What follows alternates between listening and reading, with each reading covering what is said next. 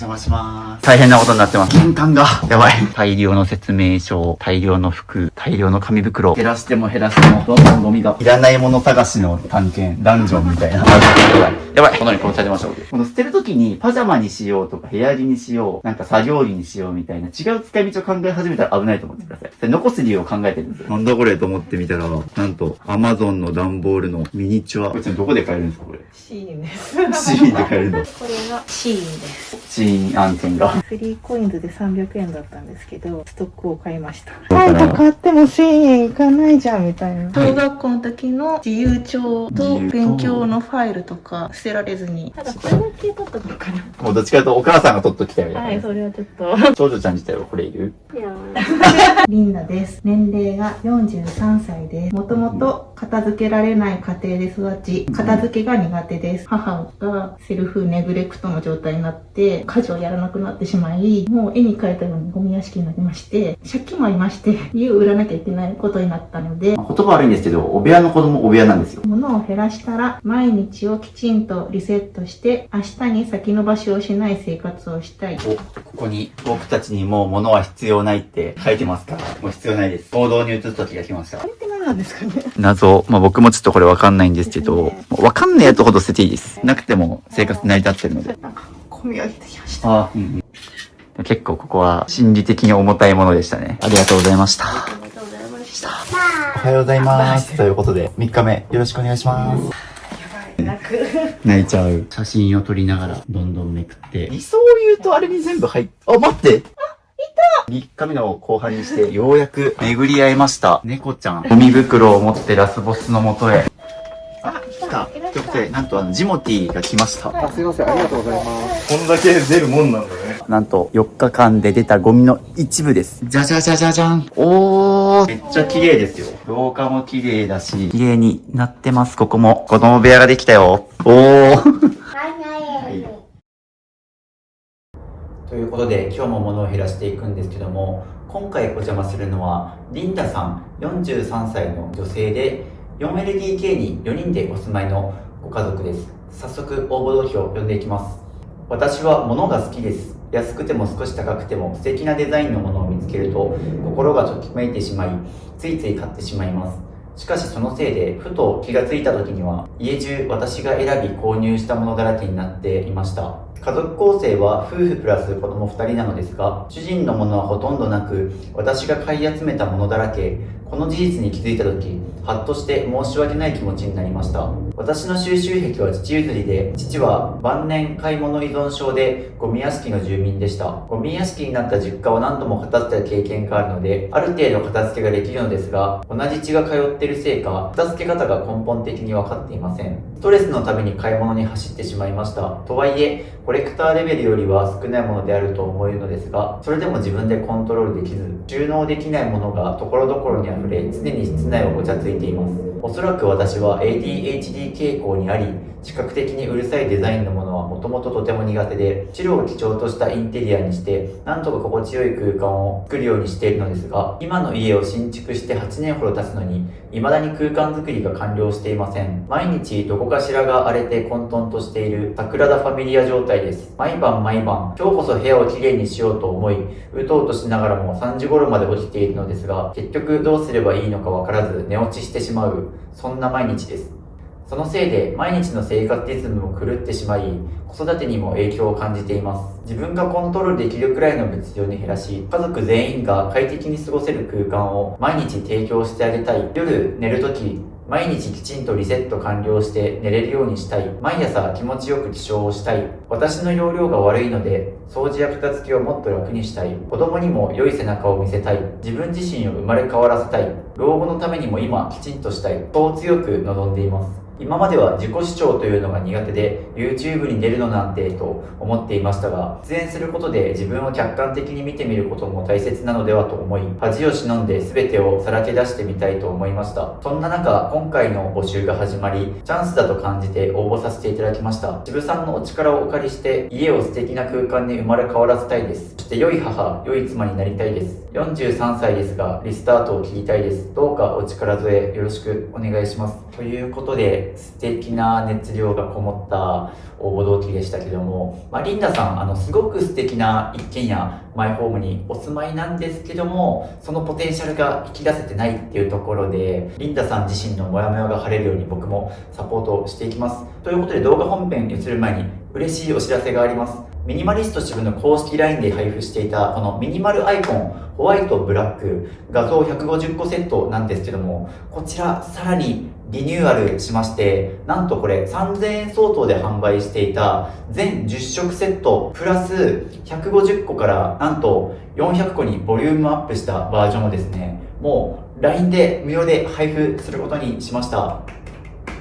ということでですね、ぜひこれ登録してですね、物の片付けだけではなく、スマホの中もきれいに片付けようということで、概要欄の URL からミニマリスト支部の公式 LINE を登録していただくと、YouTube 未公開視聴者お片付け動画5本、コーチングで減らし終えた人との対談動画40本、手放すか迷った時の30の質問リスト、ミニマリスト思考が深まる自分の言葉50選、スマホが片付く壁紙&アプリアイコン画像400個セット、生活費がわかるミニマムライフコスト計算シート、AI の支部に相談できる AI ミニマリスト支部など、特典の配布は予告なく終了することがありますので、今すぐお早めに受け取りください。ということで動画本編に移ります。どうぞ。こんにちは。ミニマリスト支部です。よろしくお願いします。はい、よろしくお願いします。そうですね。じゃあちょっと簡単に申し込もうと思った理由をお伺いしたいです。ちょっと今の家が築8年ぐらい経つんですけれど、それからずっと家が混沌としてる状態で、もともと私の実家がゴミ屋敷になっていたというのもあり、片付けが苦手で、さらに母が倒れ、父が借金をしたり、いろいろありまして、鬱に近いような状態が続いて、片付けが進まない状況が、その8年ずっと片付けをしている状態で、インテリアには気をつけてはいるので、パッと見はちょっとマシには見えるようにはしてるんですけれど、どこかしらが必ず汚い状態、服の山があったり、チラシの山があったりという状態で、ちょっとこれはもう自分の手には負えないとなりまして、渋さんのお力をお借りしたいと思いまして、YouTube に申し込みさせていただきました。ありがとうございます。押し入れを占拠していまして、全然使ってない物置状態で、ロフト収納、いろんなストックを。ではお時間いただきありがとうございました。お邪魔します。よろしくお願いします。すいません、早速ちょっと、はい、柵があったりして。猫よけの。はい、ということで、早速、今日お邪魔しますご家庭は、こちらのリンダさんのご家庭になります。はい、よろしくお願いします。よろしくお願いします。ということで、早速なんですけども、片付け前のルームツアーということで、玄関から撮らせていただこうかなと思うんですけども、このまま扉にですね、こういう可愛い人形さんと、お子さんがいらっしゃるのかな、ヘルメットがあったりとか、スマートフォームがあったりしますね。これはキュリオっていう商品。はい、僕も前使ってて、こちらが玄関靴周辺になるんですけども、お子さんの靴があったり、冷え締めですね。外に出かける時のものが、もろもろ置いてあるっていうような。むき出しです。そうですね、むき出しで。で、そのまんま、あとは下が、こういう風に靴があったり、バケツやら、こっちにも収納が、こんな感じなんですけど、ここが塞がっちゃってるので、はい、そうなんこです。っちが、そうですね、ちょっといちいち開けないといけないっていうところで、ここはちょっと早速、僕だったら見直すかなっていうところでは、ありますが、ちなみにこちらはご家族何人分の靴たちが入ってますでしょうか？そうですね、棚の中に入っているのは3人分で、はい。下のまだ2歳なので、ここに、ああ、すごい、ここに、すごい。入るので、こはいれを使っています。で、いじられちゃうので、上に上げないと、自分で靴を出してしまうので、ちょっとここに乗っちゃってる感じです。了解です。じゃあ、なので3人分の靴が、ここにもろもろ入ってるという状況で、そのまんま、後ろを向くとですね、こっちにもなんかカーテンがありまして、素敵な白い布があるんですけども、後ろには、こちらと同じお揃いのヘルメットと、もろもろ。ここ、あれですね、なんか壁にいろいろ鍵だったり、コード類、光、あと奥にはですね、備蓄ですかね、備蓄です。防災用のお水だったり、カバンが入ってたり、いろいろ詰め込まれています。はい、あと奥には子供の乗用玩具です。あ、本当だ。おもちゃの車がよく見ると、将来はドライバーさんですね。という感じの玄関になっておりまして、じゃあそのままリビング失礼します。じゃじゃじゃじゃじゃんということで、おー、天井広くておしゃれな建築ということで、こちらは見てもらっての通り、一軒家マイホームですね。すごい素敵な白基調だけど、ちょっとこう木目の温かみも一部取り入れてあるっていうので、非常に素晴らしいマイホームでありますが、ちょっとこう、お子さんがいるところとかはともかく、まあ、おもちゃはどうしてもね、お子さんいるんで出るとは思うんですけど、ところどころお子さん関係なく生活感は出てるかなというので、本当にもうありのまま映させていただいてて、普段こんな感じっていう。ちなみにお子さんは何歳のお子さんがいらっしゃいますでしょうか？上の子が13歳、下の子が2歳です。ですね。なので、下の子が2歳ということで、ここにハローキティのバルーンが。2歳になったばっかり。ああ、本当だ。まだ買ったもの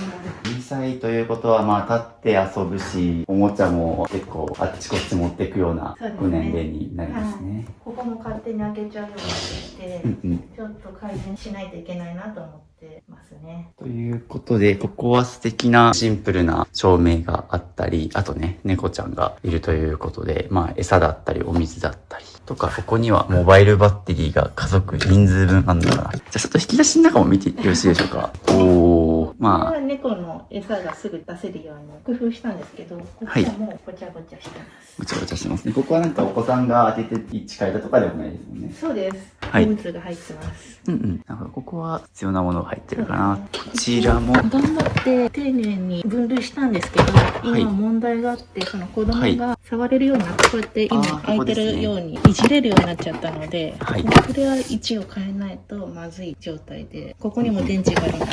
まあ、ただお子さん関係なく、こう、整理収納はきちんとされてはありますが。そうですね。そこは頑張ったんですけど。僕のチャンネルは基本整理収納しないための形ですということで。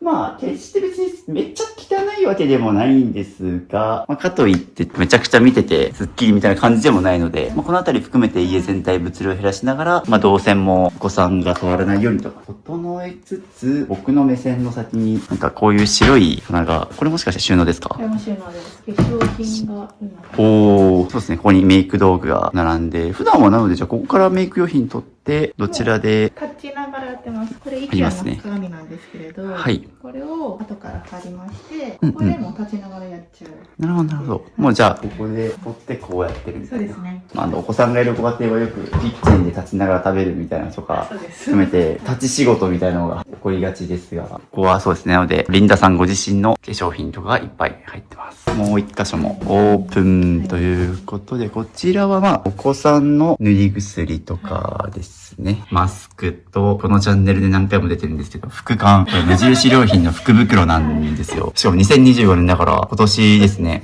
失礼しますが。あ、貯金してるんですね。貯金といろいろ入ってますが、1年前は多分これシルバーだった気がするんですけども、というので。当たりました。いや、僕買わないです。僕絶対福袋買わないんで、福袋は手のいい在庫処分っていうのを僕はアルバイト時代によく学んでるんで、もともと僕アウトレットモールで働いてたので、セールの値引きシールとか 70% オフとか買ってたんですけど、売れ残った商品をうまく在庫処理するためにとりあえず詰めてっていう、身も負担のない話をして申し訳ないんですけども。そうですね、福缶に関してはそうだろう。結構僕の YouTube チャンネルでも何回か登場してるので、まあ、結構こういうシンプルな暮らしに憧れる人は、無印良品好きだったりで、ご家庭にあるっていうところで、福缶に親殺されたんかっていうくらいいろいろ語りましたけど。じゃあそのまんまですね、こちら、キッチンもちょっとお見せいただこうかなと思うんですけども、普段もダイニングテーブル、基本こんな感じですか？テーブルの上はもうほとんど置いてないっていう。置いてます。あ、置いてますね。正直置いてます。じゃあ結構今撮影用だからとりあえずちょっと。そうですね、今日はちょっと。なんか余裕があるときはね、多分してるんだろうけど、どっちかというと、普段もうちょっと物が置いてあるっていう感じなのがリアルなところですね。あとは素敵なお子さんの2人のものがあったりとか、すごい素敵なキッチンではありますし、あっちに見ると無印良品でいっぱい買い揃えたポリエチレンの収納ボックスがあったりして、すごい美しいですね。ただ、あの美しさの裏には大量のものがありますので、じゃあこっち側からちょっと見させていただこうかなと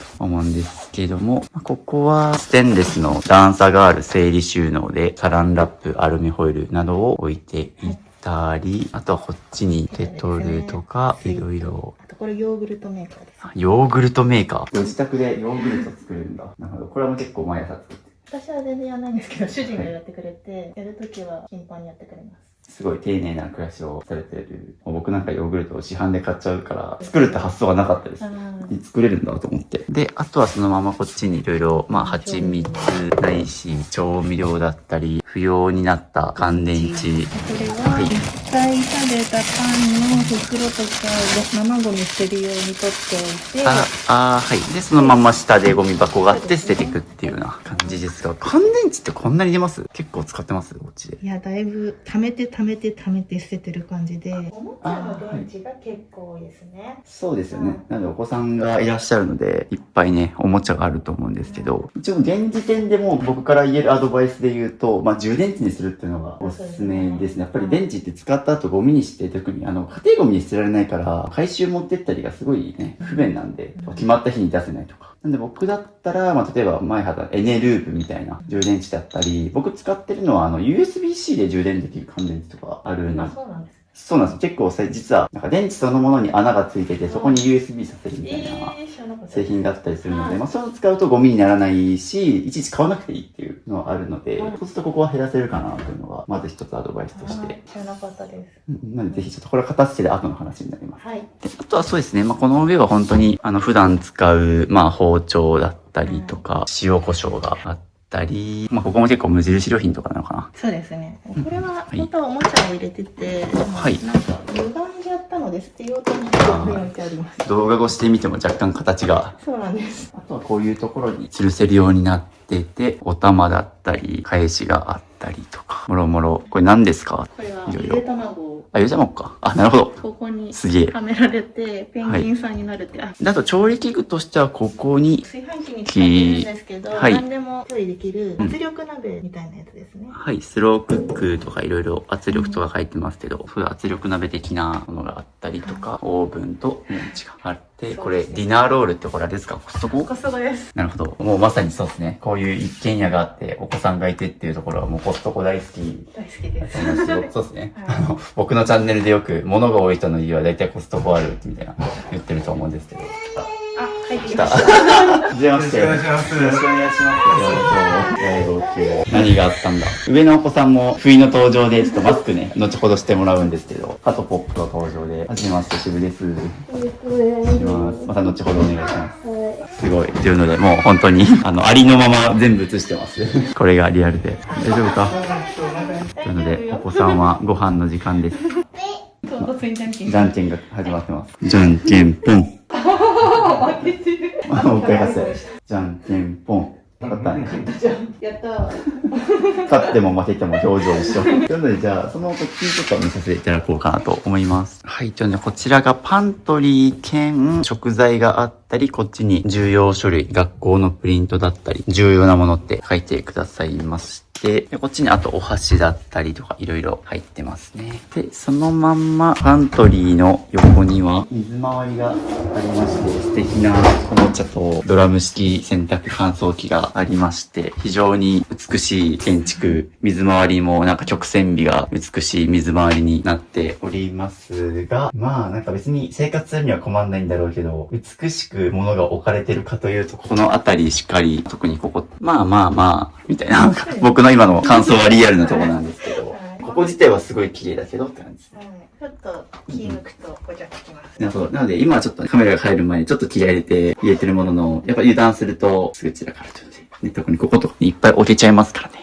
というのと、こっちにいっぱいお風呂場で使うような桶があったりとか、いろいろ洗剤がすごいシンプルな容器に入れられていて、で、ここはあえて透明にして中身見えるようにとか、パッとわかるようにはされてるかなとは思いますが、そして横にはいっぱいの棒が、モップだったり、クイックルワイパーしかり、掃除道具が置いてあって、で、こっちにちなみにマキタのスティック型掃除機もあるんで、掃除道具はこの周辺に全部集約されてるっていう状況ですね。そのまんま、後ろ。これはパジャマ入れですね。こういう風にパジャマ入れとして使われてたり、お風呂で使うおもちゃがあっったり、あとこちらがですね、ご家族の肌着だったり、タオルが置いてあって、ここはなんかすごい使いやすく、綺麗に同じデザインのタオルで統一されてあったりはするので、特に大きな問題はなさそう。置いてある場所的にも使いやすい、ちゃんと水回りに置いてあるので、いいかなと思いますね。右側がちょっと気になるな。いかがでしょうか。なんかここ多そうな予感がします。そうですね。おー、そうなんですよ。ここがスッキリしてるっていうことは、ご家族ね、4人いらっしゃるので、その分ものがあると思いますし、歯ブラシがすごい綺麗に置かれてあったりとかですね。これは頑張ってます。そうですね。極力吊るして使えるように、ここにスキンケアっていうので、中身透明にして見えるようにしてあったりとか、随所に工夫は見られますが、やっぱりちょっと飽きた瞬間のごチャット感はあるなという感じですね。というので、お風呂場がこちらでカビキラーが置いてあって、掃除した後の香りがしますね。こちらも、そうですね、いろいろ。例えばソースディスペンサーって言って、これマグネットで貼り付くような商品ですね。これ結構僕もおすすめで、下がヌメヌメしないしっていうので、結構ミニマリストの方とかでもこういうの使われてる方多いかな。なので、ここに、もろもろ吊るしたり、浮かしたりしてるっていうような感じになってます。一番印象的なのはこれですね。これがボンと吊るしてありますが、これはお子さんのお風呂そうですね。ベビーバスです。ベビーバスですね。なので、ちっちゃいお風呂があったりします。なので、引き続きお子さんがご飯を食べて、にっこり。美味しい。満円の笑み。さっきあんなに泣きじゃくってましたが。なので、あっちにそのままお子さんの部屋があるので行きます。じゃじゃじゃんということで、素敵な書斎みたいな空間。なんかお子さんの部屋に iMac があるなんて、すごい現代的な。ここは旦那さんのものかな？みんなのパソコンみたいな感じで。なるほど、なるほど。使ってないです。あんまり使われてないということなんですけども、服が、こちらちなみにどなたの服になりますかね？主に娘の制服、はい。ジャージ投稿なんですけど、ジャージと制服、はい。で、主人の上着、私の上着、全部のが主にかかっていて、ファミリークローゼットではないけど、そういうちょっとアウターとか家族分のが吊るしてあったりっていう。ここは基本的に上のお子さんが一番使ってるのかな？そうですね、勉強机として使ってます。たまに主人が仕事で使う。なので、ここに筆記用具とかがもろもろ入っていたりしますし。ということで、ここはなので、長女ちゃんの空間になっております。はい、今、おちびちゃんが来たんですけども。というので、こっちがですね、そのまんま、旦那さんのカバンとか、ご家族のかな？娘と主人ですね。私はこっちにあります。なるほど、なるほど。ということで、ルームツアーありがとうございます。一応、あとさっと見とくと、こっちに、おちびちゃんの服があったり、ここは突っ張り棒で自分でクローゼット作ったり、衣装ケースでも旦那さんの一部アイテムがあったりするという感じですね。という感じで、基本的になんで、玄関もそうなんですけど、ちょっと物が多いところはカーテンが、ちゃんとこれ備え付け、マイホーム組む時点でカーテンレールがついているっていうので、こういうデザインでやってるってことですね。付け足したってよりは。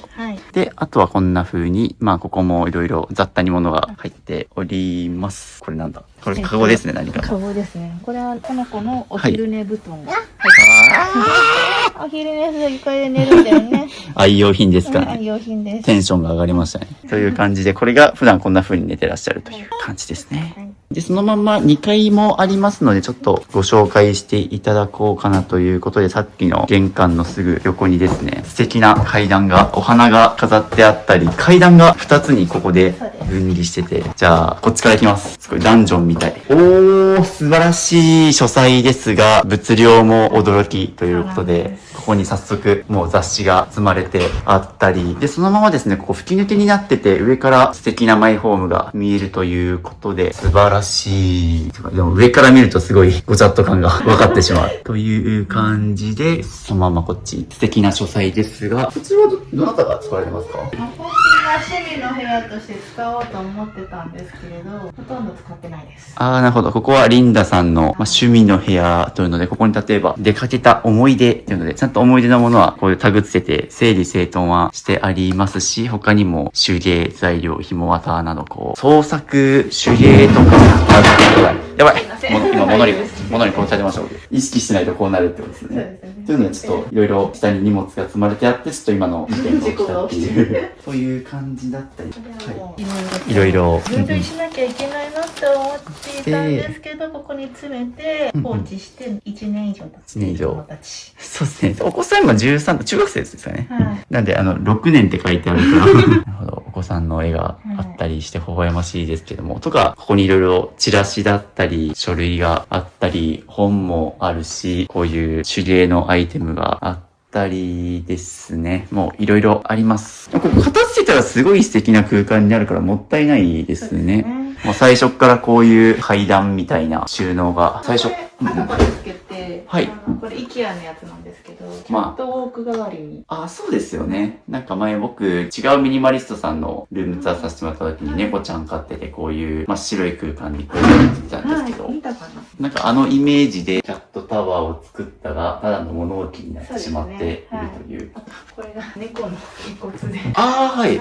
まだ手放せずに家にいる状態で。すごいなんかおしゃれ遺骨とか言ったらあれなんですけど、なんかすごい空間には馴染んでいますよ。なるほど。この子たちのはあえて見せられるようなやつに入れ替えて、この子はちょっとまだそういうことしてないので、遺骨って感じなんですけど。じゃあ猫ちゃんがこれ3匹なんですね。そうなんです。実家で飼ってた子2匹と、この家で亡くなってしまった子の分で。なので、ここに遺骨が、なんかもうインテリアかのように馴染んではいますが。でもどうにかしてあげないといけないなと思いながら、そのままです。といったものがこの未来のキャットウォークにあったりですね。で、あとそのままよく見ると下はですね、こういう風にちゃんと綺麗に整理収納がされてありますが、ちなみに整理収納アドバイザー持ったりしますか？持ってないです。持ってないです。はい。でもちょっと考えたことありますけど、ちょっと私にはできないなと思って。もう自分で実践でやってるとは思いますが、全然取れそうなくらいしっかりされてあった。あとはさっきのところによく見るとこういう外箱があったり、ここに資材、なんか梱包用とかかなといったものがいろいろ雑多にここあるという感じですね。そのまんまあっちに行こうと思ってたらちょっと気になったのがここにマックカフェの、これマクドナルドのやつですよね。ですね。正直言うとなんかマクドナルドで飾るものなのかと思ったんですよ。これなんかあれですか？野球ボールがあったり、実はアメリカのとか。アメリカというか、厚木基地の中のマクドナルドで注文した時にもらった特別なカップ。そうですね。なんかレアだなと思って。で可愛いなと思って、それ以来ずっと飾ってるんですが。で、これは全然関係なく、これは昔の主人がなんかゲットしたボールで、だいぶ古い TBS のマークですね。そう。No TV, but TBS っていうので。キャッチコピー。だいぶ昔にこういうのがあって、このロゴが可愛いなと思って、私が気に入って飾ってます。あらゆるものを可愛いと感じる感性が。そうなんです。厄介な感性があって。厄介な感性ですね。なんかここだけ見ると、多分建築でごまかされてるんですよ。すごい素敵な飾り棚の上にあるからなんかそれっぽく見えるけど、これ冷静に見ると、ただのコップとか言ってあれなんですけど、全体的になんか雑多に、なんならこれ、ただの梱包の紐です。紐ですからね。だから、ただのものっていう。いちいち反応してしまう感性のせいでごちゃついてます。なるほど、なるほど。なので、良くも悪くもな感性の結果こうなってるとは思うんですけれども、ちょっとここもそうですね、素敵なアトリエ、作業場になるように片付けていきましょう。という感じで、このままもう一個の階段に行くと、洗面所が、ここはトイレなので、トイレで手洗えるように洗面台をつけて、ついでに上の子が化粧できるように環境を整えてます。第2の洗面所とトイレというので、すごい、ここにスツールがありますが、これってアルテックのスツールではないのか。IKEAです。IKEAですね。なんか好きに似てると思うんだけど、ちなみにここにスツールが置いてあるのって何用途ですか？もともと結構メインで使ってたんですけど、1階の片隅に置いたのが邪魔なので、追いやられてここに来て、必要な時に使うけど、あんまり使ってないです。っていう追いやられたはしごをしっかり、急なアートっていうのと、あと急なお誕生日おめでとう、本日の主役の、これよく見るやつっていうの。急なクリスマス。急なクリスマス。本当に。いろいろあります。ここってぶっちゃけ多分生活に必要ない空間なんですよ。多分なくても成り立つ空間ゆえになんかじゃあ水回りで、多分ね、この後に多分お子さんの部屋とか続くんで、一応ここにお子さんのためのとかは作ってあるけど、正直多分こう必要ない空間ゆえにいろいろ詰め込んじゃってるんですよね。はい、ここよく物置になって、今日まだマシな方な感じです。そうですね。特にこう、お家が広い空間っていうのは、ちなみにこれ2回目です。みたいなことが起きてる。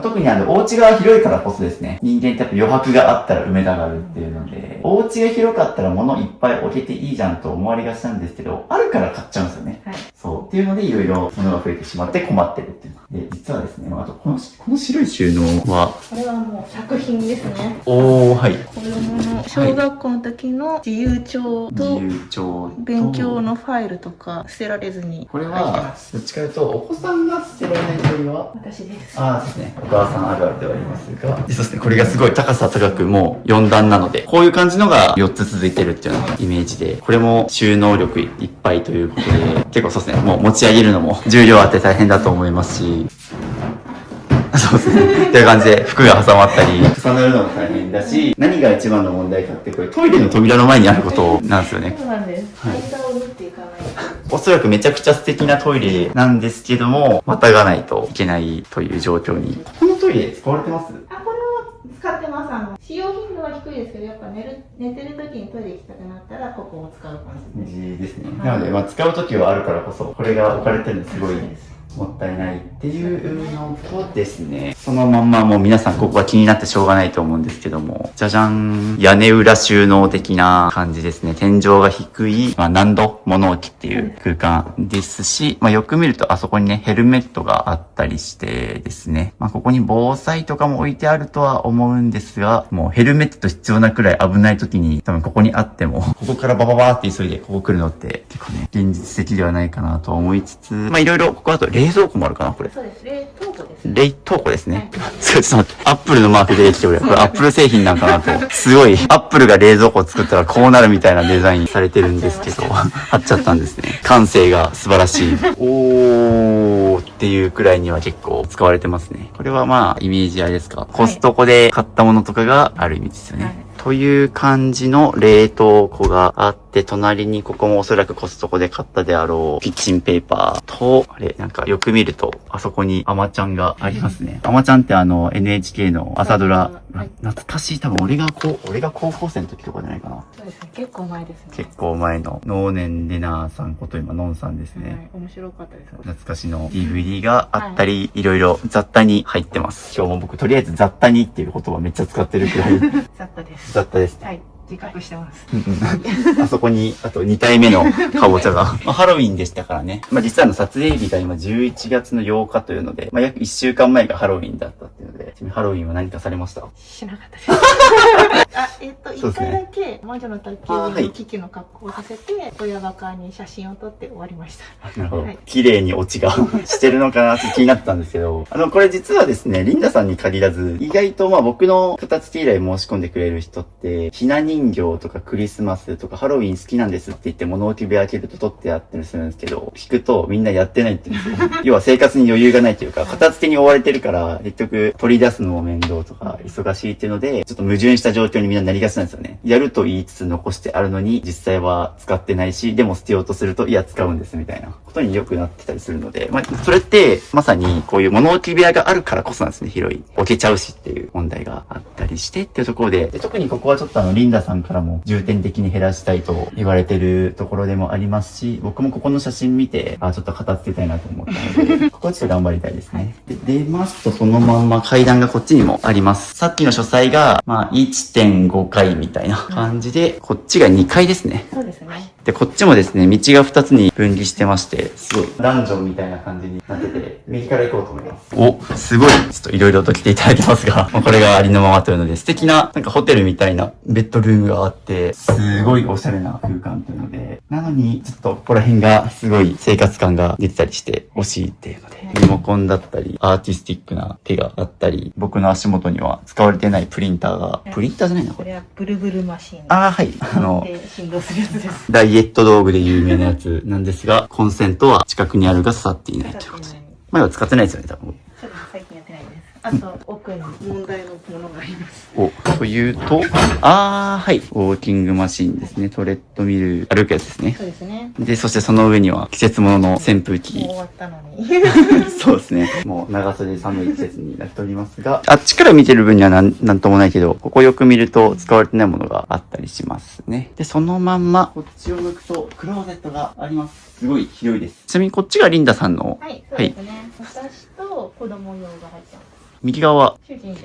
なるほど、こっちは旦那さんの、というので、まあ夫婦二人のクローゼットが横並びになってるということで。こちらも全体的に上から、なかなかこの高さのあれないですよ。大きなケースが3段積めるっていう非常に高い収納力を持ってるがゆえに大変なことになってます。これよく見ると120とか130とか、お子さんの服があるので、サイズアウトをした後に今から着る未来の子供服があるというような感じで、下にもいろいろ雑多に服が詰まっておりまして、で、上に登る用のはしごがもう必須になりますね、これは。はい、そうですね。それがないと届かないです。はい。そして今、そうですね。誰が起きました。雪崩が起きたりとか、要はこれをどけないと、後ろのここら辺ですね。ここにまたトイレットペーパーがあったりとか、ここも猫ちゃん系。ハンガーが入っていて、ハンガー。お尻拭きと口拭き、ウェットティッシュですね。が入ってます。というので、積んでも蓋が開いて便利な収納ボックスがあったりして、もう最大限フル活用して物を詰め込んでいるという状況がありますが、ついに僕に頼らないといけないくらい、もう物が詰まってたという。で、高さが結構あるので、こういう風にはしごに登っていただいて、上のものをって感じなんですけど、結構取り出すのも大変そうな。そのまんま棚も見させていただきます。素敵なテレビボードがあると同時に、ここちょっと割とスカスカというよりは、あまり使われてない。そうですよね。ここ、やっぱ位置的に開けると通れなくなるし、っていうので。ここはいろいろ DVD とか使われなくなったレコーダーとかかな。テレビがもともとあったりするので、その周辺のアイテムが置いてあるっていう。あと、子供が熱を出した時は救急箱。すごい。もう分かりやすく名前が書いてくださってるので、一応救急箱だからちゃんと場所は把握されてるっていう。そうですね。万が一のことがあった時に使えるように置いてあったりとかですね。上にもチラシが。アクセサリーでですね。はい、ここにあるんですね。結構ここから朝起きてしてるみたいな動線。いや。使ってないですね。もう、っていうのが今答えだったと思うんですけど。持ってるけど、全然つけてないです。ちなみにここのお家って住まわれて何年に9年ぐらい。9年か。だとすると、結構ここに9年分のものがいろいろ詰まって、使ってないものが結構眠ってる可能性はあると。はい。そのまま、もう一個ですね。じゃじゃん。下が一種の備蓄と、上は使われなくなったトレイ。これは冠婚葬祭用バッグ。本当だ。これは葬儀用で、これは入学式に使ったバッグで一応分けてはいるんですけど、これはもう減らそうかなと思ってます。この後ろにさっきのクローゼットがあるんですけど、本来だったら多分僕だったらこっちに衣類っていうカテゴリーで全部収めちゃうかなと思うんですけど、すごい場所が近いし、こっちはこっちでお子さんの服が入ったりするから、ここに冠婚葬祭のカバンなりが入ってるっていう状況ですね。そして上にもまだ収納があるということで、ネクタイとジュズ。ここもなんで小物アクセサリー周りが、これ旦那さんのものとかかな。そうですね、主人ので。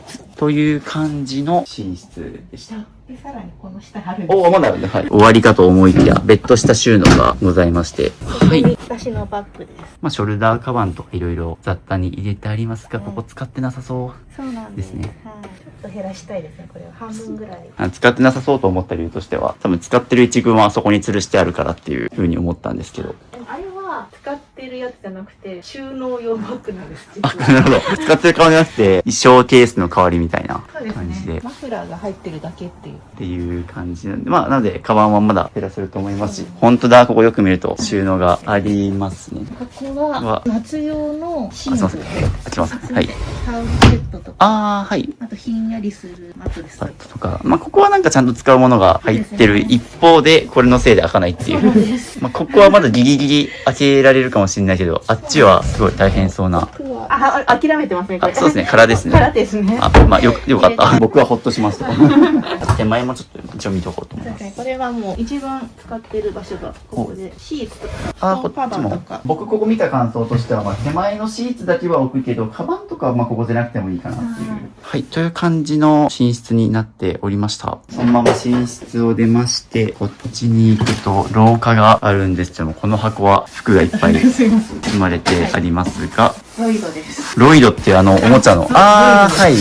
僕もさすがに知ってる世代の懐かしい1個これ600円声優って書いてますが、なぜこんな綺麗に売るのかなみたいなくらいに保管してありますけど。これはちょっと身内から詫びの印としてもらったんですけど、逆にちょっと困って、ずっとここに置かれているという状態です。金額だけ見たらすごい安そうだから、使ってないのでは捨てて良さそうですが、なんか取ってある理由とかは。売るなり好きにしてくれと言われたので、その気持ちを組んで、捨てるのはちょっと忍びないなと思って、売ろうと思いましが重い腰を上げることなく放置してました。ちなみにこれなんか売りなよって言って渡されて、で、なんかパッと見ると、一個一個の金額はすごい安いんですけど、なんか高く売れるみたいなのがあったりするんですかね。メルカリでちょっと相場を一応見たりはしたんですけど、いこれは安いんですけど、下の箱にあるやつが、まあ、高いのは確かにあって、いくらぐらいですか、ちなみに。大きいのは1万2000円ぐらいがあったんですよ。なかなかプレミアものがあったり。これ相場を書いたんですけど。ああ、ここに書いてくださってる。すごい結構する。1万5千そうなんで円。すここだけで4万5千と、あ、これも7000円。ここだけで6万円相当ぐらいあるので、メルカリだとそのぐらいなんですけど。 6万円でももう腰上がらないみたいな感じで。6万どころか多分ね、他のも入れたら多分まあ10万弱ぐらいあると思ってるそうので。なんです。まあそうですね、これは売ってもいいかなと思うんですけど、はい。ただなんか自分が好き好んで買ったものじゃないので、メルカリの説明にあー何て書けばいいのかもわからないし、状態もよくわからないし、どの状態が正解かわからないので、ちょっとそういう無責任な売り方したくないっていうのもあって、とりあえずに。そうですね、後回しにしたってことですね。はいこれはちなみにもう売られますか？はい、これはもう買い取り業者に出します。っていうのは実は僕の企画では基本的に結構捨てるをバンバンやっていくから、かといってね、ちょっとさすがにこれ値段高いから売るんですけど、売るものは事前に僕が来る前にちょっと手配しておいてくださいっていうので、この後もう業者さんが来るっていうので、ようやく重い腰が上がってここはなくなると。で、そんな廊下なんですけども、なんかデジャブだな、さっきも。あそこにも白い棚があって、なんか全体的にこのお家白い箱がいっぱい積まれてるみたいな感じではあるんですけども、ここが廊下になっております。こっちが、じゃじゃじゃじゃじゃじゃん。おーっと、ここもロフトがあったりして、ここは、ちなみにどういったお部屋になりますか？下のこの部屋にしようと思って、で、なるほどなるほど。が今はまだ物置状態です。物置状態ですね。さっきのちっちゃいおちびちゃんですね。はいすごい。もうおちびちゃんは将来こんな素敵な部屋が用意されてるのか。人生勝ち組ですね。生まれた時から。でもちょっと今はちょっと負けな状態です。なのでちょっと僕、はいそうですね、未来のおちびちゃんがのびのび過ごせるように僕も片付けていきますが、お、ありがたいことに僕の手放す練習が置いてあったり。わかりやすく置いてある。ありがとうございます。ただなんか、このミニマリスト空間にそぐわぬ物量がここに。消費と全然違う。そうですね。っていう感じでおもちゃがあったり、あとこっちにですね、本があったりして、まあ、例えば、ここパッと見ると、片付けゼロでスッキリ暮らすとか、ビジネス書だったり、あとお子さんの本とか、デザインの本とか、他にもあとここに僕たちにもう物が必要ないミニマリスト本が置いてあったりとかして、まあ、ちょっとこう片付けを頑張ろうっていう、気概はすごい見られる。これなんかもう付箋いっぱい貼ってありますからね。っていうので物を減らしたいっていうのはすごい伝わってくる。一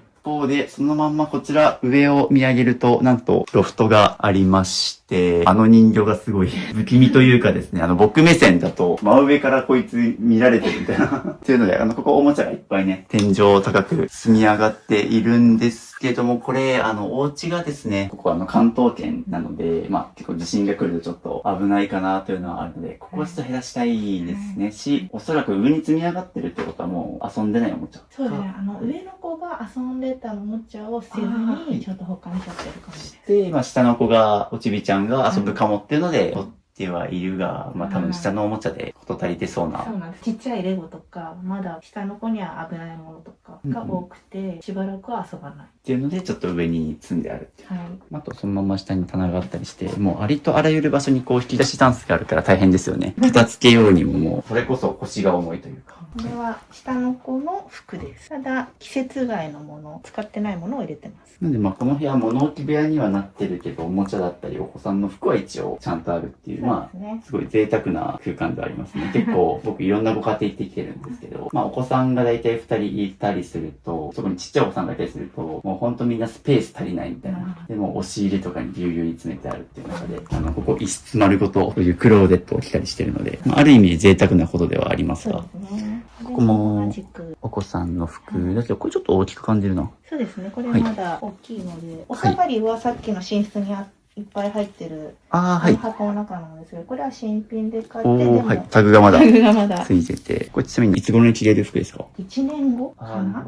新品で買ったっていうのなんか可愛いなと思って1年後着せたいみたいな。買うときについなんか長く着せたくなってしまっ無理に大きいサイズを買いまして、今全然着れなくて、封印されるしかないっていう。なんか、大きいから着れるかもと思って試したらブカブカだったみたいな。ブカブカだった。ちょっと欲を出して、ジャストサイズを買わずに大きいのを買ってしまって失敗しました。お子さんの服だからこそね、サイズアウトしてすぐ着れなくなったりするから、可愛いし少しでも着てもらおうみたいな。はい。っていうものがいっぱいここにあったりします。そうですね。ちょっとこういう買い方するから、物が溜まっていくなって反省してます。なるほど。そうですね。もうご自身でも自覚ありということで。はい。ここは服じゃないですね。はい。メルカリ用です。メルカリで梱包する用の資材だったり、これはもうグラスです。なぜグラスがあるかというと、買い物依存症だった父が残した遺品です。遺品なんですね。はい。こっちのグラス全部とこれと。遺品があって、メルカリで売るものも入ってて、しかもこれなんとちゃんと小分けがされてあります。というもので、まだまだ引き出しありますので、全部見ていきます。はい。こっちは私の服の夏用のパジャマと、買い置きの T シャツがあっ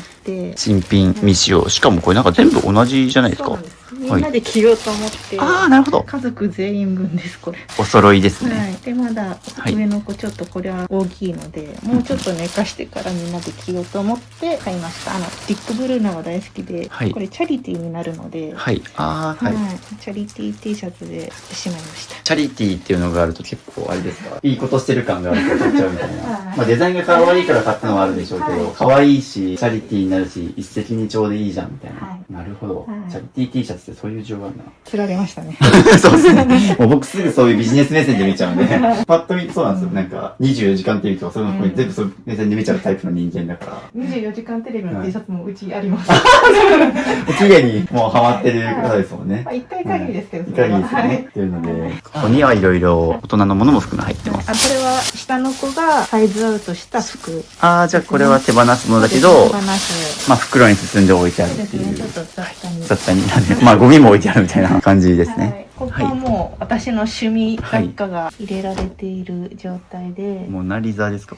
モナリザです。縁が取れたモナリザと。キャンドルが好きで、現地のキャンドルなんですけど、こういうのを飾るのが好きです。好きだけど使われずにここに置いてあるっていう。そうですね。ちょっと今、飾ってるとやっぱ埃が溜まるので、クリスマスとか、そういう時に飾ろうと思って引っ込ませてます。あと最後ですね。これは雑貨と電子ピアノがあるんですけど、電子ピアノのピアノありますね。台は外してここにあって。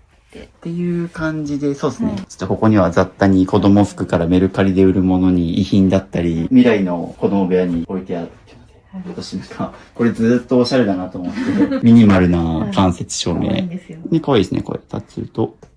なるほど。っていう感じと、ミッフィーがこっちを見てますが、という感じのお部屋になっておりました。で、そのまんま実は奥にももう2部屋ぐらいあるかな。こっちも一応カーテンが、部屋ではないんですけども、収納があって、ここは寝具とかですかね。はい。布団とかをこういう丸めて、筒状の袋に入れて収納するようにしてます。はい。そしてここに2台目のマキタのスティック掃除機がありまして、2階用ですね。と、あと使ってない折りたたみテーブルやキャリーケースなど、使用頻度が低いものが置いてありまして、そのまま右側、こっちもお子さんの部屋かな。はい。これは上の娘の部屋で。ということは、さっき1階にも iMac が置いてあった部屋しっかり、上のお子さんは下にも勉強デスクがあるのと、ここに個人の部屋がある。はい。そうですね。感じと、ここで寝てらっしゃいます？上に。上にあるのか。なるほど。って感じで、こっちはロフト同じくありましてですね。じゃじゃん。こんな風に寝室にはなってはいますが、そしてそのまんまこっちにはですね、結構お子さん、VTuber みたいな。はい、YouTuber のカラフルピーチのファンです。すいません。存じ上げなかったんですけど、VTuber 系ですかね。そうですね、VTuber みたいな、顔出しはせずに、疑似アニメというみたいな。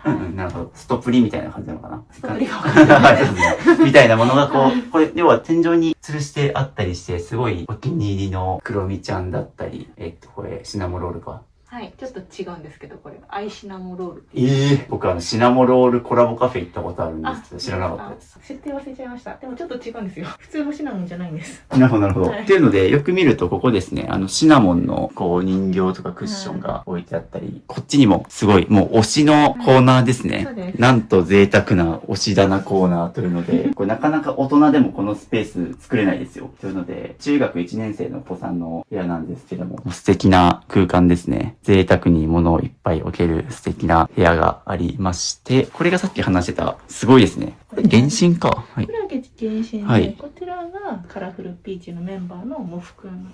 モフくんのファンなんですね。はい、なるほど。こういうちょっとインテリメガネ系がタイプなんですね。で、推しのキャラクターがここに置いてあったりも、360度どこを見てもいるっていう感じですね。はい、推しのキャラクターが。という感じで、なんか、ちょっと気になったのが、このラグの上に天板がバーンって積まれてあって、これどういう状況ですか？これは、はい。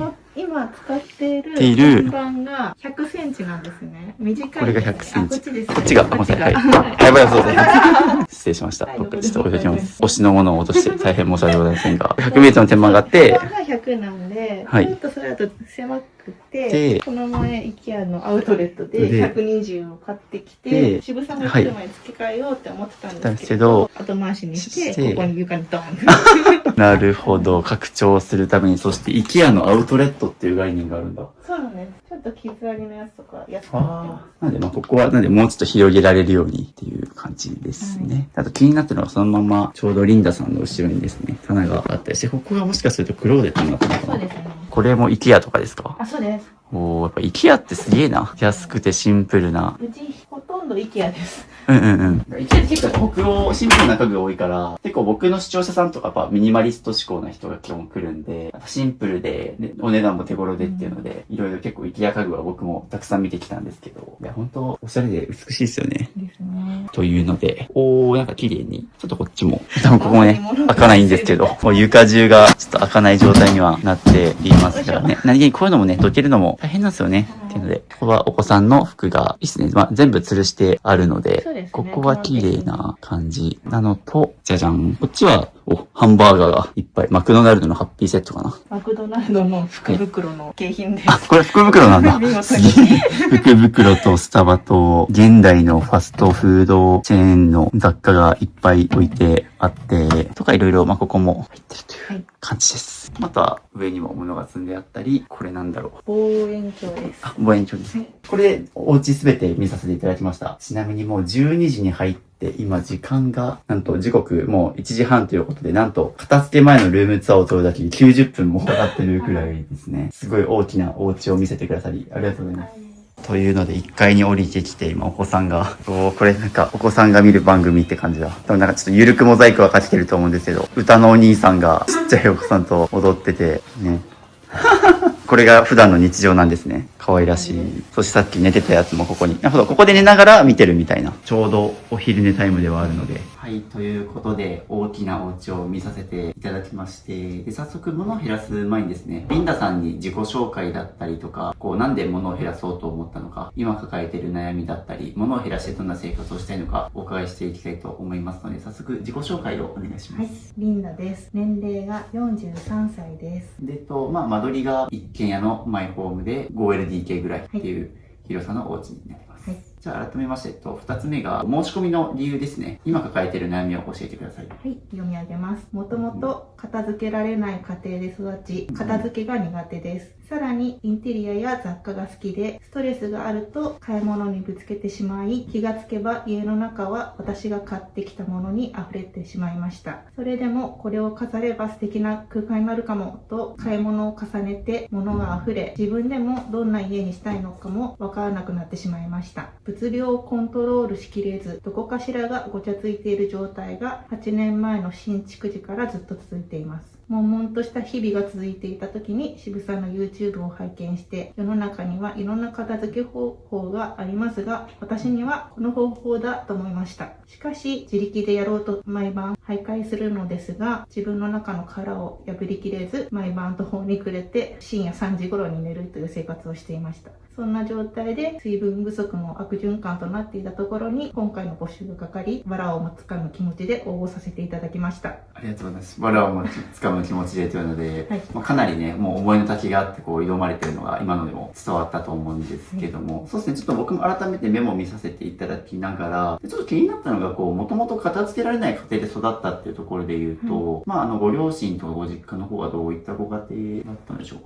私が実家に暮らしている時は、生活できるレベルのごちゃつき感ではあったんですね。常に洗濯物がぶら下がっているとか、ずっと引っ越しの段ボールが、未開封の段ボールが積み重なってるとかはあったんですけれど、なんとか生活はできていたんですけれど、私が結婚をして家を出た後に、おそらく母がセルフネグレクトの状態になって、もう家事をやらなくなってしまい、で、父ももともとやらないので、本当にもう絵に描いたようにゴミ屋敷になりまして、借金もありまして、家を売らなきゃいけないことになったので、片付けに行ったんですけど、私一人じゃもう片付けられないレベルのもののようで、結局業者を呼んだところ、60万円かかりました。そうです。そのぐらいお家が開いてもかかりますね。はい、そんな状況でした。そう、さっきちょっとセルフネグレクトって言葉が出たりしたんですけど、意外と散らかってるお家って片付けられないってこと以上に、私生活がちょっと大変な、荒れてしまったりとかで、自分を大切にできないというか、なんか散らかっててもいいやみたいな状態になってっていう人とも結構いたりしますし、あとやっぱりですね、僕もいろんなご家庭行ってきて分かったんですけど、言葉悪いんですけど、お部屋の子供お部屋なんですよ。これ意外と僕だからよく捨てられない性格がみたいな、性格だったり片付け方がわからないっていうのももちろんあるんですけど、やっぱりその片付ける片付けられないっていうのはやっぱり結構親御さんの教育だったり家庭環境すごい大きいんだなっていうのを僕はやっぱ見てきたとこで、お部屋の方の親御さんが綺麗なパターン俺見たことないんですよね。っていう、なんか僕もつい最近片付けた方が結構お部屋だったんですよ。その方も実家がとにかく物多くて、要は小さい頃からそういうものがいっぱい散らかってる空間に慣れてきてるから、大人になっても片付けられないというか、それが当たり前で生きてきたから、っていうような方は結構もう本当にリンダさんに限らず、動画で見てる方も結構共感されている方いらっしゃると思います。だからといってね、家庭環境のせいにして、ね、自分は形できないっていう風に正当化するのもダメなんですけど、そうですね。なので、そういった背景もあったり、さっきお父様の遺品があったりとかもされましたけど、人によっては介護だったり、生前整理とか結構親子関係のことでいろいろちょっと整理で大変で、というところからちょっとね、忙しくなって、で、自分の家の方も片付ける余裕がなくなりっていうような状況だと思いますね。そう、さらにインテリア雑貨が好きでっていうところで言うと、IKEA しかりなんでも結構アートとか、素敵なアートも飾ったりはされてはいるんですが、ちょっと過剰になってるっていうところですよね。そうですね。インテリア好きな人は絶対片付けないとダメなんですよね。どんだけおしゃれな建築、家具、アートがあっても、もう物が散らかってるだけで台無しになっちゃうんですよ。そうなんです。そう、だからもったいないんですよね、この空間。僕、だから、この家来たいと思った理由はそこで、このお家減らしたらめっちゃ綺麗なのに、ところどころ部分的に綺麗なところはあるし、それこそ収納の中身。収納はしきれてるから、パッと見は綺麗だけど、でも開けると物が詰まってるみたいな。だから収納の中を開けても綺麗っていう状態にもしたいし、ただそれ以前に見えるところも結構もたついてるところは結構ありますので。そうですね。理想はギャラリーのような家だったんですけど、ギャラリーは本当は何もないところにポツンと作品があるから美しいのになんか違いますよね。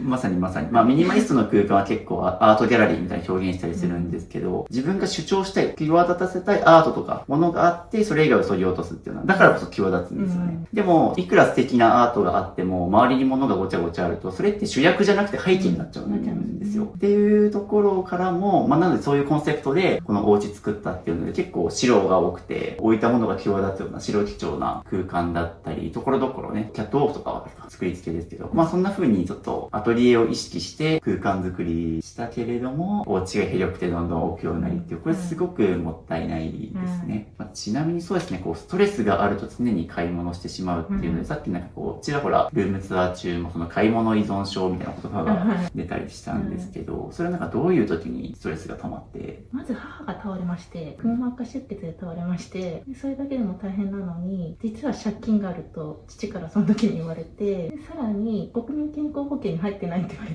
て、くも膜下出血の手術代が実費になるっていう大変な状況で、そしたらちょっと兄弟と連絡がつかなくなって、あれって思ったら警察に捕まっていて、でさらに父が大動脈解離で入院し、母も父も入院、兄もちょっと捕まってる状態で、しかもその時に子供がまだ8ヶ月か1歳になってなかったんで、すごいストレスで発散するにも動けないので、子供がいるし、もともと買い物が好きだったんですね。ネットショッピングも普及し始めていたので、もうポチポチ買うようになってしまいまして、買い物依存症っていうのは結構高額なものドンって買って未開封のままもう買って満足しちゃう人が買い物依存症だって思ってたんですよね。で、自分はちゃんと使ってるから違うって今まで思ってたんですけど、もうよく考えたらあれは自分もそういうストレスを発散するためにどんどん買っているのって依存症なんじゃないかなって最近気づいた感じです。結構でも買い物癖が、依存症かどうかはさておいてストレス発散するっていうところが習慣にもなってるし自覚があるっていう。そうですね。なるほど。特にちょっと親御さん関係って、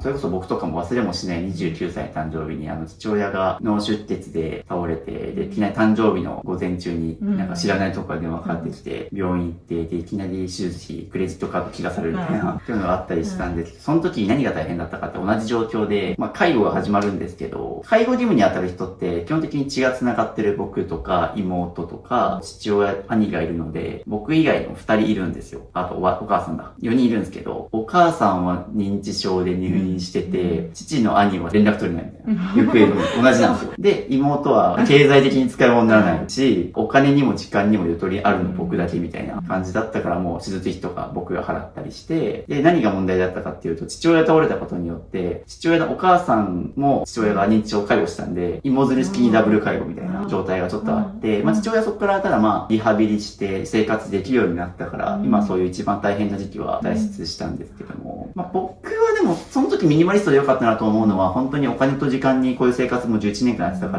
ら、別にお金のことはいきなり数十万のね、数期だからマジかとは思ったけど、別に払えるし、同世代の中では多分余力があったので、しゃあねえなと思いつつみたいな感じではあったけど、細かいところでやったらやっぱりお父さんが寝てるところにちょっと通院何回か行ったりとか、認知症のおばあちゃんのところにタオル持っていくみたいな、っていうやっぱり大変な時期はあったので、そこにさらにね、借金とかあるとね、うちも結構経済的にいろいろあったからあれですけど、そういうのってめちゃくちゃ大きなストレスになるから、かなり大変だったと思うんですけど、そこからちょっと今落ち着い若干落ち着いてるのかな。そうですね。やっと10年以上経ちまして、自分を変えなきゃな。こうやって引きずっている自分がダメだなって思いまして、買い物をするのを控えて生活を改善したいなと思います。そうですね。なので多分もしかすると、今回もちょっと物多いみたいな話はしましたけど、多分僕が来る前にもそれこそ僕の YouTube 見ながら片付けたりとかされてはいるので、多分本当にピークの時より物減って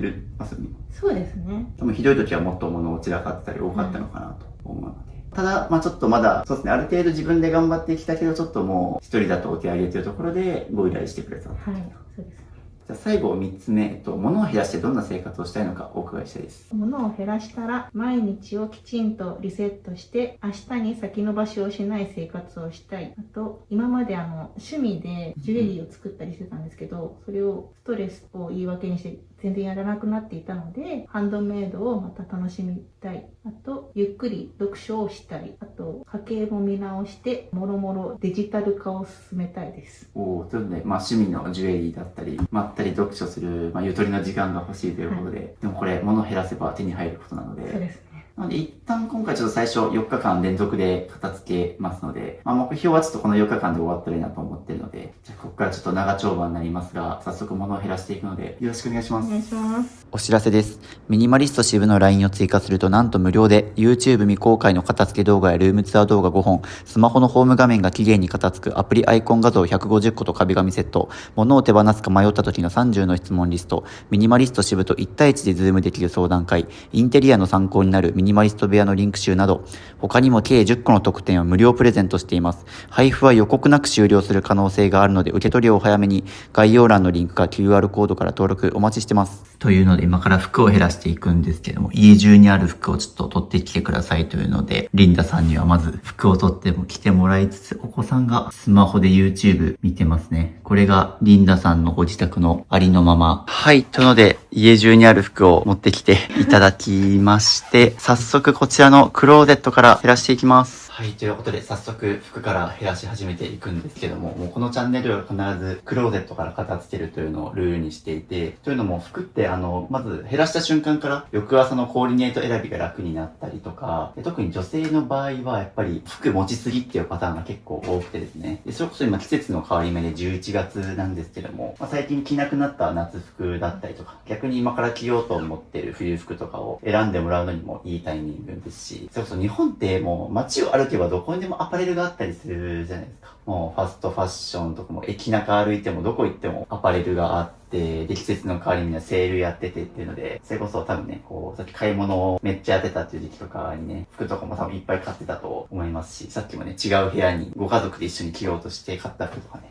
結構あると思いますので、早速ちょっと服から減らしていこうと思います。ちなみに時刻は14時24分というので、シンプル、無印良品みたいな時計が。あ、無印です。合ってた。っていうので、今からですね、なので今日夜の8時まで、ざっくり5時間半程度、1日勝たせていきます。というので、まずはですね、ここに全部吊るしてあるので、全てではない。あ、でも基本的に全てにしてます、私は。ですが、またさっき家中にあった服とかちょっと持ってきてもらってて、なんか他に衣装ケースとかはない。そうですね。夏の、さっき引き出しの中に入ってた夏のパジャマとかそういうのがあるんですけれど、ここはどこに収めるようにはしてます。OK です。おー、じゃあこれ一応全部吊るしてあるものっていうそうですね。ので、あと後ろの列があるんですけど、後ろに若干あります。あ、じゃあそれも含めてちょっと後ろも全部出しましょうか。いあ、なるほど。これよく見ると後ろにもですね、じゃあこれ結構2倍あるってことですね。そうですね。でも、はい子供服があるので、私の服はそんなにないと自分で思ってるんですけど。いや、ちょっと改めて全部出ししましょうか。お出ししましょうなので、片付ける時の鉄則は全部出すです。で、出しながら少しでも迷った服があったら、避けといてほしいです。ちょっと、ごめんなさい。マスクをさせていただきます。若干鼻が、こう、連出しすると、ありとあらゆる、もう、埃というか、出てくるので、結構僕のチャンネルとか見てくださってると思うので、服は結構ね、途中まで減らしてるって方多いんですけど、どうですか？なんかまだちょっと減らせそうなものありそうとか、多いなっていう自覚あったりしますか？そうですね。なんか似たような服を買いがちで、減らしたのはいいけど、その後同じようなものを買ってしまったっていう自覚があるので、あと T シャツが多いです今。T シャツが多いとか、なんか傾向があるみたいなので、一旦全部出して一緒に見ます。っていうことが起きます。うち猫の毛もあるから本当に申し訳ないです。ちなみに猫ちゃんがね、僕、未だに目撃してないんですよ。いるらしいんですけど、お家が広すぎて、猫がどこに隠れてるかもわからないみたいな。飼い主もわからない。飼い主わからない。というので今全出ししてもらってるんですけど、結構ワンピースが好きなのかなとかは特徴として、ワンピースにワンピース。ワンピース便利ですからね。僕も女性だったら、結構ワンピース中心にコーディネート組みそうだなっていうのが。ワンピースって男性にはなかったりするんで、そう、1個で済むじゃないですか。男性って絶対上と下で分けないといけないけど、基本は。女性の武器、ワンピースは1個でまとまるんで、コーディネート考えなくていいっていう意味でも楽だな。はい、楽です。だからこそいっぱいあるって感じですね。これで出すとすごい。出してみるとあるなと思いますし、奥の方にもまだまだ。ちなみにそれ取っちゃいましょうか。カバーですね。これは取りたいんですけど、猫の毛を防止するために。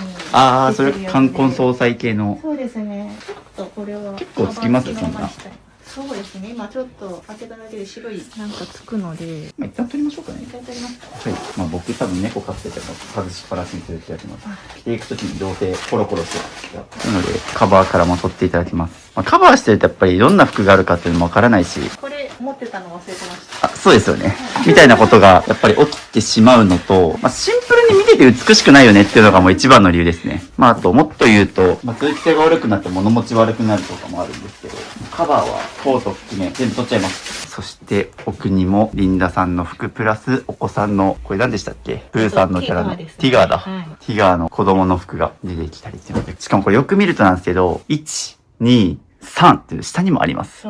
だからこそ、収納力本当にすごいし、全部で通せて便利ですが、買っちゃいますね。逆に言うとこれ、スカスカにできたらめちゃくちゃ美しいんですよ。そうですね。皆さんは結構もうこれが足りなくて困ってるっていうご家庭の方がほとんどだと思うので、いい意味で贅沢な悩みではあるんですけど。今この状態綺麗ですね。ですよね。理想はほんとこれくらいのね、セレクトショップみたいな、ファストファッションのお店みたいにぎゅうぎゅうに詰めるのではなく、スカスカにしてセレクトショップみたいな感じにできたら一番理想ですけども。という感じで全部出していただきました。で、こっから、じゃあまずですね、ちょうどこっち側に冬服あるからですね、もう絶対にいる服だけ戻しましょうか。で少しでも迷ったら僕に教えてください。はい。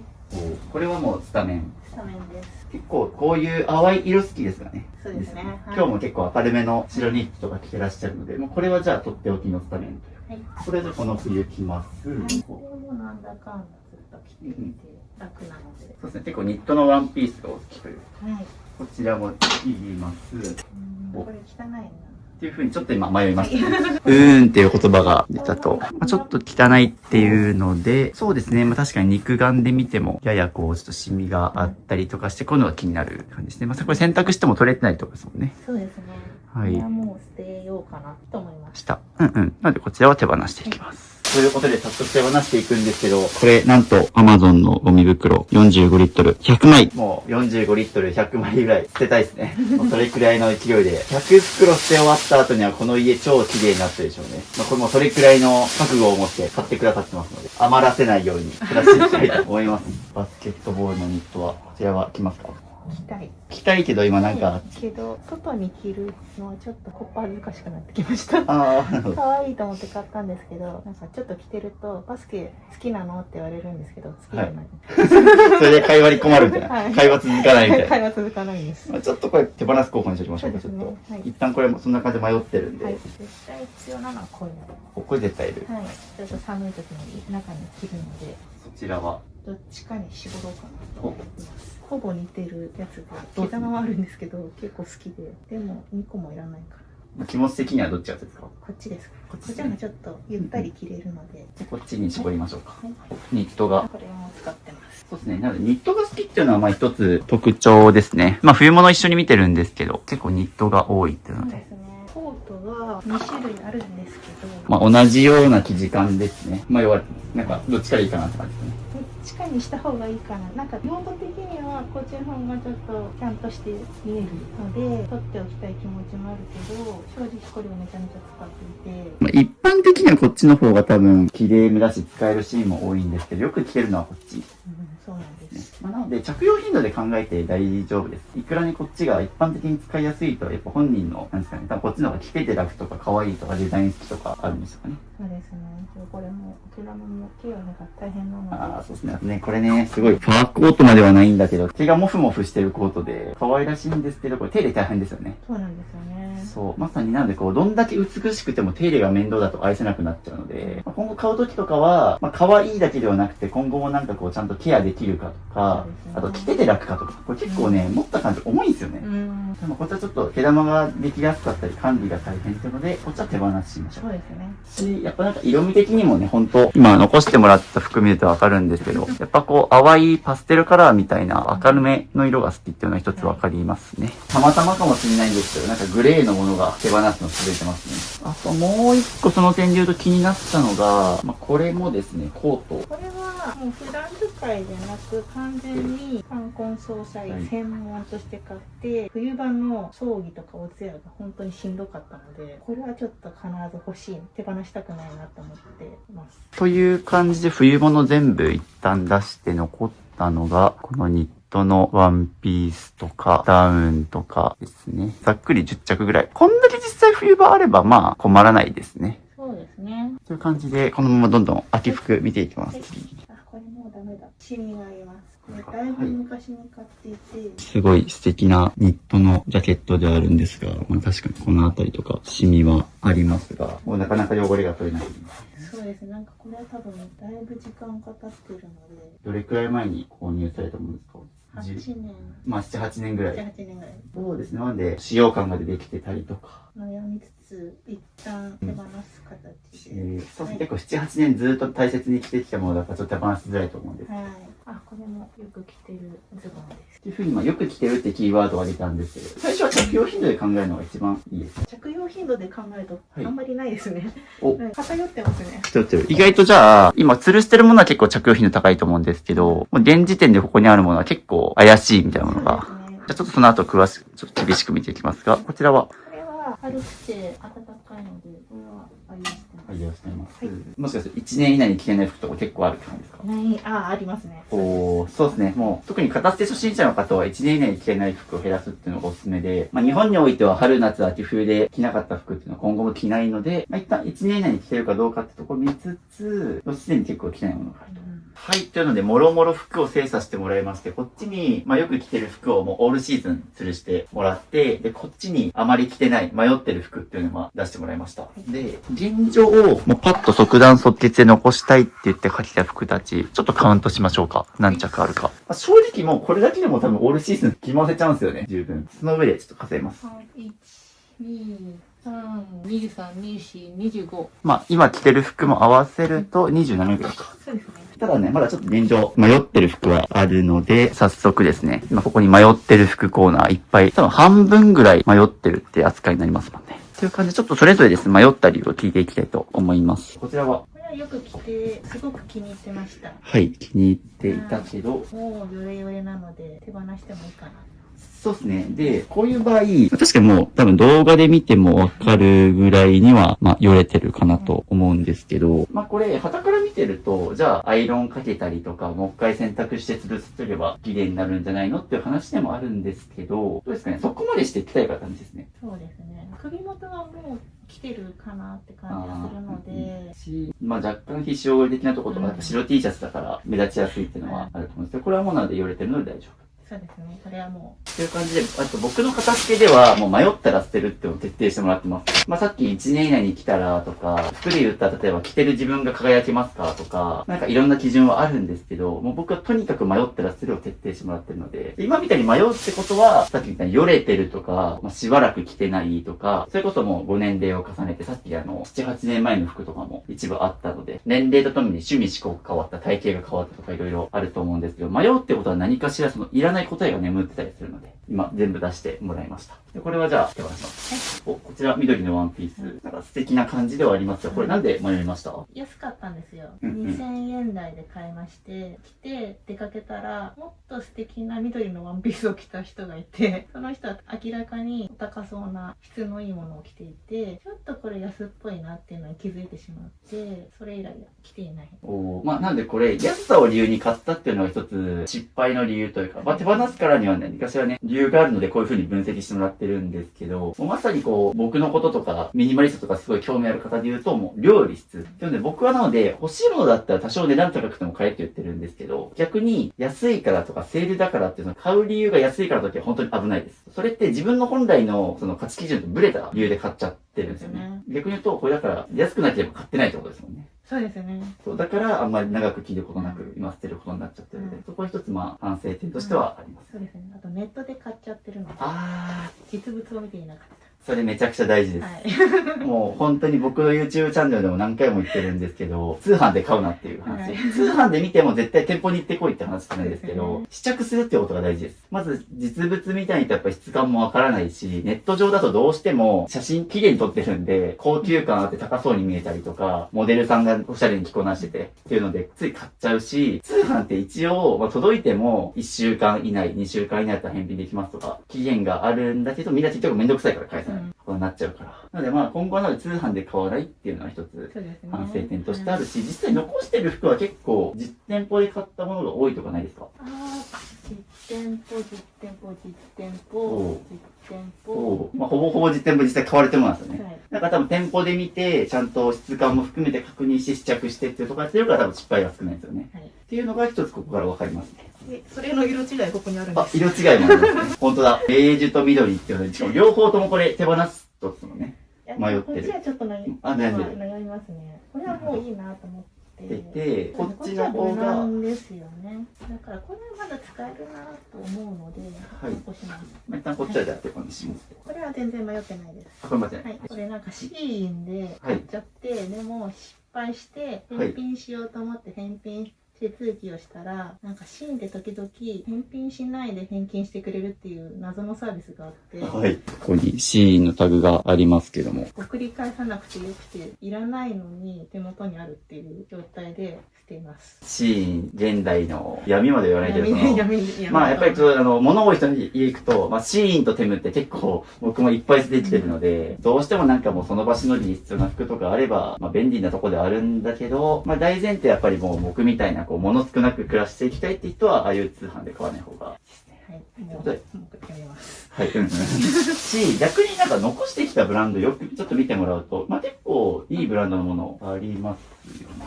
ザラが好きで私。はい。ファストファッションですけど、まあ、ザラなりに耐久性があって。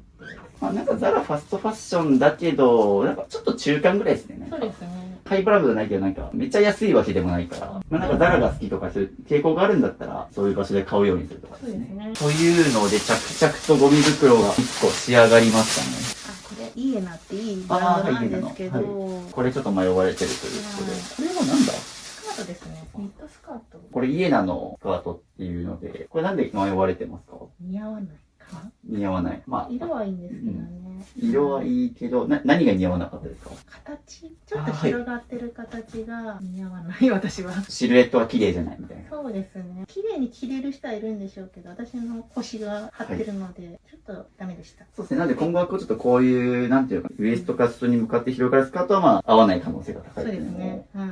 これちなみに試着はされました？接してないです。メルカリです。あ、メルカリで。そうですね。だからイエナだから、それなりに値段すると思うんですけど、店舗じゃなくてメルカリで安く買って、その時試着をしなかったっていうのが一つ反省点としてありますね。そう、だから試着マジで大事なんですよ。なんか本当にひどい人だとお店には行くけど、普段 M 着てるからっていうので試着せず M 買って、でも買ってみると普段着てる服たちとなんかちょっとシルエット感違って、本当は S が良かったみたいな。なんかやっぱりお店に行っても試着しない人とかでたまにいたりするので、どんな服であれ買うものは絶対一回相当した方がいいです。はい、なんと、タグがついてまして、13,590円です。まあほんとこれめちゃくちゃもったいないし、ザラって一応店舗に持ち込んだりするとね、割引券もらえるみたいな、あったりするんですけども、いつもこの動画ではもうどんどん捨てるのを方針にしてるのと、これ捨てるのってめちゃくちゃ痛みともなりません？そうですね。これはもう、さっきカバー外して、あ、これ持ってたんだって気づいたので。それか、さっき白いカバー外して存在を忘れてたみたいな。そうそう、これだから。したら結果忘れてました。そうなんです。しかもこれだから13,590円をもうドブに捨ててるっていうとこだし、まあこれ万が一売ったとしても、まあ多分数百円でしょうね。そうですね。服って基本的にやっぱり、もう売っても二足三門というか、よほどハイブランドじゃない限り値段がそんな戻ってこないし、まあそもそも服に対してリセールバリューって言葉を使うのもどうかっていうのはあると思うんですけど、まあ基本的にやっぱお金返ってこないから、まあ、消耗品なんですよね、服って。だからこそ買うときに慎重にならないといけなくて、もう買った瞬間に13,590円のものって、もう数百円で売るときに価値下がっちゃうんで。もっと言うと、まあこれを手放すことによってめちゃくちゃ学ぶと思うんですよね。僕は基本的に、売る譲るをたくさん繰り返して手放した人はリバウンドしますって言ってるのは、最悪買っても失敗すれば売ればいいかみたいな思考が身につくから僕ゴミで捨ててくださいって言うんですけど、まあなので、でも結構これできない人多いです。これを、どうしても古着屋さんに持っていきたいですとか。でも結局言う割にやらないんですよみんな。で、片付かずに物が多いままっていう人が多かったりするので、基本僕捨ててもらうには言うんですけど、でも結構サクサク捨てれてるので。そうですね。今でもカメラの前でこれを見つけてしまったので、捨てるしかないんですけど、多分、事前に見つけてたら多分売ろうとしてました。そうですね。まあなのでね、結構こういうのって皆さん、本当に売る譲るしがちなんですけど、もう覚悟は決まってるということで。捨てます。という感じでどんどんいきます。続きまして、これはフォーマルとしてしたんですが、膝丈で、ちょっともう膝は見えたくないので手放します。丈感が合わないということで。買ったのにこれですか、これ。5年ぐらい前ですかね。そうですよね。なんかちょっと使ってる感は年季はありますか？そうですね。これも手放します。ちょっと僕まだ経験しないからですけど、ちょうど多分30代後半か半ばぐらいに買ってる服だと思うんですけど、その時と今40代に差し掛かってきて、ちょうどなんか結構趣味思考変わりそうな年代ですよね。そうですね。もう落ち着かなきゃなって思ってますね。ちょっとそういう可愛らしいデザインのものとか、丈感とか含めて合わなくなったものはちょいちょいあります。そうですね。これがシーンです。シーン案件が。出てもシーンで買ったなってちょっと自分で自覚してしまうので。あー、なるほどね。この前知り合いと話してたんですけど、シーンで買った服は街中で歩いてるとシーンで買ったなって思われてるように視線を感じて着にくいって話をしてて。はい。これ多分もしかしたら年代的にあるかもしれない。まあシーンって値段が安かったりとか、まあ結構10代、20代とかの子が結構やっぱり買ったりするブランドでもあるから、どうしてもご年齢的になんか着てると、別に多分これが他の人から見ると俺も言われないとシーンとかわかんないし、それシーンだよねみたいなことは言われない。まあよくユニかぶりみたいな言葉はあったりして、ユニクロとか結構やっぱ街で被ることあるから、まだわかるし、けどシーンってあんまそうないじゃないですか。二つもいいし。そうですね。そう。だからなんか別に街で見てて、あの人シーンだみたいに思うことはないけど、ご本人の問題なんですよね。そうですね。気持ちの問題。そう。でもこういう気持ちがあるんだったら絶対着ない方がいいし、ブランドってそういう意味ではやっぱ、どんなブランド着るかって結構大事ですね。人によってはね、僕なんかも全身ユニクロですけど、ユニクロは安いから着たくないみたいな人も世の中いたりするわけですけど、ユニクロは最近だからでも市民権得てきてるから、別にね、年齢も年収も関係なくみんなユニクロとか、だからすごいと思うんですけど、そうですね。でもなんかちょっとシーンはまだ着てると、シーン着てる自分みたいな、ちょっとテンション下がっちゃう、ちょっとなんか、申し訳ないんですけど、なんか変な思い込みが流れてくるので、頭の中にちょっと来づらいというか。なんでも今後はシーンを買わないっていうのがそうですね反省点になるし、僕はもうシーンから絶対案件来ないですね。これはタイトなスカートで、もう体型がめちゃめちゃ出るので着なくなりました。あ、これもシーンです。あ、シーンこれも。もう体型を出せないので、うんこれはこれが運動しようと思って買いました。だけど、運動するときにわざわざ着替えずに T シャツの方が楽だったので、もういいです。あ、そうですね。で、僕もですね、もう運動するとき普段の T シャツ起用してます。T シャツはいきますもんね、全然。ね専用の買わなくてもいいんですよね。ね運動着ってもう本当に運動着にしか使えないんですよ。スポーツウェアってやっぱりテカテカしてるから、ちょっとファッションにはね、決しておしゃれではないし。ちなみに僕も最近フットサルとか行ったんですけど、普段僕が着てる黒い T シャツ、もうあれそのまんまおしゃれ着でも着てるけど、フットサルの時もあれ着てますもん、僕。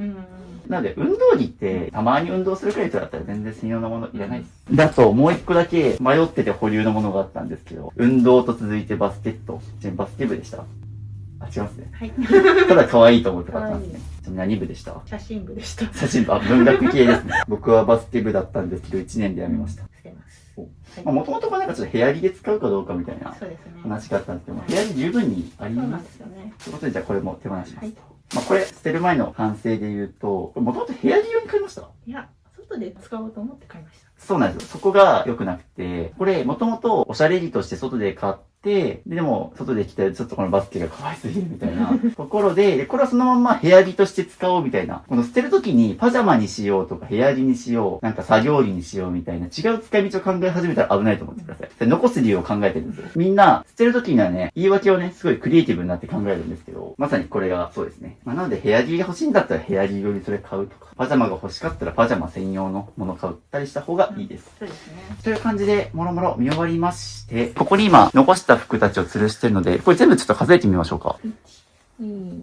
3、20、31。はい、というので全て数えてもらったら、今着てる服も合わせて31着ということで、服だけはミニマリストっていうので、だいぶ少なくなりましたね。で、僕もいろんな女性の方片付けてきてるので、まあ何着あれば適正量なのかで言うと、一応僕合格ラインが60着にしてます。60着にすると、まあちょうどこのくらいの一般的な賃貸にあるクローゼットとかにも全部吊るせる。下に衣装ケースとかを積まなくても、全部吊るせる量がまあ60。ただ60だと、吊るせるけどギチギチって感じです。で、そっから40着とかになると、服の間に余裕ができて、まあスカスカ感でできて、で、ストイックな方だとまあ20着。僕以外の女性のミニマリストの方とか発信者いらっしゃいますけど、少ない方で20着でオールシーズン着回してるなっていう感じなんですけども、まあ今回リンダさん30着売ってるので、かなり少ないですし、ね、こんだけあればオールシーズン回せますよね。そうですね。結局着てるのこれだけだったので、回せると思います。で多分元の服の数数えてないけど、大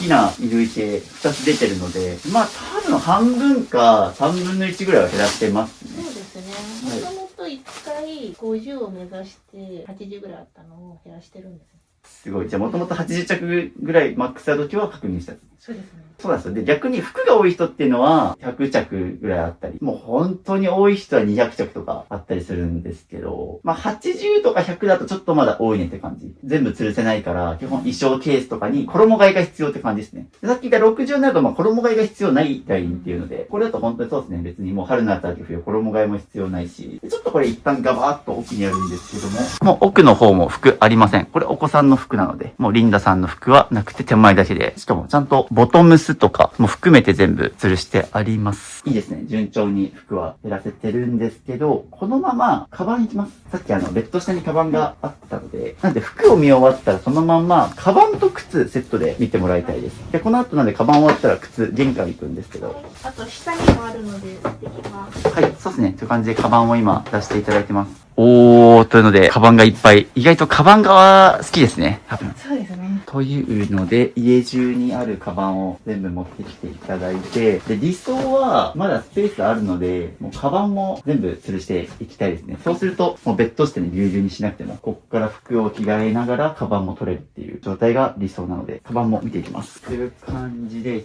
少しでも迷ったカバンがあったら教えてください。もうしばらく服と一緒ですね。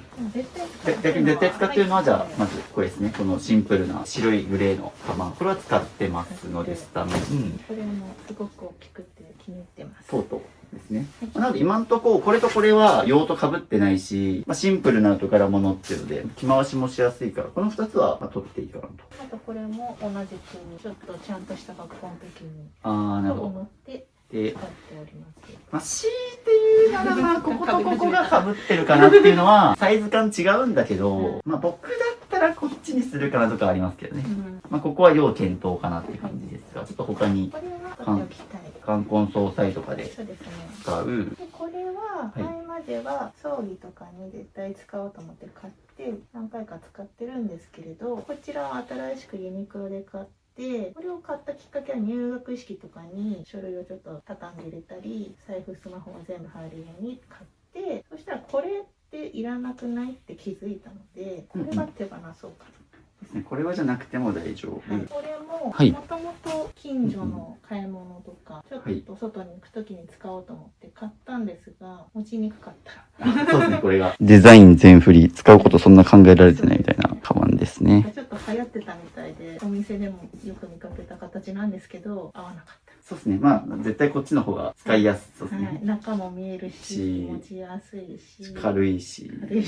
これは大丈夫ですね。これとこれは子供と出かけるときに両手をフリーにしたくって買ったんですけど、使わない。結局使ってない。これも服と一緒で、もう過去の着用回数が少ないっていうのがいらないってことを物語ってますね。なんで実績ベースで考えるっていうのはすごい大事で、何回もこれ着用回数とかこれ着てますかって聞いたんですけど、過去使ってないってことはもうここから先も使わないので、これも大丈夫ですね。なのでショルダーカバンはそんな好きじゃないってことですよね、こういう。やっぱ真夏が今暑いじゃないですか。必ずペットボトルの飲み物が携帯したいので、そうなるとこれって入らないし、これなんて全く何も入らないので、ボディバッグとかね。結局その両手を開けることよりも荷物が入ることの方が私は大事でした。はい、ということでカバンを分類していただきまして、こっち側右半分がいると残したカバンが1、2、3、4、5、6個で、手放すと決めたカバンが1、2、3、4、5、6、7個っていうので、ちょうど半分以上減ってるっていうので、本当にこんだけあればこと足りますね。リュックに大きめの手提げに、ちょっと綺麗めのカバンと、ちょっとちっちゃめとか。基本的になので用途とデザイン性が被ってないような風にちゃんと6個あって、で、こっちは、もう使わなかったものとか、用途被ってるものを減らしてます。いいですね。じゃあ、いるやつだけを戻していきます。というのでね、ちょっと使用頻度が少ないカバン、使うけどたまに使うカバン、ちょっとまた整理の仕方を考えるんですけど、一旦よく使うトップ3だけ吊るしてもらってます、3つ。いや、でもすごい綺麗なクローゼットになりましたね。全部ここに吊るしてあるっていうので、何より後ろが空いてるっていうので、素晴らしい。という感じで、いらなかったカバンは手放していただきます。でもいいです。着々と捨てれてますよ。もうゴミ袋が1、2、3個と。覚悟をして呼んでるので。もう覚悟は決まってるということで、素晴らしい。着々と減ってます。で、なのでここは一旦全部見終わって、次が上と下なんですけども、これね、どうするか考え中なんですけど、僕だったらなんですけど、上の未来の子供服全部取り出します。で、ここに置かないですね、僕だったら。もうここはあくまで、もうリンダさんご自身のクローゼットっていう風にした方が、自分も心地いいかなと思います。で、もうこれは多分おそらく家中片付けていったら、それこそ屋根裏下みたいなとこ入れてもいいし、とか、もう未来の子供部屋。本体子供部屋があるから子供服もそっちに置くべきなんですよね。ここはあくまでだから本当に大人2人のものだけにしちゃいます、僕だったら。というところで出します。あれ、めっちゃ大変な作業ですけども。これは110センチっていうので、ちなみに今お子さん何センチぐらいですか？90ぐらい。90ぐらい。じゃあもうちょっとですね。ちなみにここの服は上の子のお下がり。そうです。でも結構13歳と2歳だから11年間の間隔あったと思うんですけども、2人目産む前提に残したんだよね。そうですね。絶対2人目は欲しいと思っていたんですけど、なかなか授からず。はい、というので全て出し終わりまして、ここに未来の子供服あるんですけど、もうちょい一緒に見るはするんですけど、ここ置き場所、ここじゃなくていいかなと思ってて、ここが空になりました。で、上、もう何も置かなくていいと思います。ついね、ここ入れたくなると思うんですけど、見てもらっての通り、取り出すのも大変だし、ここなんかもう埃も被ってくるから掃除なんかしなくていいだろうし、もっと言うと、もう目線の高いところにあるから存在感ありますよね。それこそ地震が来たらとかいろいろ、さっきヘルメットがあったと思うんですけど、もうヘルメット安定ですね。落ちてきたら。っていうくらい結構危ないし取り出しづらいし、何より見ていて美しくないということで、ここ、空のままいきます。十分広いです。もう、空見できるくらいこのお家ってスペースあるから、これさっき言った屋根裏部屋とか他の子供部屋片付けて絶対置けるんで、僕だったらこう置かないです。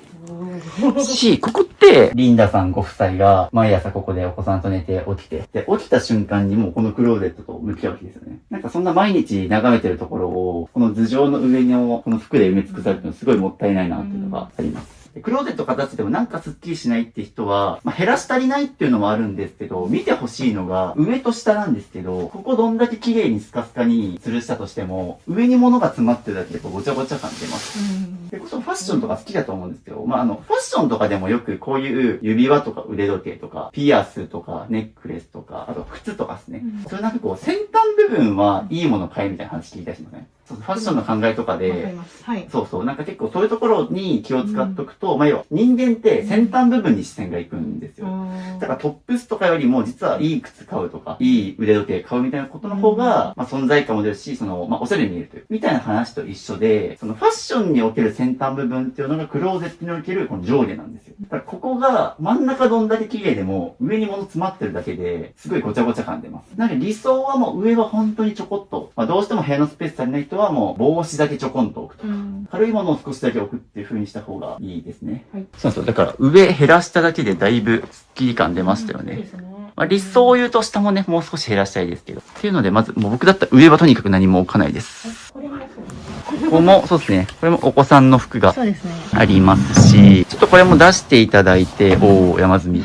もう入りきれてないくらい山積みなんですけど、で、僕だったら、ここにお子さんの服置かなくていいかなと思います。シンプルに、もうこのお家広いし、それぞれの部屋あるから、服はそれぞれのところに置いとく方がいいかなと思います。なのでちょっとここも取っちゃいましょうか。やっぱここまで、奥まで入ってくるのも大変だし。というので、ここからでいきましょうか。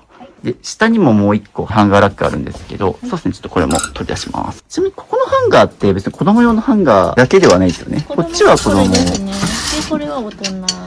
そうだな。ちょっとこれもおいおいは。でもこっちはもう出していいかな。ここで使わないんで。という感じで、もう子供のものは全部ここから撤去します。でですね、もうハンガーめっちゃ余ってますね。で、実はですね、さっき減らした服たちのハンガーこれなんですよ。なので、ハンガーももうちょっと減らした方がいいです。これちょっと最終日、もう使う予定なかったらこれ減らそうと思います。これも一旦出します。もうハンガーもこんなに余分になくて大丈夫ですね。そんだけ服があったってことですもんね。そうですね。もともと80着ぐらいあったっていう。買い足し、100本ぐらいになってました。そうなんですよ。服が増えると芋づる式にハンガーも増やさないといけないから。しかもあのハンガーもね、マワハンガーっぽいの。マワハンガーこれはマワハンガーです。ですね。マワハンガーって1本いくらしますっけ？ 1 本200円とかしますよね、多分。ってことを考えると、ハンガー代も結構バカにならないんですよね、服が多いと。で、しかも減らし終わると今度も使い道なくなるし、みたいな。はい。というので、上が空いたので、次、下ですね。こっちを片付けていこうと思います。ここはもうこういうトイレットペーパーしっかりストックがあるというので、ここも全部出しちゃいます。あれ、ちなみにこれもしかして、これがもう一本あるということは、ここ跡がありますけど、ここにもついてたんだ。そうなんです。じゃあ外したんですね。奥のバーに近づきたくてもこのバーがあると奥の上の欄にかけづらくって邪魔なので取りました。すごい、もう無限にバーがあったんですね。でももう極端にするとこのペースでいったらもうこの2つも手放してもいいくらいです。はい。僕はそれくらい後ろ使わない前提で言います。極力。久しぶりに掃除機を買っていただいてます。よし。というのでですね、理想を言うとね、これくらい開けるとすごい綺麗ではあります。やっぱ一部置かないといけないものは出てくるでしょうけど、どうですか？でも全然違いますよね。そうですね。それくらいこの先端部分、上と下っていうのはすごいスッキリ感出すためには、やっぱ重要なポイントなので、極力物は少なく。なので一般的にちょっと、リンダさんのご家庭は極端な話、これ多分ここに置かなくても、ゼロの仕事もできると思います。家広いんでね。多くの人は多分そうできないんで、そんな広くないから、おすすめはここにもう本当にちょこっとだけ、季節物の家電置くとか、そうですね。なのでもう本当に頑張ればここ何も置かなくていけそうですよ。でも一般的には僕、ここに置いてるのは、皆さん肌着だったりとか、季節物の家電とかをもう本当に最小限だけ置くようにしてもらって。で、上は帽子とかですね。極力上と下に置かず意識してもらってますね。ちなみに、ここはトイレットペーパーですけど、これ全部そうか、これ。本当だ、この箱もそうだ。それこそこれって屋根裏部屋の下だと思うんですね。そうですね。そこに入れるもを想定して買ったんですけど、ちょっと買いすぎました。そうですね、買いすぎなんですよね、これ。まさに。ご家族4人いるとはいえ、もうこの2つありゃしばらく止まんないですからね。これはいらなかったかなっていう気は。これが2箱来ちゃったんです。これはちなみになんでこんな一気に箱で買ったんですか？確かこれはアスクルのロハコあー、ロハ買コっ。たんですね。で、まとめた方が単価が安いのがこの箱だったっていう。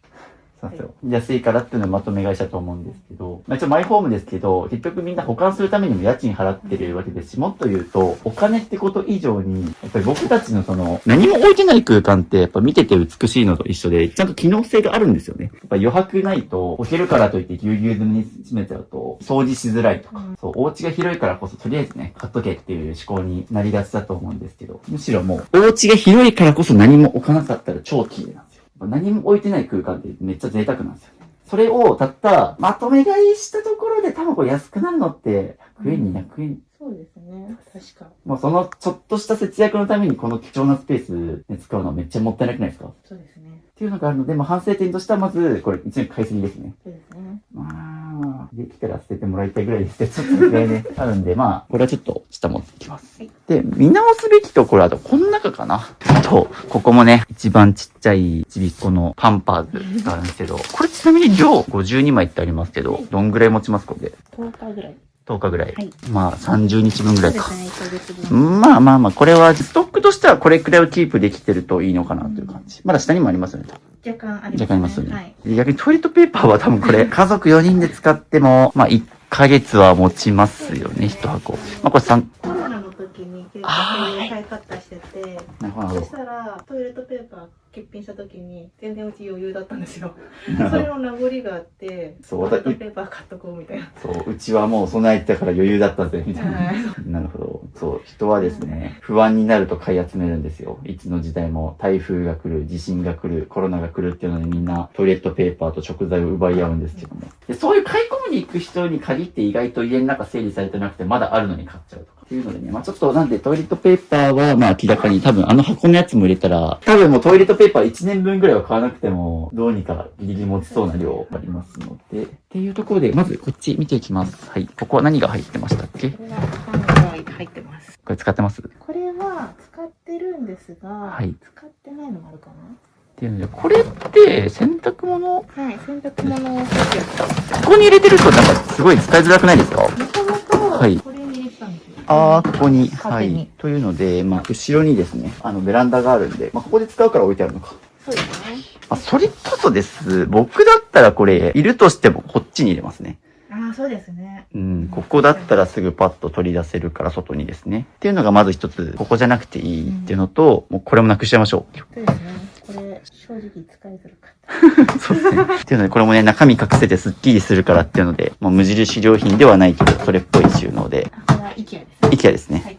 で、これもちょっと一旦もう手放します。次これですね。これはストックが入ってます。これは大量。これはなので、赤ちゃんのお尻拭きとかですかね。ここで結構使いますよ、やっぱ。ここでではは使わない。だとすると、これは僕だったら、リビング周辺に固めていきます。はい。か、もう屋根裏下とか。なんで、僕から見た時にここって物量云々以前に、毎日眺める場所で、リンダさんのパーソナルスペースなのに、で、かつしかも家が広くて他に置ける場所あるのに、ここにあるのがすごいもったいないと思ってました。なので、さっきここ、空にしますって言ったと思うんですけど、できちゃうんですよ、実は。ポテンシャル的に言うと。なので、これも一旦ここからは出します。すると、本当にここに置くべきものって多分ほぼないと思うんですよね。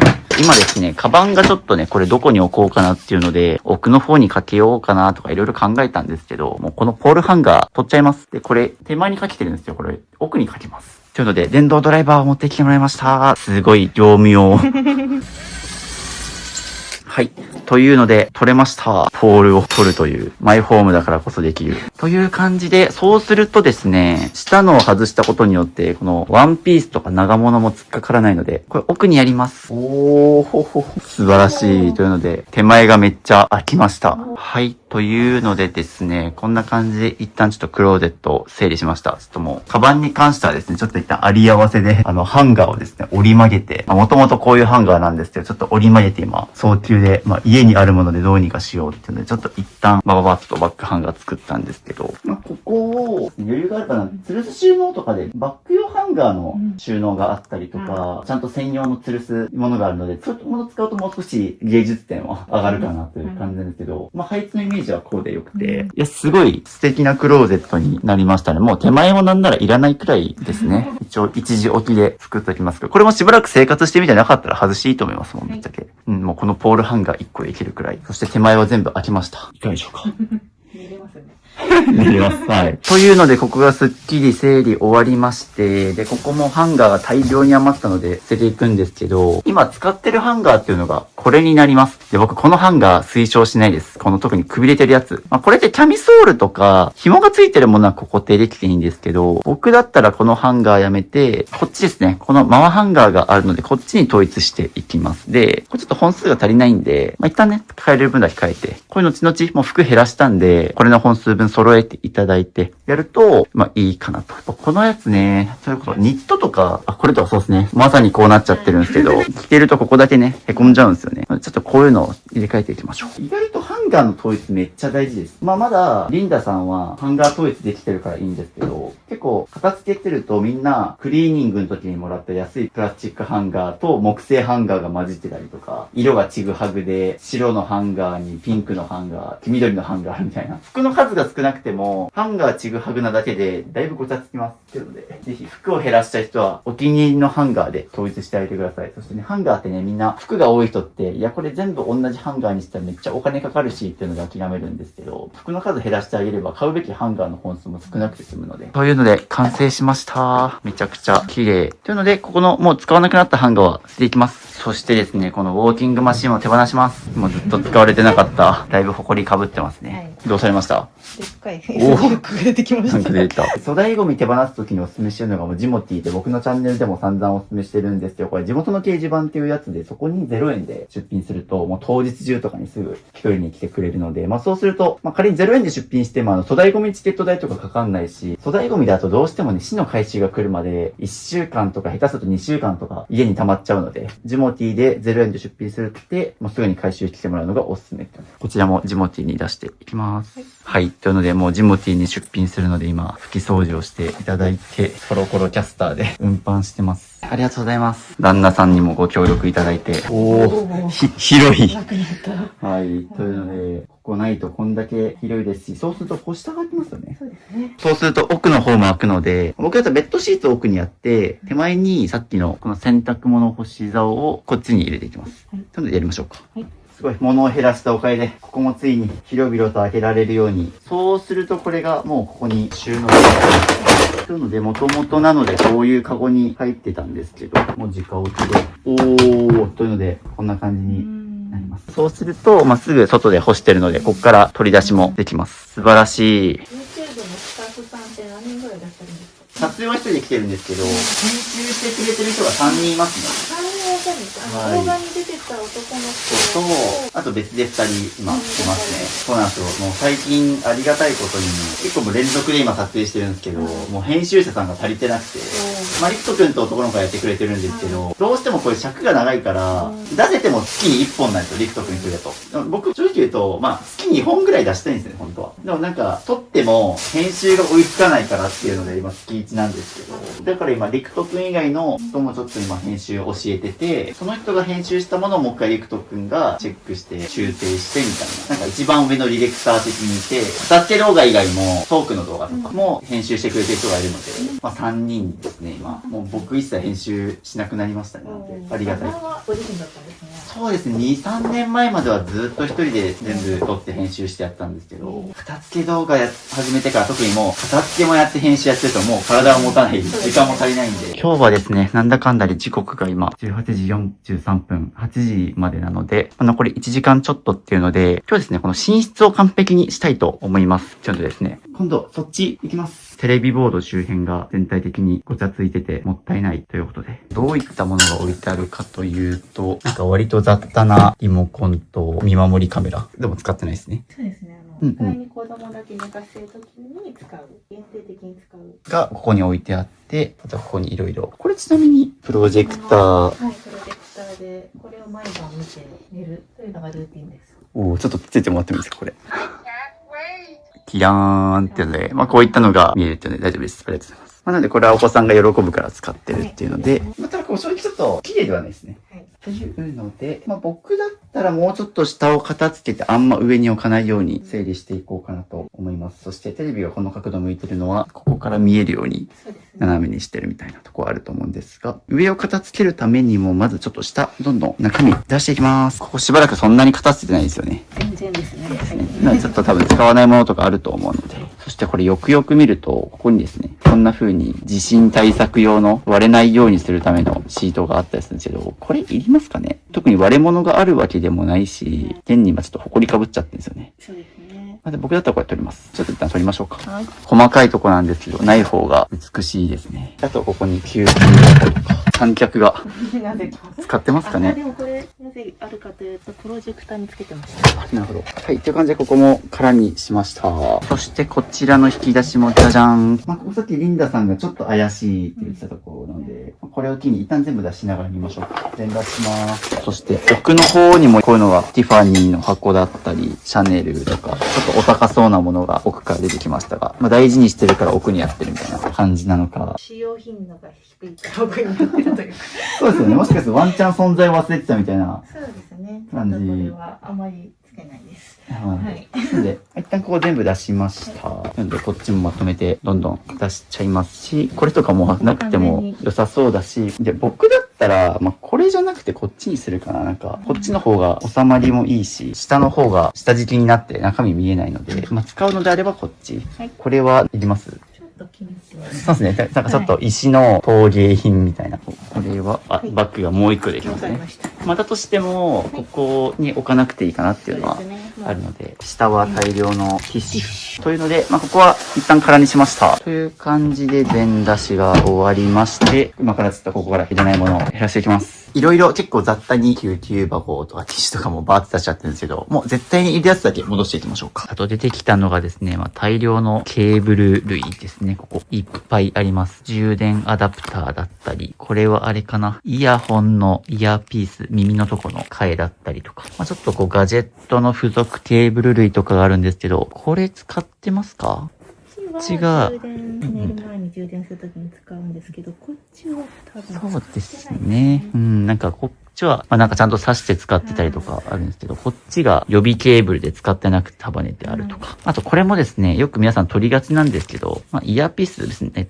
人間の耳のサイズって変わんないから、もう最初につけてるので問題なければ、予備、他多分これ S、M、L とかサイズ違いなんですけど、基本いらないですと。で、予備ケーブルも皆さん取りがちなんですけど、基本それこそ今使ってるやつとかでもね、この足りてると思うので、なので僕もう予備ケーブル僕一本持ってないです。最悪しかもケーブル壊れたら、もう100均とかなんならコンビニとかでも最悪買えるし、しかももうみんなそれこそ最近だったら、チーロって書いてるんですけど、これ充電ケーブルで有名なブランドなんですけど、なんか各々お気に入りのアンカーとか、なんか好きなケーブルとかアダプター使ってると思うので、こういうのはね、多分ね、なんかガジェット買うたびに増えていくと思うんですけど、もうこれ、買った瞬間捨てて大丈夫です。ので、ここら辺も捨てていきます。はい、ということで、ここ見直しが終わりまして、いらなかったものがこっちになります。大量のアクセサリーだったり、ストック、ちょっと肩なものとかは一旦出してて、結構な不要品が出まして、結果ですね、ここがじゃじゃーんということで、ここ開けてもすごいスッキリ、そしてこの上も使うものだけ厳選しまして、こんだけ減らしたら綺麗になりますね。で、引き出しの中とかももう本当に使うものだけこういう風に置いてあります。同じく、もうこっち反対側はですね、ほぼほぼ空ですね、上の方とか。で、こっちが冠婚葬祭とかで使うジューズとか、なんかいろいろ。なので基本的に使用頻度が本当に低い、年に数回しか使わないものはこの引き出し、ティッシュのストックとか、たまに使うものはこういう風にそのまま置いてあります。はい。というので、この中もだいぶ綺麗になりましたね。何よりも大量のアクセサリーを手放せたっていうことがかなり大きいかなということで。というので、ちょうど時刻が8時になりまして、ちょうどここも終わりましてスッキリ。というので、今日一日でこんだけの不要品が出ました。大量です。こんだけ減らせば、そりゃ、ここも綺麗になりますね。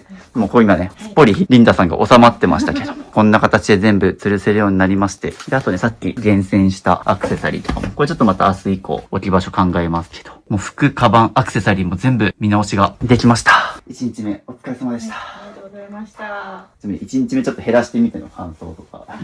かなりのハイスピードで想像以上にガンガン捨てて、でも確かにいらないかもって気づかされました。お、いいですね。もうガンガン減らして、こんだけ出ましたからね。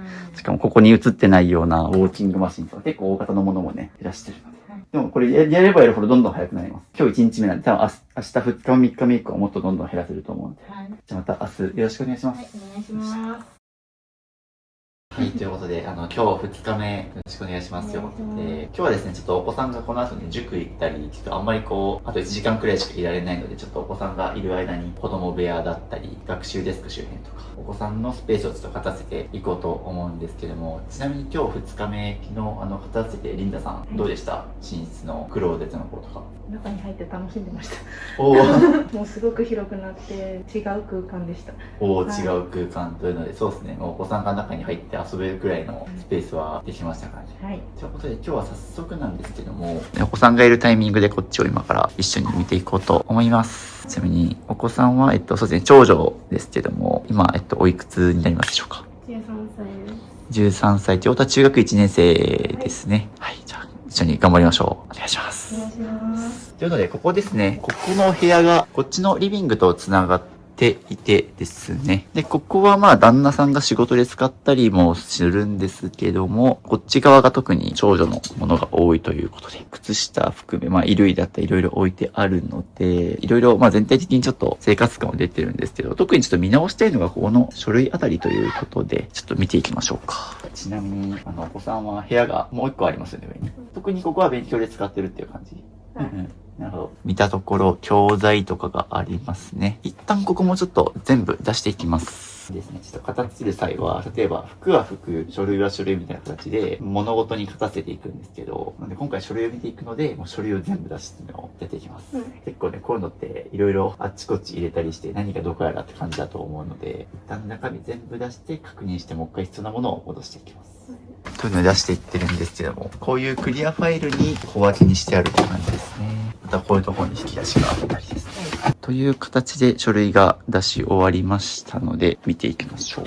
そうですね。ここ、どんどん入れやつだけ戻していきましょうか。まず、未使用のファイルは全部ここに置いて、あとは科目ごととかに分けましょうかね。数学、国語とかですね。とか、あと、思いつくものとして宿題とか、直近でちょっとやらないといけないものとかの書類はこっち。ここに座ってると思うので、こっちの手前には、そういうよく使用頻度が高いもの、ファイルだったり、未処理の宿題とかをこっちに入れて、あとはこっちに科目ごとに分けたりしていきましょうか。じゃあ、なんか宿題とかありますでしょうか？そっち側にあるっていうので、結構多分ね、動線的に言うと遠いというか、本来であれば多分ここら辺とか手に取りやすい場所に置いといた方がいいんですよね。で、これをじゃあここに入れましょうかね。で、これが今やってるワークって書いてあるので、そうですね、リュックに入ってるものとかもあると思うので、一旦全部出していきます。これ6年生って今いらないあ、6年生のものがもう算数ですからね。中学生になったら数学になりますもんね。こういった古いものはいらないということで手放していきます。小学生時代のものとかもあると思うので、どんどん見直していきます。一応さっき防災のものがあったりして、これはまさになんですけど、実はこういうのって QR コードが載ってあったりして、そういうところなくてもデジタルで読めたりするので、これは大丈夫です。はい、ありがとうございます。こういう風に、令和5年の生命保険の控除証明書っていうんで、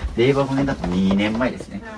こういう古いものもどんどん手放していきましょう。出し忘れましたね、これ、会社に。出し忘れ。なんか会社に出さないといけなかったらしいんですけど、ね、これが片捨て済んでたらもうパッと探してね、提出できたと思うんで。これ、小学3、4年生のプログラム。プログラミングとかやるんですか今、小学生って。すごい。やってない、結局。学校の授業であったんですか？一回使って終わり。ああ、うちの学校はそんなに積極的にやってなかったので。あ、なるほど、なるほど。でも最近は、学校によってはプログラミングとかもやってるんだ。そうですね。すごい。多分、都内とかいい学校はすごいやってると思います。すごい、時代が進んでる。そうですね。で、まさにこう、ちょっと今整理してるうちに、これ使うみたいな、お母さんに確認したものがあると思うんですけど、原則、いるかどうかで迷ったら手放すっていうのをちょっと徹底してほしいですね。迷ってことは多分しばらく使ってなかったり、ちょっとね、ボロボロになってるとかね。いろいろ迷ったってことは何か使わない理由があるので。あ、来た。ということで、なんとジモティーが来ました。行きましょう。という感じで、昨日出したウォーキングマシンがもう翌日にジモティーの方一人で来てもらいました。すぐ見つかりましたね。あ、これグンってするやつですよね。オイルですよね。あ、すいません。ありがとうございます。というので、ジモティーの方に譲ってきました。いい方でしたね。はい、よかったです。ということで、もうウォーキングマシンはなくなりました。そしてジモティーに続いてですね、こっち、昨日値段が高いけど、後回しにしてたゾイドももう出張買い取りにまとめて出しちゃいます。メルカリよりはさすがにね、多分高く買い取ってくれないだろうけど、もうね、一個一個出品めんどくさいからまとめて出品ということで。で、これもちょうど今からこの後30分後ぐらいに業者さんが来るので、これもちょっと今から梱包して配送準備します。いいですね。後回しにしてたやつをやる時が来ました。はい。結構な金額になりますよ。というので持っていきます。親子で運んでってもらってます。というので運搬が終わったので、あと梱包ですね。はい、というので買取申込書在住ということで、これを今からここに入れて、出張買取の方が受け取りに来てくれます。という感じで伝票も貼りまして、梱包作業完了です。なんか今見てるのが、遠足の思い出かな。遠足の、いらない。これちなみにいつ頃の遠足の思い出でした？私の4月くらい。あ、中学生になってからですね。はい。でももう大丈夫ですね。キッザニア。キッザニア。ちっちゃい子ですよね、だいぶ。そうです。結構ここも5、6年前とかありますワンちゃん。そうですね。あ、6歳。7年前。見てもらうと、なんと、6歳って書いてありますね。6、7年前というので。通貨。キッザニアの通貨。あ、こういう通貨があるんですね。なるほど。三井住友銀行って書いてある。デパートあるんですよ。デパート。デパートの販売員とかやって、で、あとモデルさんやって、でパン職人やって、でガソリンスタンドやってましたね。おー、すごいですね。いろいろサービススタッフっていうので、なんかこういうのでお仕事すると、これがもらえて買えるっていう。ただこれだけ取っとくかな。もうどっちかというとお母さんが取っときたいみたいな。はい、それはちょっと。ちなみに、長女ちゃん自体はこれいる？いや結構こういうのってね、親御さんの方がね、思い出があったりしてね、しづらいっていう。という感じでこれは手放すんですけども、浜っ子防災ボックス。横浜の学校とかに加えてるのかな？あれこれ中学生の時のもらったものですか？だよね、中1で。俺中学生の時にこんな防災のなんか、もらったり教わった記憶ないから、うん。最近は防災意識高まってんのかな？ですよね。やっぱ東日本からですかね。まあ確かに僕の時、ちょうど東日本大震災で修学旅行が東京ディズニーランド放射線の影響でキャンセルになって沖縄行ったんですけど、そこら辺からなんか変わってきてるんでしょうね。はい、というので着々と片付けが進んで机の上も綺麗になってきて、ちょっと今質問されたことで一つ、これですね。ここにですね、ちょっと英検の合格証っていうのが5級に受かりましたっていうものがあったりして、これ取っときたいんだけど、2ページしか使ってませんと。ということで残りがもうほぼこれ空になっていてですね、僕だったらこのクリアファイルは使わずに、この2枚だけもう僕だったら取っちゃいますね。そうすると、ここの分が減らせるので。っていうのと、これと同じやつがそこにもいっぱいあるみたいで、ちなみにこっちは使われてますか？前は取り扱い説明書とか入れてたんですけれど、変えて、はいボックスにしたので、今空っぽです。そうですね、これ空っぽですよね。はい。そこも全部ですかね。結構もうこれ安いからまとめて買っとけみたいな。そうですね、まあ、そんなに安くはなかったんですけなかったけどど、当時はもうこれに全部統一しようと思って買って、で、なんか最近、無印のファイルボックスに直縦接に入れる、あれの方がやりやすいというのを知り、それに変えちゃって、使わなくなっちゃったっていうのです。まさに書類の整理どうするかってすごい皆さん迷うと思うんですけど、さっきおっしゃった通りの方法が良くて、僕もですね、この冊子のタイプっていうのは使ってないですし、あんまおすすめはしないです。どっちかというと、このやり方の方が良くて、使う書類だけをこういうクリアファイルに入れていく。こういう感じですね。透明のクリアファイルに入れて、リンダさんはわかりやすくこういう風に項目も書いてるんですけど、中身が見えるクリアファイルに書類を入れて、あとはこういうボックスに突っ込むって形の方が、中身を見えて探しやすいし、コンパクトに済むんですよね。必要な分だけ。こんな風に必要な分しか傘が溜まらないので、小スペースで収納できるっていうので。こっちのタイプだとどうしても、その枚数に関わらず絶対この分の傘できちゃうし、中身が何入ってるか分かりづらいので、こっちの形式に切り替えて、これは手放していいかなと思います。で、もう英検のやつも抜いちゃったので、ここに今、そのまま自戒ですると、もう必要なのはこれだけなんで、ここ空きますよね。はい。っていうので、長女ちゃんの机の上は綺麗になって、ここもちゃんと使うもので分類ができました。お疲れ様です。あとはそうですね、ちょっと大人ゾーンというか、お母さんお父さんが使ってるところをちょっと引き続き、卒業証書、はい。思い出系ですね。思い出系。この後ですね、お子さんの部屋とかは子供の服とか見ていくんですけど、多分ちょいちょい思い出系が出てくると思うので、ちょっと思い出系は、思い出ボックスという形でちょっとキャパを決めて残していこうと思うので、これもちょっと後ほど整理します。はい。という感じでなんか段ボールを持ってきていただいたので、今日からの片付けで思い出のものが出てくると思うんですけど、思い出のものはここに入れて、で、ここからはみ出る分は本当にちょっと示唆選択して絞っていくというような形にしていきましょう。お子さんが裏で靴下見てたんですけど、ペアが揃ってないやつとかいろいろあるので、もう減らしてもらってます。正直本当に気に入ってないっていうのはもう、はい、親が勝手に決めちゃってるからね。あ、なるほど。まあそうですね。ちっちゃい時とかって、お子さんがそんなにね、これが着たいとか、意思がなかったりするから、お母さんで選んだものとかもあると思うんです。っていうので今、お子さんが直接履いて確認。いいっすね。まあでも試着大事です。そういう風に実際に履いてもらって、合わなければ捨てるっていうのをやりましょうか。まあこれちょっと柄物の靴下が、ちっちゃい頃は多分喜んでくれると思うんですけど。じゃあもう一気にしてよ。そうですね。なんかここなんてもういいよ。今なんか見てたとこ全部ここ、猫ちゃんの柄物とかだと思うので、無地が良ければまとめて捨てちゃった方が。そういうので、もう柄物は。柄物買わないよね。キャラ物はちょっともう全部手放して、で、こういった形の無地のものですね。無地のロングが好きなのね。無地のシンプルなものに切り替えていきます。ということで、靴下の片付けお疲れ様でした。というので、無限に出てくるシムピン。これもいるんですね。まあ、1本あれば困らないですね。そうですね。まあ、基本1本あれば困らないし、まあ、iPhone 買ってきたらついてきますからね。そうですね。これって何なんですかね。謎。まあ、僕もちょっとこれわかんないんですけど、わかんないやつほど捨てていいです。なくても生活成り立ってるので。ということで、机の上も今、どんどん片付けてもらっていて、あとはこれを写真に撮って手放して終わりですね。はい、どんな作品ですか、これ。スケッチブックと、多分これ iPad で絵を描いている自分だと思う。確か。なるほど。長女ちゃんが作ったのかな。そうですね。ちょっと壊れちゃって。ペンもないし、机の足もない。すごい。3点倒立してますが、これも手放します。というので、後ろも綺麗にして、こういうの僕儀式って呼んでるんですけど、もう本人がちゃんとけじめをつけて納得してするためにもやっぱ大事なことなので、多分こういう写真も、まあ数年後また時間経ったら、もういいかなと思ってきます。はい、実際僕もなんか思い出のもの写真撮ってしたりするんですけど、もう写真の整理するときに数年経つと、やっぱもうこの写真もいらないなってなってくるんで、という感じで撮影お疲れ様でした。はい、ありがとうございました。これも手放します。というので、こう、文房具とかもいっぱいあるので、ここも用途が被ってるものもあると思いますので、カッター、無限にカッターが。というので、丸々1個これなくしまして、でも本当に使うやつだけを厳選しました。こっちにジョーディーとか、カッターとか、使うペン。あとはこっちが旦那さんの用ので分けてますけども、まあこれもいらないですね。はい、ということで、これだけの不要品が出ました。大量。そしてデスクの上も綺麗になりまして、こっち側ですね。ファイルボックス大量にあったんですけど、ここら辺丸ごと空になりましたね。はい、ということでお二人に減らしてもらったんですけど、かなり綺麗に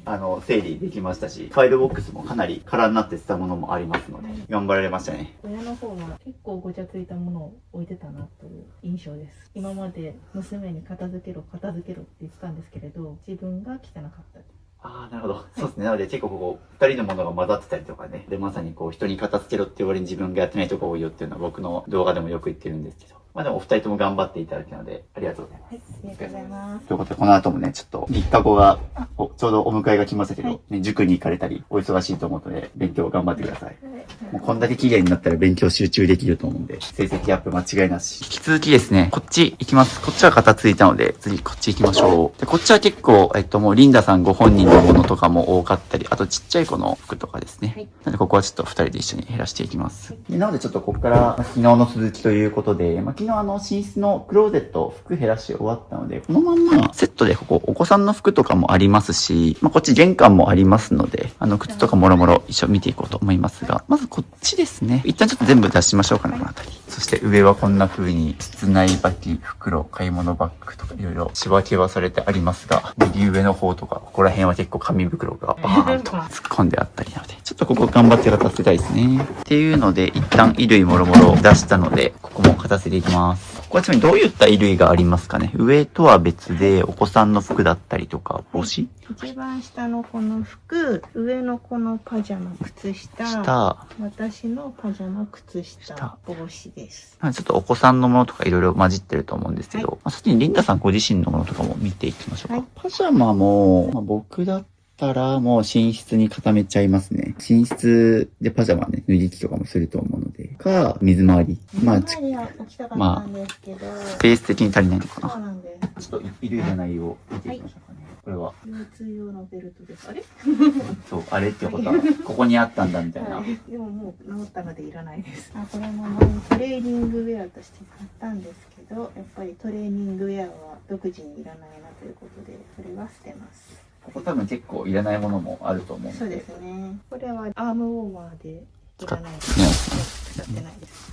この辺り結構使ってないの多そうだな。まあこういうショーケース僕があんま使わない理由がまさにこういうちょっと奥にあるやつが使わなくなるっていうので、ここはちょっと要注意で気を引き締めないとですね。まあでもこんな感じでもういる分だけ整理してほとんどなくなりましたね。はい、という形でどんどんいらないものを減らしながら戻していきます。こちらはお子さんね。はい、次女です。というので、ここが結構今よだれかけがいっぱいあるんですけど、まあ、何枚あったら事足りそうですか？5枚ぐらいあればいいのかな。まあ、洗濯の頻度から逆算して5枚あれば回せるって感じです。そうですね。これはおむつの上に履くパンツなんですけど、サイズがちっちゃそうなので捨てます。サイズアウトしたものもどんどん減らしていきます。はい。あ、これもちっちゃい。あ、もう全部ちっちゃかったです。以上です。もう畳んで置いとくのはこれだけにして、他はどんどん吊るしていきます。お子さんの服畳んで入れるのもめんどくさいと思うんで。まあ、あともっと言うと、僕だったらもうここを上取っちゃいますね。ここを今クローゼットよく見てもらうと、まあ、こっちは使えるんだが、こっちがこの衣装ケースのせいで使えないっていう状況になってるので、一旦この衣装ケースちょっと撤収します。まあ、ゼロにするのは難しいと思うんですけど、多分お子さんのサイズ的にまだいけると思うんで、一旦これで管理しましょうかね。上は吊るして、で下にさっきのちょっと畳む、まあ、よだれかけとかだけ置くっていうような感じにしていきます。おー、いいですね。本来ここさえ開ければわかりやすいし、見ててテンション上がりますね。続きまして、こっち行きます。こっちもですね、なんかさっき捨てた覚えのあるファイル、こっちは使ってんのかな？よく見るとこっちに iPad Air って書いてるんで、外箱があったり、おもちゃがあったり、まあ、結構ここ雑多に詰まってるんで、ここも一旦全部出していきます。これね、空なんですけど、これ無印良品の10枚バッグですね。結構大きいサイズのがあるんですけど、ぐしゃーって入ったんですけど、なんか収納で使おうみたいな。いや、子供は絵画教室に通ってた時があって、大きいスケッチブックを持ち歩くために買いました。感じですね。で、もう今、通わなくなってて、そうです。今行ってないです。で、それちょっと、とりあえず空になったのが置いてあるっていう感じで、で、それはまだ入ってますけど、こっちのちっちゃい方には色鉛筆が入ってたり、ちょっとこういったものが一旦入ってるので出していきます。ここも結構こういう無印良品のこういうクリアファイルとか衣装ケースとかでこう、まあ、一応分類して箱に突っ込んではあるが、ここら辺結構怪しいですね。特に何が怪しいかっていうと、この動線的にやっぱリビングから一番奥の方なんですよね。もうお家の隅っこなので、結構距離もあって、なかなかこの奥の方はあまり管理が行き届いてないのではないかと予想します。っていうので、大丈夫ですか？僕は大丈夫でしたが、気をつけて、もうこれを使わなくていいように減らしていきましょう。はい、そしてここに大量のシールとかがね、多分お子さんのものですね。ここら辺はおそらく、例えばさっきちょうど、ここが結構開いたりするんですよ。僕だったらこっちに、流れの連鎖が、僕だったらこっちで管理させますね。はい、っていう感じで、いろいろありましたが、ちょっと一旦出し終わったので、この床のものを片付けていきます。はい、ではちょっと床中が物だらけで大変ですが、入れやすだけどんどん戻していきます。はい、今現在いるで考えると、そんなにないですね。あ、ここら辺は、なんか意外といるものくださいって言ってパッと出てこないから、いらないものがほとんどってことですね。そうですね。という感じでいるやつくださいって言ったら、なんかもうほぼあれくらいしか思いつかないっていうので、まあ、結構スカスカになってるんですけど、まあ、あと一部ちょっと気になったのは、書類ですね。説明書とかがこういうところにもあったりして、ちょっと謎を言いますけど、これ僕だったらここに入れるんじゃなくて、こっちにしますね。さっき開けたスペース、ここがちょうどスペースあるんで、じゃあこっちに移動させちゃいましょうか。もう書類系全部ここに固めちゃいましょう。って感じで、あそこに置いてあった書類を全部こっちに固めちゃいました。もう書類は全部ここっていう風に。まあ、結構このお家、最初服があっちこっちにあったりとか、まあ、書類も同じくですね、こっちにあったり、あっちにあったりっていうので、分散化してあって、もしかするとまだリビングとかにも今後出てくるかもしれないんですけど、まあ、今後、どこから書類が出てきても全部ここに固めていくっていう風に覚えておきましょう。はい、じゃあちょっとまたですね、こういらない説明書だったり、ちょっともう一回整理していきます。で、まあ説明書は基本的にいらないっていうのが僕の答えで、いるとすれば、買って1年以内で説明書そのものに保険証がついてるっていうもの。まあ、例えばこれがわかりやすい。ちょうどニトリの家具保証書買って1年っていうのがあるんですけども、これ多分どうですか ?1 年経ってます。経ってますね。はい。っものは合わせていきます。で、説明書に関してはどうしてもなんかこう、ないと不安って方は、トリセツってアプリがあって、ここにその自分の家具家電の名前を入れていただくと、一括でダウンロードできます。なんで、ここさえ開けば自宅の家電が全部説明書を読めるっていうような状態で一括管理できるので、そういったものを使ってもいいですし、基本的に説明書って、例えばここにマキタがあるんですけど、掃除機本体に型番が書いてあるので、これで検索すれば説明書オンラインでダウンロードできるので、なので基本説明書はもう使い方わかるのであれば処分して大丈夫です。ちなみにこれ、買ったのが2023年7月1日なんですけど、これ保証2年なんですよ。これ切れてますね。という感じで結構ここにご丁寧にちゃんと貼り付けて管理はされてあるんですが、ちょっと保証期限が切れてないかとかもちょっとチェックして捨てていきましょう。基本的に家具家電って、最初の初期不良がなければそうそう壊れないですね。そうですね。で、あともう壊れるとしたらもうなんか十数年使っても本当に使い切って壊れるって時に壊れるから、意外とだから5年保証とかよくなんか有料でつけれたりするんですけど、大体使わずに終わっちゃいますね。そうですね。まだまだ出てくる大量の説明書。今が見直しのチャンスです。ピンポン、ピンポンということで、書類の整理をしていたら出張回答できましたね。これでゾイドは手元から投げますね。いくらになるのか楽しみ。多分家族旅行行けるくらいの金額にはなりますかね。なってくれたら嬉しいけど。ここに金額貼っとくので、予約を思い越し上げたものがなくなったということで、お疲れ様です。ありがとうございました。はい、ということで書類の整理が終わりまして、大量、じゃじゃじゃじゃじゃん。もう、ゴミ箱収まりきれてないくらい積み上がっておりまして、こういう不要品が出ましたね、いっぱい。はい。で、必要なものはもう全部上にまとめましたので、もうここに書類は置く必要ないですね。はい。多分あっちも含めて一旦家中にあるものはここにまとめてます。とで、引き続きここまた片付け戻っていくんですけど、他にここいるものないですか？これは結構あれですかね、小学校の時とかの。はい。上の子はもう卒業してます。じゃあこれいらないですかね。そうですね。ただこれは1、2個しか使ってないので、これは取っとこうかな。これ何使いますか？下の子のお絵かきをお絵かきってのいつ頃ですかね。現在やってます。2年ぐらい経ったら本格的に使えるかなと思うので、ちょっと取っときたいかな。それくらいですかね、取っときたいの。リコーダー取っときます。あとここの辺は大丈夫かな。リコーダーは使うのいつ頃ですかね。小学校までなんですけど。小学校いつ頃ですかね。4年後。4年後なんですよね。おフル使ってもらうって感じですかね。そうですね。でもどうしようかな。これ名前書いてありますね。そうなんですよ。そうなんですねなので、4年取っとくって言うと、年齢差が11個ありますもんね。ってことを考えると、結構長年取ってましたよね。そうですね。多分、新しいの買いますね、実際。そうですね。入学の。これじゃあ捨てます。はい。というので、引き続き、どんどん減らしているのだけを元に戻していってるんですけれども、ここも雑多にいろいろ入ってて、気になったのがこれ。同じような財布、これもですけど、これ3つ、どういう使い分けですか？使い分けというか、すごくこの財布が気に入りまして、3コインズで300円だったんですけど、色と形と大きさがもう気に入りすぎて、ストックを買いました。財布のストックっていう概念がもう、ミニマリストの動画見てる人からすると考えられない、あれだと思うんですけど、そうですね、これはこれ安いからこそですね、300円で買えるからっていうところから。最後買っても1000円いかないじゃん、みたいな。もう完全に質より量みたいな考え方だったりするんですけど、そうですね、なのでここはもう1個ですね。そうですね。ただ、ちょっとそろそろボロボロになってきたので、こっちにそろそろ移し替えて手放します。で、これは黒を買ってみたけど、色違いで安いから黒も買ってみたけど、未使用ですね、これ。そうですね。汚れたら嫌な時に使い分けようと思ったんですよ。でも、あんまりそこまでは汚れなかった。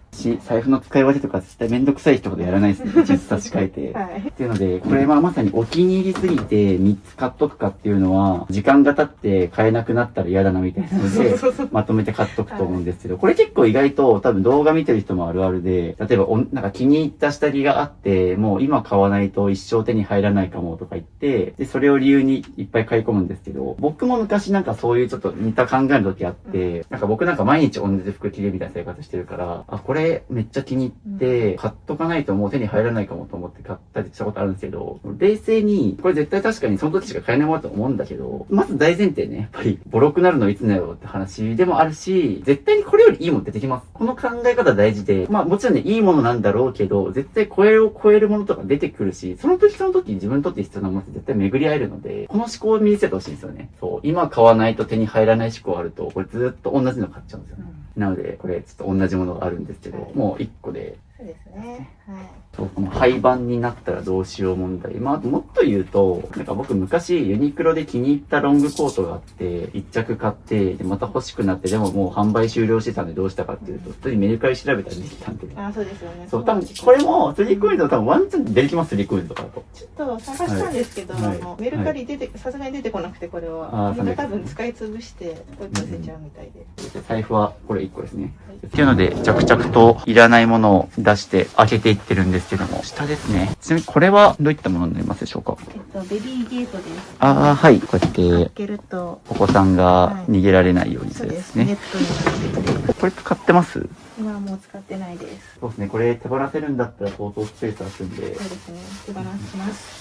そうするとこの下がだいぶ空きますからね。あとちょっとっていうので最後大量の紙袋たちがあそこに積んであったやつですね。スタバの紙袋がいっぱい。しかもこれスタバの紙袋の中のあれですね。ドーナツとか、小物系を入れてくれるやつで、はいウーバーが何かしてで、お砂糖とかをはい入れてくれたやつです。油染みはないんですけど、綺麗だなと思って買っちゃってます。なんか使えるかもみたいな。はい使わないですね。はい。あとこれもそうですね。紙コップの外側につけて熱くならないようにするやつ。結構僕紙袋取ってる人は結構見るんですけど、こっちの包装紙取ってる人初めて会ったかもしれないです。スタバのやつっておしゃれだから、なんか取っときたくなるみたいな。そうですね。スタバのマークはい結構好きで、好きではい一時期ロゴマーク入りのマグカップを持ってたんですよ。あとこれが結構つけてくれない店員さんが多くて、で、はい。しかも一回使っただけで全然汚れてないのにもったいないなと思ってちょっと取って気が向いた時にちょっと持ち歩いたりはしてたんですけど、そんなに持ち歩かない。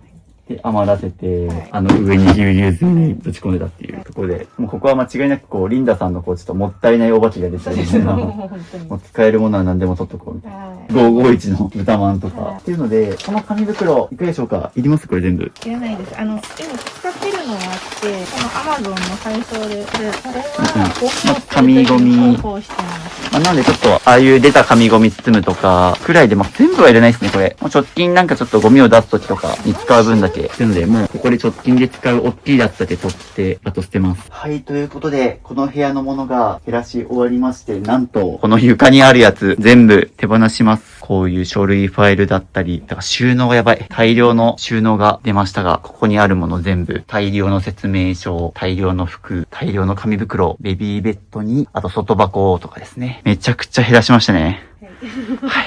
そして、見てもらっての通りですね。もう上の段と下空いてます、そこ。素晴らしい。そして、ここも綺麗に、お子さんのデスクの上も綺麗になってます。一旦ここはお疲れ様です。はい、ありがとうございました。どうですか？減らしてみて、ここ。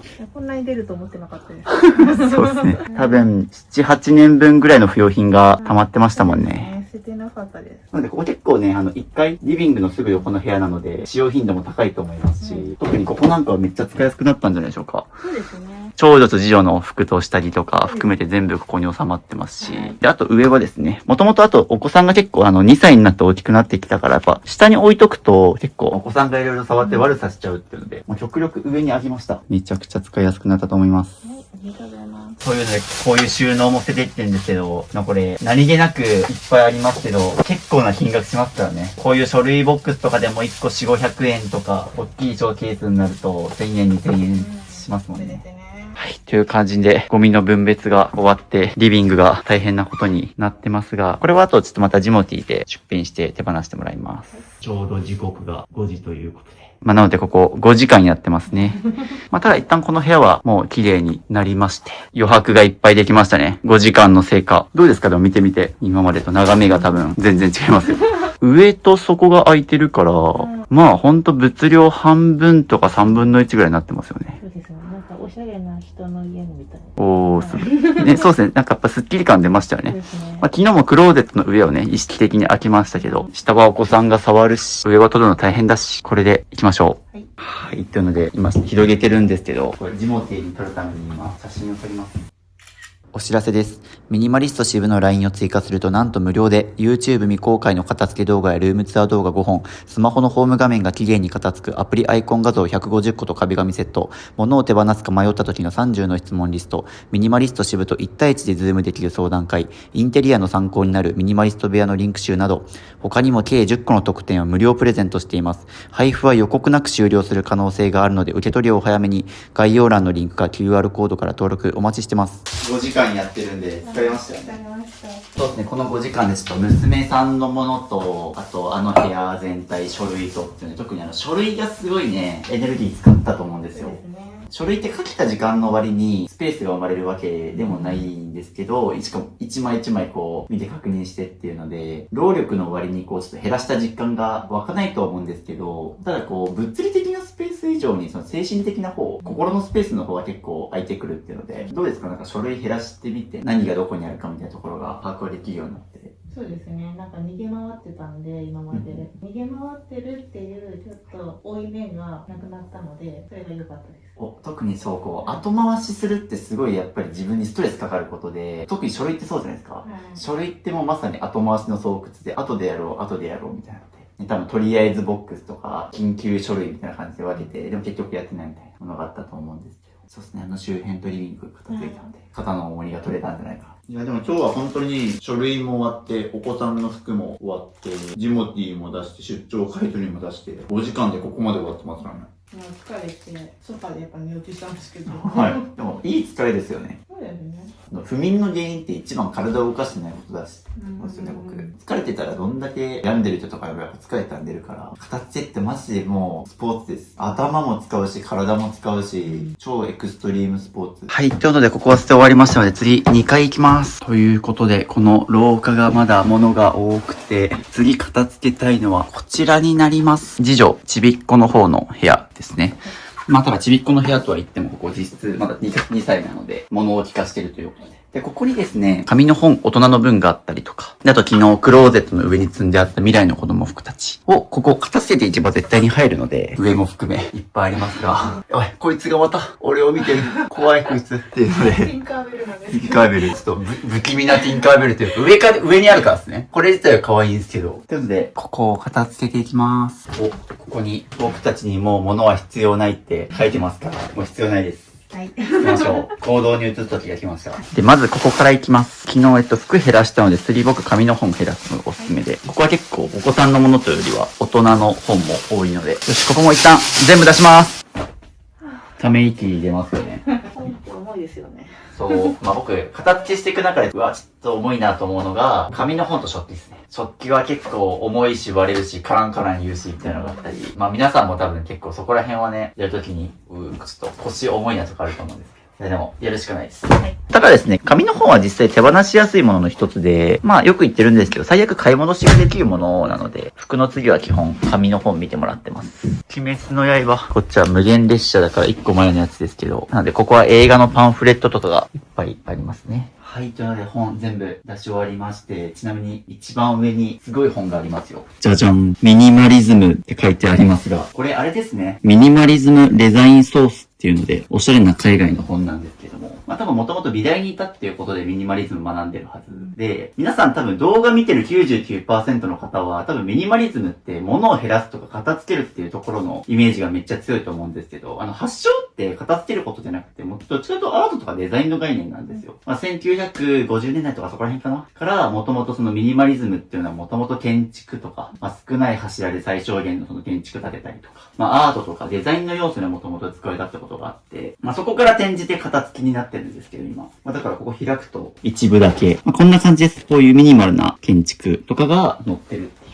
こういう建築に憧れて、そういうインテリアに出そうって思ったんですけど、そもそも持たない方がいいってことに気づいてなかったです。ああ、なるほど。多分でもそうっすね。美大出身だからこそ、今でこそミニマリストって言ったら、その持たない暮らしっていう言葉が連想されたりとか、ね、物少ないことによってそのお金が浮く、時間が増える、自信に強くなるとかいろいろ言われてますけど、多分美大で学ばれてるから、まあ、例えば僕見ていいなと思ったのは、このページのこの写真とかすごいミニマルで美しいなと思うんですけど、物が少ないとこう、生活しやすいとか関係なくシンプルに美しいという感覚ですよね。そうですよね。そう、そこから始まってるから、多分建築はそういう風にに作ったと思うんですけど。そうなんです。お願いしました。で、実際に作っていただいたのに活かせてない。そうですね。なので、デザイン的な、美しさ的なミニマリズムはこれで学んだと思うんですけど、物減らす、意味合いで言うと多分現在こっちなんですよ。わかりやすいです、対比が。もともとはこっち発祥で、デザインとかアートってところから今こういう風に、もう僕たちに物は必要ないっていうので、こういうのを読むと、まさにさっき言ったお金が浮くとか、防災に強くなるみたい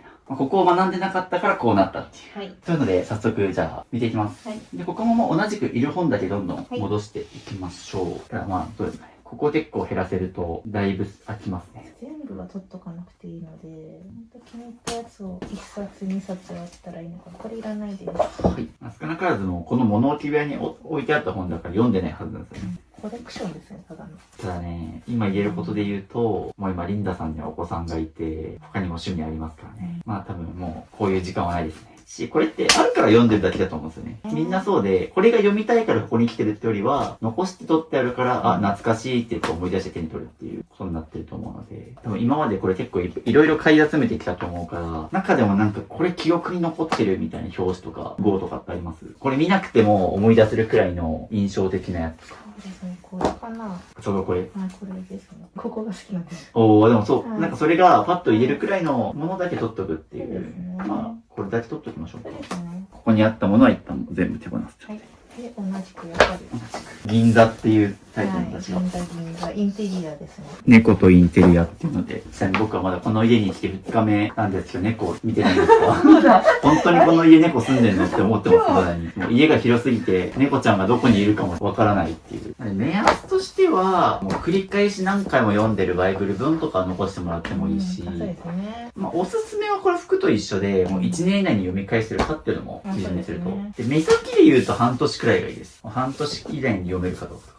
というと、本って僕は全部読んでないからダメとも思ってなくて、本パラパラめくっててもちろんね、多分知ってることとか聞いたことあるなみたいな言葉もあると思うから、そういうところはバンバンも読み飛ばしちゃってサクサク。で、僕も本のうち1行2行でも、この言葉めっちゃいいなとか、ここめっちゃ参考になるなってことがあれば、もう本元取れてると僕思っちゃいますね。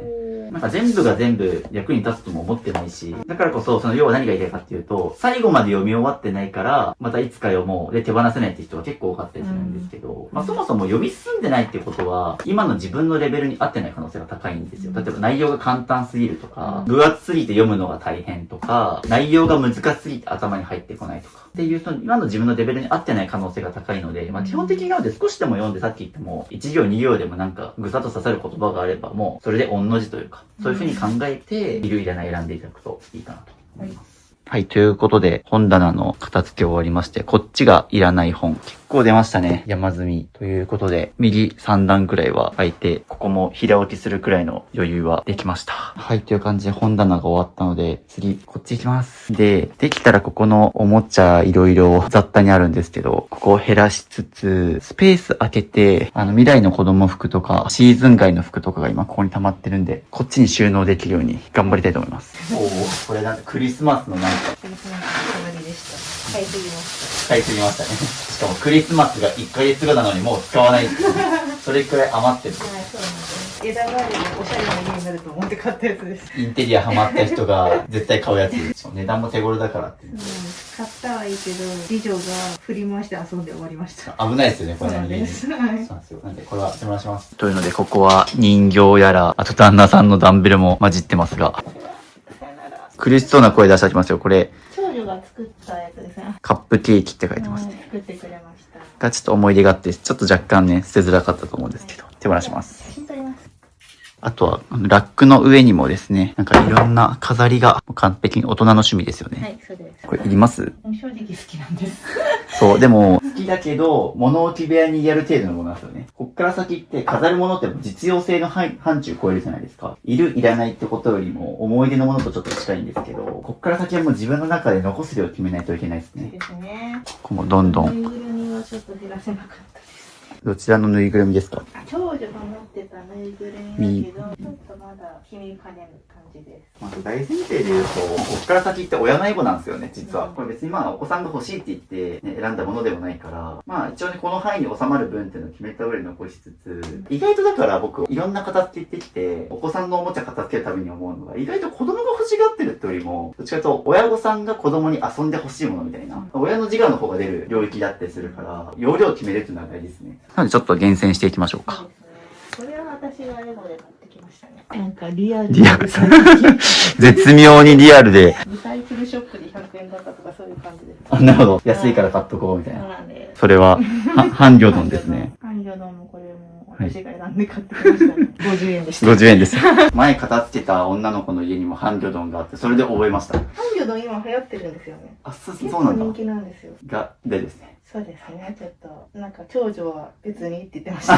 なんか大人から見るとブサ可愛いみたいなのがあると思うんですけどね。子供から見ると何このブサイクな魚みたいな感じなのかもしれない。僕もこの片付け企画でいっぱい半魚丼捨ててきてます。という感じでいろいろ話し合いまして、ここをもうちびっこちゃんが遊べる空間にしようということで頑張りましょう。はい、そしてそのために、あそこは結構減らせそうとのことなんで、もうわざわざロフト登ってまで追いやってるものたちなので、ここ今から出していきます。そしてここ、積むの大変でしたよね。そうですね。もう記憶がないです。いや、これね、想像を絶しますね。というので僕今登ってまして、上から見るとこういう状況なんですけど、意外とこれはですね、寝室にするってよりは単純にもう物置用に作られてるロフトっていう感じがしますね。そうですね。最初はその想定で作って、で、長女の方は急遽ベッドにしてる。あー、なるほど、なるほど。もう一個上の長女の方は、上がベッドルームでしたけど、あそこは増設して、なんでここはもう本当に広さ的に物置空間のように作られて、結果こうなってるって感じですね。はい。という感じで今、こんな感じで上に登って物を出してます。はい、というので上は更地になりました。じゃあこっから今からこれを減らしていきます。上に積んでたおもちゃってどんなものが多いですか？上の子が12年間遊んでたおもちゃ、歴代のもの。そうですね、上の子のおもちゃですね。リンダさんの場合は、お子さんが11歳離れてるからこその溜まってきてる。未来の子供服とかおもちゃっていうのがこう、もう長年溜まってきてるっていうのがありますね。これがまあ、2歳差3歳差とかだともうね、すぐに終わって手回せると思うんです。親御さんとお子さんのおもちゃ片付けるときって意外とお子さんそのものっていうよりは親御さん自身の戦いだったりしますね。そうですね。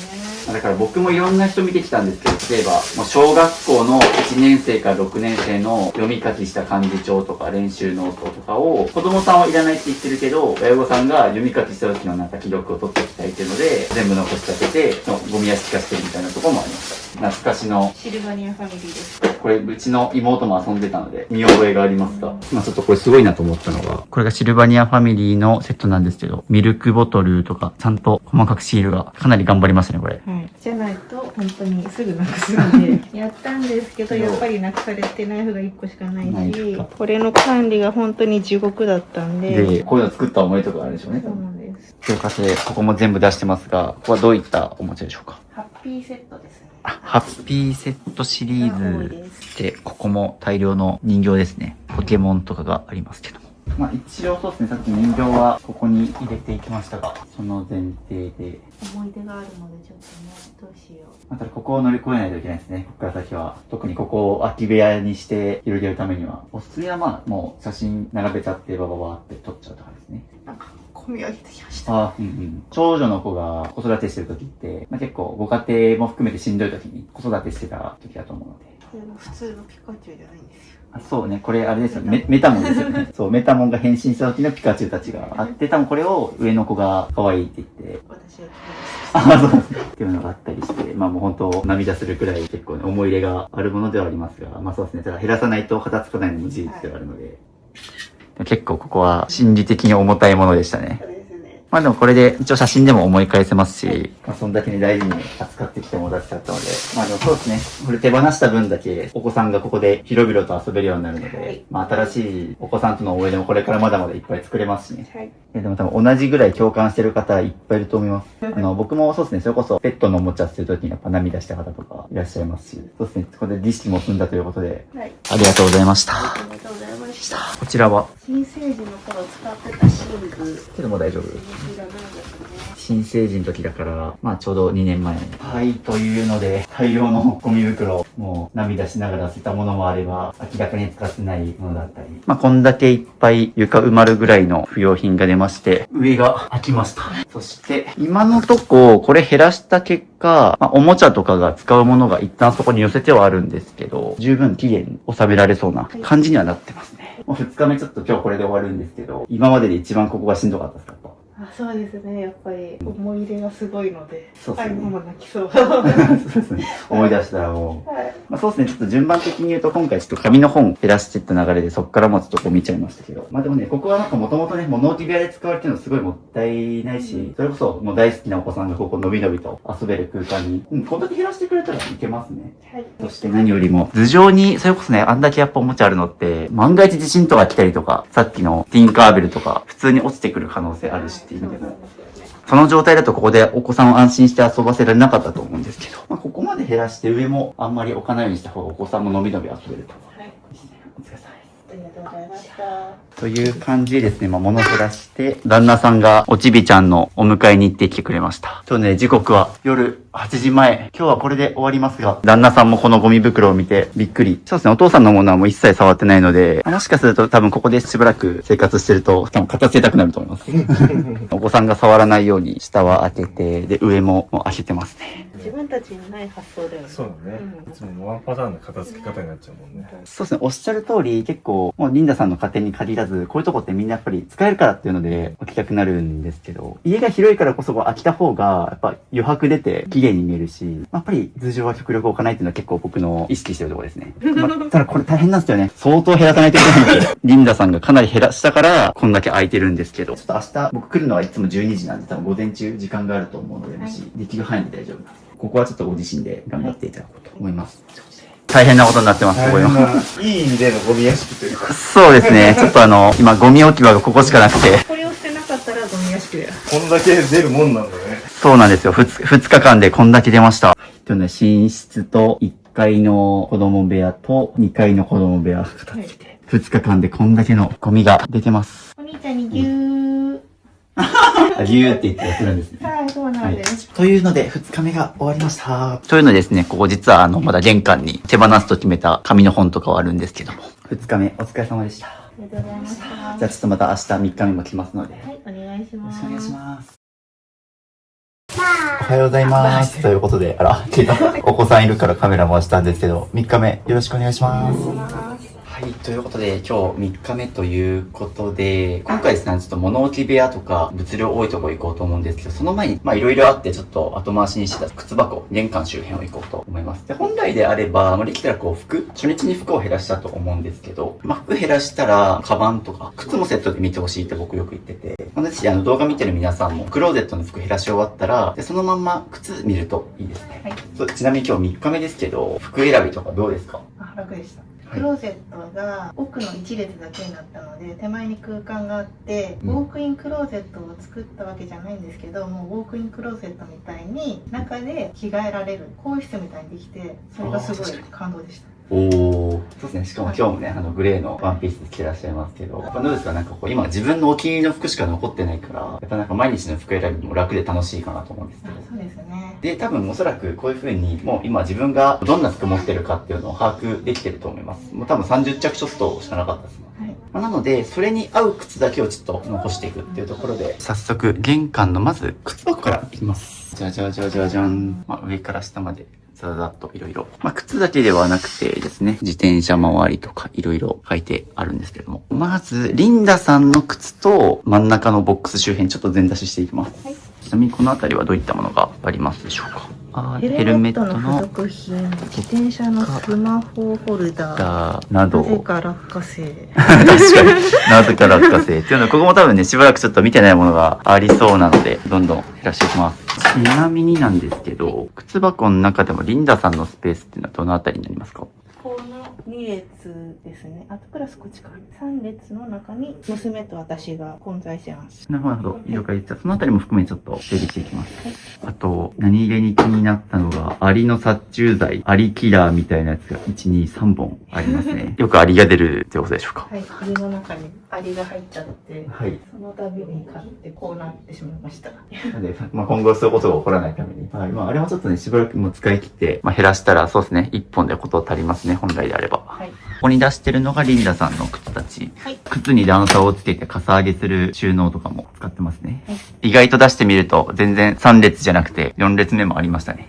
1、2、3、4、11、12、13足でした。13足ですね。っていう感じと、あと靴だけにとどまらず、まあ、お子さんのレジャーアイテムとかいろいろあるので、そこを見直していきますが、先に靴いっちゃいます。靴がもうわかりやすく今13足並んでるんですけども、もうこうパッと見てしばらく使ってないなとか、まあ、なくても問題なさそうな靴ありますでしょうか？入ってないのは、これ。おー、もう3足出ましたね。はい、これも正直履いてない。履いてない。これも履いてない。履いてない。結構なペースで。これはまだ履いたこともない。履いたことがない。もう結構論外なアイテムが。で、これが毎日履いている。もうこれしか履いてないですね。ああ、もうなんか10秒ぐらいでポンポンポンポン終わっちゃったんですけど、まあ、逆に言うとそうですね、まあ、服は結構ね、数いっぱいありますけど、靴は意外と気に入ったものをこう定番でリピートして履いてるっていうのもこうリンダさんの傾向ですね。そうですね。なんか TPO に合わせて履き替えるとか、コーディネートを考えるとかできないタイプですね。ああ、わかります。もう本当にファッション好きな人じゃないとね、靴も含めていろいろコーディネート考えるのって大変だから、見てもらったの通り残ってる靴っていうのがもう黒とか結構どれでも着回ししやすいようなシンプルなデザインのものなので、基本これ使ってたらどんな服装とも似合いますもんね。そうですね。無難で。よかった、一瞬で終わった。うすうす感じてたんですよ。あーそうです全然履いてないし。この後履いたところで、うんうん上が白が多いから、これも履いちゃうと全身白になっちゃう。確かにそうですね。減らしたもの、黒これくらいで、他、パンプスとかスニーカーとか全部もうシルバーとか結構明るめ。確かにこれはなんか、わかりやすくいるいらないの傾向出てますね。このタイミングでお子さんの靴も全部出しちゃいましょうか。で、お子さんが手に取りやすいようにも下の段に置いといてあげよう。もう一番下の段はここと突っかかって全部開かないですね。そうするとこの靴もしばらく履いてないんじゃないかっていうのもありますが。ちなみに、ところどころこれが敷かれてあるんですけど、リンダさんのスペースだけは何もつけてないっていう。そうですね。結構僕のチャンネル見てくださってるから、外すシーンが多くて、自分のとこだけでもやろうみたいな。そうですね。ちょっとやってみようかなっていう。確かに綺麗だなと思いました。そうですね。なので、下の部分ももう大丈夫はい、です。そうですね。撤去します。そうですね。こんなことまでやっていただけると。ああ、いえいえ。逆に僕なんかこういうのやってる方が楽しいんですよね。なんかデザインじゃないけど、空間作り。空間作り。おー、素晴らしい。この2列が旦那さん。2列は長女。ここはちょっとまたボックス入れていくんですけど、使用頻度が高い箱を入れる。ここはリンダさんの靴。でいくと、おそらく下結構2つ余るんで、まあ余った2つはここのもの入れたりとかしていくと、これがそこに置かなくていいと思います。おー、すごい。お子さんの靴置き場ができました。本来ここ減らしておけば余裕でここに置けて、これいらないんですよね。いらなかった靴も手放していきます。スプレー系ももう極力直で置いちゃった方がいいかな。下の方に直置きしてもらったんですけど、ちょっとこう収納にやっぱ入れる癖っていうのが長年の整理収納で染みついちゃってると思うんですけど、これは多分立たせちゃった方がいいですね。で、このカゴはいらないかな。なんだこれと思ってみたら、なんと Amazon の段ボールのミニチュア。すげえ。可愛いと思って買っちゃいました。お子さんのおもちゃとかでもなく、はい、私です。リンダさんの趣味で Amazon 段ボールのミニチュアが、これだけ見ると買い物大好きな人みたいな。おー、これちょっとどこで買えるんですかこれ。シーンです。シーンで買えるんだ。これどこに置いてあったんですか？いつもここにハンコあるんですけど、はいそこに飾ってました。なんか靴箱に飾ってあったんですね。はい。前はここに飾ってたんですけど、追いやられました。なるほど。これいりますいらないです。はい。冷静に考えてこれシーンで売ってるのやばい。そうなんです。Amazon ですからね。なのでここにあったものが全部収まりまして、まだ余裕あります。そして、これもともと学習机。昨日お子さんの部屋にあった押し入れのところにあったこの3つ。雨具とか、レジャーシートとか、このあたり。これ玄関に置いた方が動線的に使いやすいよねって言って持ってきたやつなんですけど、あそこに収めていきましょう。多分ここにジャスト入りますね。全部入った。というので、なんと、ここに全部余裕持って入りました。そしてなんと、これ使わなくていいです。素晴らしい。なので、これもなくなって、あっちの部屋にあったものも全部入ってます。すごい。それではまだ余裕ありますからね、ここら辺とか。特に玄関って毎日使うところ、出かけるたびにそれこそレジャーシートのものとか、自転車用品のものとか、あとここで日焼け止めのスプレーここで塗ってとか、もうお家の玄関って使用頻度すごい高いし、絶対毎日開いてる時に眺めるところなので、ここが綺麗で使いやすいと本当に毎日の幸福度上がります。そうですね。という感じで、これはもう2つとも処分していきます。そしてなんとこんだけ大量の不要品が出まして、もともと靴を置くときにこういう風に高さもつけてたと思うんですけど、これ1個もいらなくなりました。これ全部処分です。Amazon の段ボールも処分。そうするとだからここめっちゃ広いっすよ。素晴らしい。最初はそうだったんですけどね。そうですね。だんだんとここに物が、こんだけ広い収納があるのに、また収納を買い足してっていう負のループに入ってました。これ断ち切れましたね。はい、ありがとうございます。はい。なので、ここが一旦片付いたので、次、こっち行きます。で、そうですね。ちょっと僕気になるのが、やっぱりちょっとここが若干いろいろごちゃついてるので、で、ここを片付けるためにこっちですね。片付けていこうと思います。じゃじゃーん。というので、真ん中は空いてて、ちゃんとこう、壁に寄せてかけたりとかして、なんかちゃんと使いやすいように。なので、こんな風に入って取り出したりとか、奥にはちゃんと備蓄があったりして、整理はされてあると思うんですが、綺麗とは言えないという状況で。ここも結構物が溜まりやすい場所かなと思うので、ちょっと片付けていこうと思うんですが、まずちょっと一個一個もここ使ってるかどうかの確認していきます。こちらの帽子は使ってないです。使ってないですね。結構いい場所にあるから、てっきり使ってんのかなと思ったけど、そんなこともない。はい、使うかなと思ってそこにかけたんですけど、暑いと外に出なくて使わなかった。なるほど、結構引きこもり。そうです、引きこもりです。そうですね。出口のところが多分あると思うので、もう早速1個減りました。で、こちらは、これ何ですか？テントです。テント。テント。公園とかに広げられるやつですね。これは使ってる。時々。時々。こっちのカバンは、よいしょ。何でしたっけって、ちょっとだいぶ怪しいですけど。ベビーさんのレインカバーです。これは使ってます。時々ですね。雨降った時に使いますね。ちなみになんですけど、ここに吊るさなくても、こっちでもいいかもしれないです。今なんか、ちょっと存在を忘れてたけど、レインカバー使うとは思うので、使用頻度が低いものは上に固めてるんですけど、季節物の扇風機とか、そこに置いてもいいのかなとは思いましたね。なので、ここ片付けた分、ここにぎゅうぎゅう済みにしなくても、ちなみに最後に使ったのいつですか？やっぱり雨の日は出かけないので。本当にたまにですね。なので、本当に多分年に数回行ったと思うので、もう上を置いちゃいます。ここはもうあくまでできるだけ使用頻度が高いものだけ吊るして使いやすくしましょう。で、ここにかけるものはもう最小限というか、もうこれむしろなしでもいいくらい。これマグネットですもんね、多分。っていう感じで、これは撤去します。めっちゃ綺麗。そうですね。なので基本方針はもうそこに全部固めて、せっかくカーテンがありますので、備え付けの。こういう風にしてあげると、手間もそんなにかからず、綺麗にできるかな。一応これかけるとしても、僕だったらちょっと下目にするかな。上にあるとやっぱさっきのクローゼットとかの話と一緒で、やっぱ目線の高いところにあると、結構ごちゃごちゃ感が目立ちはしますので、お子さんが触れないとか考えたとしても、ここら辺にするとか。傘ありました。探してた傘が。で、一応ここにかけたんですけど、ここもなんか一箇所にかけるってよりは、できたらここ減らして、ちゃんと一個一個かけれた方が楽かなと思いますが。ここどうですか？なんか見直せそうな。ここ今日鍵がいっぱいあるんで、もう鍵だけにしちゃうとか。そうですね。つけようと思ってたけど使ってない。タグ付けしようと思ってやってないのでいらない。これ縄跳びですね。大量の縄跳び。大量の、これ全部いります？いや、全部もう使ってはないので。1本あれば。そうですね。これは主人のが1本あれば。大丈夫ですね。じゃあこれは丸ごといらない。いらない。気になったのが傘で、4、5、6。あと、あっちにも2本ありますよね。4人家族で計8本っていうので、そのうちね、お子さんもいらっしゃるから、ややちょっと傘は多いんじゃないかなと思いますね。ちょっと見直しましょうか。これ多分、片付きに関わらず言われてることだと思うんですけど、ちょっと生活乱れてる家は傘多いみたいな話とかって、たまにあったりすると思うけど、ちょっとだけありますね。そうですね。これがもうずっと古いの捨てようかなとずっと思ってました。そうですね。これはもう手放そうと思ったやつと、あとコツとしては、多分日傘と雨傘で分けてるとか。そうですね。これ結構女性の方はあるある分けてる方多いんですけど、ミニマリスト的に減らすって観点でいくと、兼用できるものに絞るとかしていくと今後はいいですね。僕もそんな感じです。日傘持ってるんですけど、雨傘と日傘兼用できるものにしてるとか。そういうのすると一応本質的には減らせます。ちょうどうまい具合に主人の傘が全然ないんですけど、実は主人が一番傘持ちで、まだあるのかな。紅傘を最大一人で8個持ってた人なんですよ。あっちの傘との使い分けは？これは折りたたみ傘兼日傘。子供の。これは私がかった。あ、でもこれは減らしていいかな。うん、そうですね。日ちょっと傘。です、これは。完そう全に。ですね。なんかちょっと畳み傘がやや多かったなと思ったので、はいここら辺は減らせますね。これはいらない。なので、この2つは減らせます。そうですね。という感じなので、こういう風にどんどん見直していくといらないものはいっぱい出てきます。これで使うものだけ厳選できましたね。こんな感じかな。はい、すごい。はい、素晴らしい。はい、ここもこんな風に整理が終わりましてですね。まあ、ここに使うものを置いたり、まあ、ここもう少し生活していく中で見直せると思うんですけど、だいぶいらないものを減らして使いやすくなったと思います。はい、ありがとうございます。というので、ここ片付け終わったら、おちびちゃんが、もうそれ捨てるやつだよ。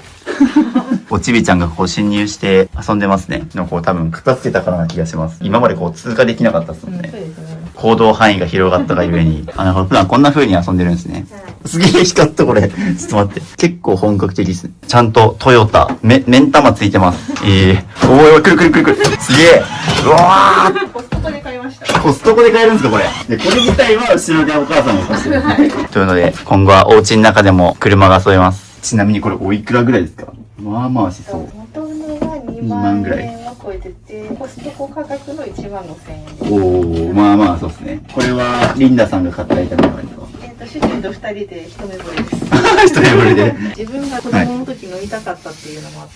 ああ、なるほど。2歳にして愛車を持った贅沢な子供。ということで、遊びたくてしょうがないそうなので、外に出庫します。お、靴、取り出しやすくなったよ。ねえ、すごい楽。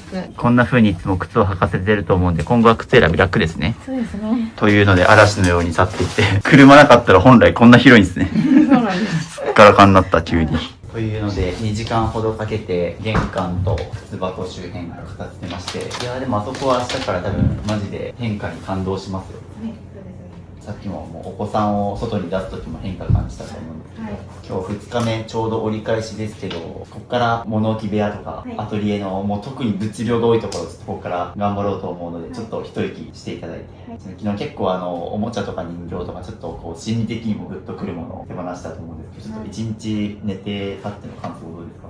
疲れました。あ、違うのね。疲れたの一言でした。ですね。だからさっきみたいに、ああいう風にお子さんと遊んできたものがどんどんこうおもちゃたちに宿っていくっていうような、はい、そうですね。多分車とかもまた手放す時にね、またいろいろその時はまあ覚悟を決めて、やっと捨てられるって感じですね。 11歳差あるから結構長年ずっと取ってたと思うんですけど、ようやく解放する時はまあ結果論ではあるから11歳の差で生まれたっていうのは、その時も多分2人目が欲しいっていうので考えてたから残したと思うんですけど、まあ、結果論だけ言うと11年間の差があるんだったら、そのね、さすがに11年間貯めとくと家も狭くなるから減らしとけよって話はあるんだけど、まあ、その時は分からなかったですからね。そうですね。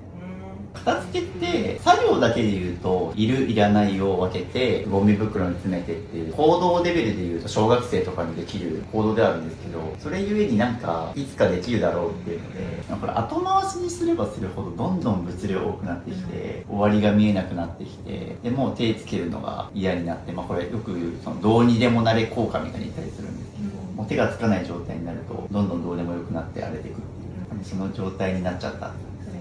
もう眠い。仮眠してもいいですよ。あ、本当ですか。はい、結構2日間ずっと片付けてるし、特に僕が帰った後も子育てとかされてるんでね、ちょっと1時間仮眠していただいて、いや大事。結構本当大事です。僕よく連日片付けるんで、終わった後に皆さんに LINE で送ってるのが、もう今日早めに寝てくださいって言うんですね。結構皆さん興奮して僕が帰った後もやりたがったりするんですけど、それよりは極力ちゃんと寝ていただいた方が、1日8時間とか結構長丁場なんで、じゃあちょっと引き続きお昼寝をしていただいて、1時間後ぐらいにまたしっかり回復して物置部屋と戦いましょう。そうですね。ではおやすみなさい。はい、すいません。ありがとうございます。はい、というので、リンダさんが昼寝してる間は、このアトリエ部屋で、ちょっと僕は溜まった仕事になります。いや、でもすごい素敵なアトリエで、ここ片付けたらね、本来こういう風に快適に作業できるはずなんですが。はい、ということで、お昼寝から復活されたということで、はい、元気出ました。シャキッとしてます。シャキッとしてます。はい。よし。ということで、ついにここ行きましょうか。はい。一番の屋根裏は下の物置ですね。はい。僕にご依頼していただくときも、特にここが物量多くて大変ですということで、お写真もいただいてたんですけども、こんな感じで、まず外にも復習すると、こういうハロウィン、クリスマス、季節のものグッズがあったり、ここにも収納コンテナが4電積んであったりなどありまして、防災ヘルメットなどなど奥深くまで入ります。そして、こっちにも同じくレジャーって書いてあって、ったり、まあ、ここも季節物かなとか、フォトグラフって書いてあるので、まあ、思い出の写真だったりとか、クリスマス、ハロウィンなど、ここにもありますね。クリスマスボックスは下にもあったりするので、結構ここは本当になので、いろいろ雑多に入ってますね。ですね。が、ここはかなり減らしがいありそう。そして、これは未来の3歳の時に、あれ、これ違う、13歳の時か。そうですね。でも3歳でも使おうと思ってそのまま膨らませとこうと思ってます。なるほど。お子さんが今13歳と2歳だからこれ使い回せるぞっていうので、みたいなものがいっぱいあるので、ここ減らしていきます。はい。というので、ここも同じく大変なんですけど、もう全部出します。はい。謎の棒があるんですけど、こはい。ういうのは。もういらないですね。はい。これも減らしていきます。はい。やばい。ベイビーがママに会いたくてめっちゃ泣いてます。ママが寝たと思ったら今度はおちびちゃんが寝ないとですね。泣きや。ママのお膝の上が落ち着くんですね。ということで、おちびちゃんも一緒に片付けることにしました。この黄色いヘルメットが子供用なんですね。そうですね。これで地震があっても大丈夫。というので、僕、そうっすね、ちょっとあそこ見た上で、一番最初減らせると思ったのが季節物ですね。ハロウィンとクリスマスがもう3ボックスあるんですよね。これちょっと一旦出しましょうかね。これ飲みたいの。飲む？在庫をどんどん消化してもらおう。あ、これは1歳から飲めるんですね。そうですね。飲んでます。美味しそうに。最近、うちで働いてくれてる女の子も出産して、離乳食的なの見に行ったら、3ヶ月の子だったんで、4ヶ月から渡せるやつがあったんで、それあげたんですけど、なんかお粥とかまずそうなやつしかなくて、これ美味しそうなのって1歳からとかじゃないと飲めないんですよ。そうですね。いいね、こんな美味しそうなのがもう飲めて。という感じで、後ろが開きましたので、ここから季節物見ていきます。ハロウィンの箱。こちらはこれは衣装ですね。一緒ですね。来年も使えます。そうですね。これはまだ使えるので。はい。まあ、なので、ちょっと季節物、まあ、例えばハロウィンだったら、この箱1個とか、クリスマスはこの箱1個みたいな、さすがにちょっと多いかなっていうのあるんで、1箱で収めていきましょうか。これは、上の子が幼稚園の時に作ったマントですね。上の子がちっちゃいやつ。7年ぐらい前。これは大丈夫ですね。これはなんで、リンダさんが作ったものですね。そうですね。まあ、ベースは多分、100円ショップで買ってきて、パーつけて、文字をつけて、こういう風に。これが結構苦労したので、なるほどつい取って取ってなるほど、なるほど。ただもう大丈夫ですね。って感じで、結構ね、箱スカスカなんですよね。こいつがちょっと気に入っちゃってるの綺で、麗。ただ、ここじゃなくて、直置きすれば、スペースは空きそうなので、これどこに直置きされます？リビングにそういうことです。もう他の減らしておくそうですか？すみません、ちょっとそうですね。まあ、要は僕が見てると、これなんでここまで突っ込んでるかっていうと、ずっとここに置いてあったものなんですね。で、ちょいちょい昨日もあったと思うんですけど、まあ、本当に飾りたかったら、まあ、やっぱり出して使ったりですあ、ね。この前まで飾ってました、これは。だから、この前買ったばかりで。あー、なるほど。まあ、一旦ここ買ったばっかって話あるんですけど、全体的に飾りが多いのはもう自覚されてますよね。そうですね。で、これ残すとしても他のもの減らしておくとかしないと、スペース的には足りないので、まあ、一旦ちょっと時間がかかるんで、一旦そんな風に、まあ、なんでここまで突っ込んでるかっていうと、多分ここから先、あっちとかも含めて飾りがいっぱいあります。なので、こういう飾り物を特に意識的に減らすところは、マインド変えていかないと多分形つかないと思うので、ちょっとそこを気を引き締めながらですね。はい。っていう感じで、あ、これですね。これはもうじゃない。わお、これ、雲ですね。そうです。飾りで使ってて、正直そんなにいらないので、半分減ら半分します。。という形でこの辺りちょっとどんどん減らしていきます。で、あとですね、ちょっとこの白い布なんでしょうか、2つ。お化けになれる布です。お化け用の布、本当だ。可愛いと思って買っちゃって、去で年買って、今年買ってっていう。で、あ、こっち、あ、これお化け。これどっちかでよくないですかね。そうですね。なので、昨日が被ってるものは1個にします。はい。ちなみにどっちにされます？顔は出ないけど、こっちにしこます。っちにします。ははい。ハロウィン系は一旦こんだけになりました。だいぶ少ない。で、問題はおそらくクリスマスがちょっと多いのかなというところですね。しかもちょうど、今撮影日が11月なので、来月がクリスマスということで、今年のクリスマス使いたいやつを残していくような感じになりますね。はい、という感じで必要なクリスマス道具はこの一箱に収まって、こっちは全部いらないもの。そしてハロウィン系も着々と減って、季節物はこんだけ減りました。続いてがお正月系です。まあ、ここはもともと一箱しかないんだけど、まだ整理できそうということで、これは、これはおひなわさんですね。はい。はい、ちょっとまあお正月系じゃないものも混じってたりするので、こういったものをちょっと整理していきます。というので、お正月系は見直しが終わりまして、続きまして、これは誕生日系、はい。本日の主役のやつですね。お誕生日グッズもちょっとまだ整理します。はい。これは、飾りで膨らませて、はいででもアルミバルーンはなかなか空気が抜けないので、はい使い回そうとしてでそのまま入れているものです。だからもう節約のために来年使おうみたいな。そうですね。まあちょっと保留にしました。この辺りに1と3がありますが、これ同じものってちなみに次14歳買えるんですか？だと思います。ぜひはい。アマゾンのお店ですよ。ああ、続いていれば。まあ3歳はちなみに何ヶ月後ですか？ 1年後です。ほぼ。まあ僕だったらもうシンプルに1年で使い捨てますけど、そうですね。どうされますか？空気抜きましょう。私はもう一回やります。はい諦めます。何気に場所取るんで、はい人生で初めてこれの空気に来ました。こういうのと無縁の生活してるし、友達から誕生日お祝いされないので、初めてこれ空気抜いてます。そうこうしてるうちに僕はバルーン抜き終わって、思ったのはあれですね、何気にこうバルーン残してる人、まあ初めてというか、多分それってこう、お家が広いからできるんですよね。多分一般的な家庭だと、多分狭いからもうこれくらいだったら使い切って捨てないとってなったんですけど、いかんせん置けちゃうからですね。まあただこれはまあ、そんな高くないですね。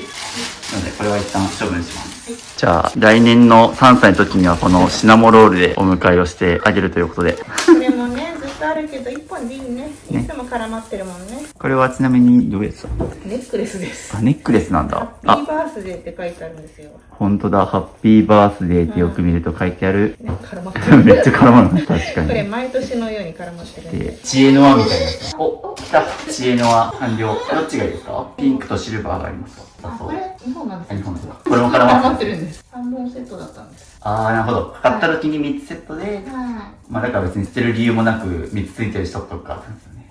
い。1個にするか。絡まっちゃうからね。感じで、この2つは手放して、あ、こんな感じで嫌なの。で、これ1本にして、はい、って感じで、仕分けが完成。はい、というので、誕生日、お正月、ハロウィン、クリスマスというので、それぞれ1箱にまとめました。お、寝てくれました。というので、ここで寝かせとこうっていうので、これを持ってきました。僕も家全体片付けてるんで、何がどこにあるか把握できてるんで、持ってきました。というので、ここで寝てもらいながら、僕たちはこっちを片付けます。続きまして、この廊下にですね、この箱とこれが積んであるので、まずこれを片付けます。ここまた何があったっけ？作品です、ね。あ、作品だ。また作品ってありますかね？まだまだありますね。奥にも。奥にも。了解です。逆に言うと、あれしっかり、これしっかり、奥しっかり、結構こう意外と作品系で埋められてる感じですか？そうですね。上の垂れてるバッグ、白、黄、緑、水色、あれも作品入って作ます。品系、なるほど。減らさないといけないんですが、なんか時間かかりそうな気がするので、先に生活必需品の過剰なストックとか、ちょっとそういう系で減らせそうなの出しましょうか。はいこれは夏用のプールかな？おもちゃですね。あ、おもちゃ。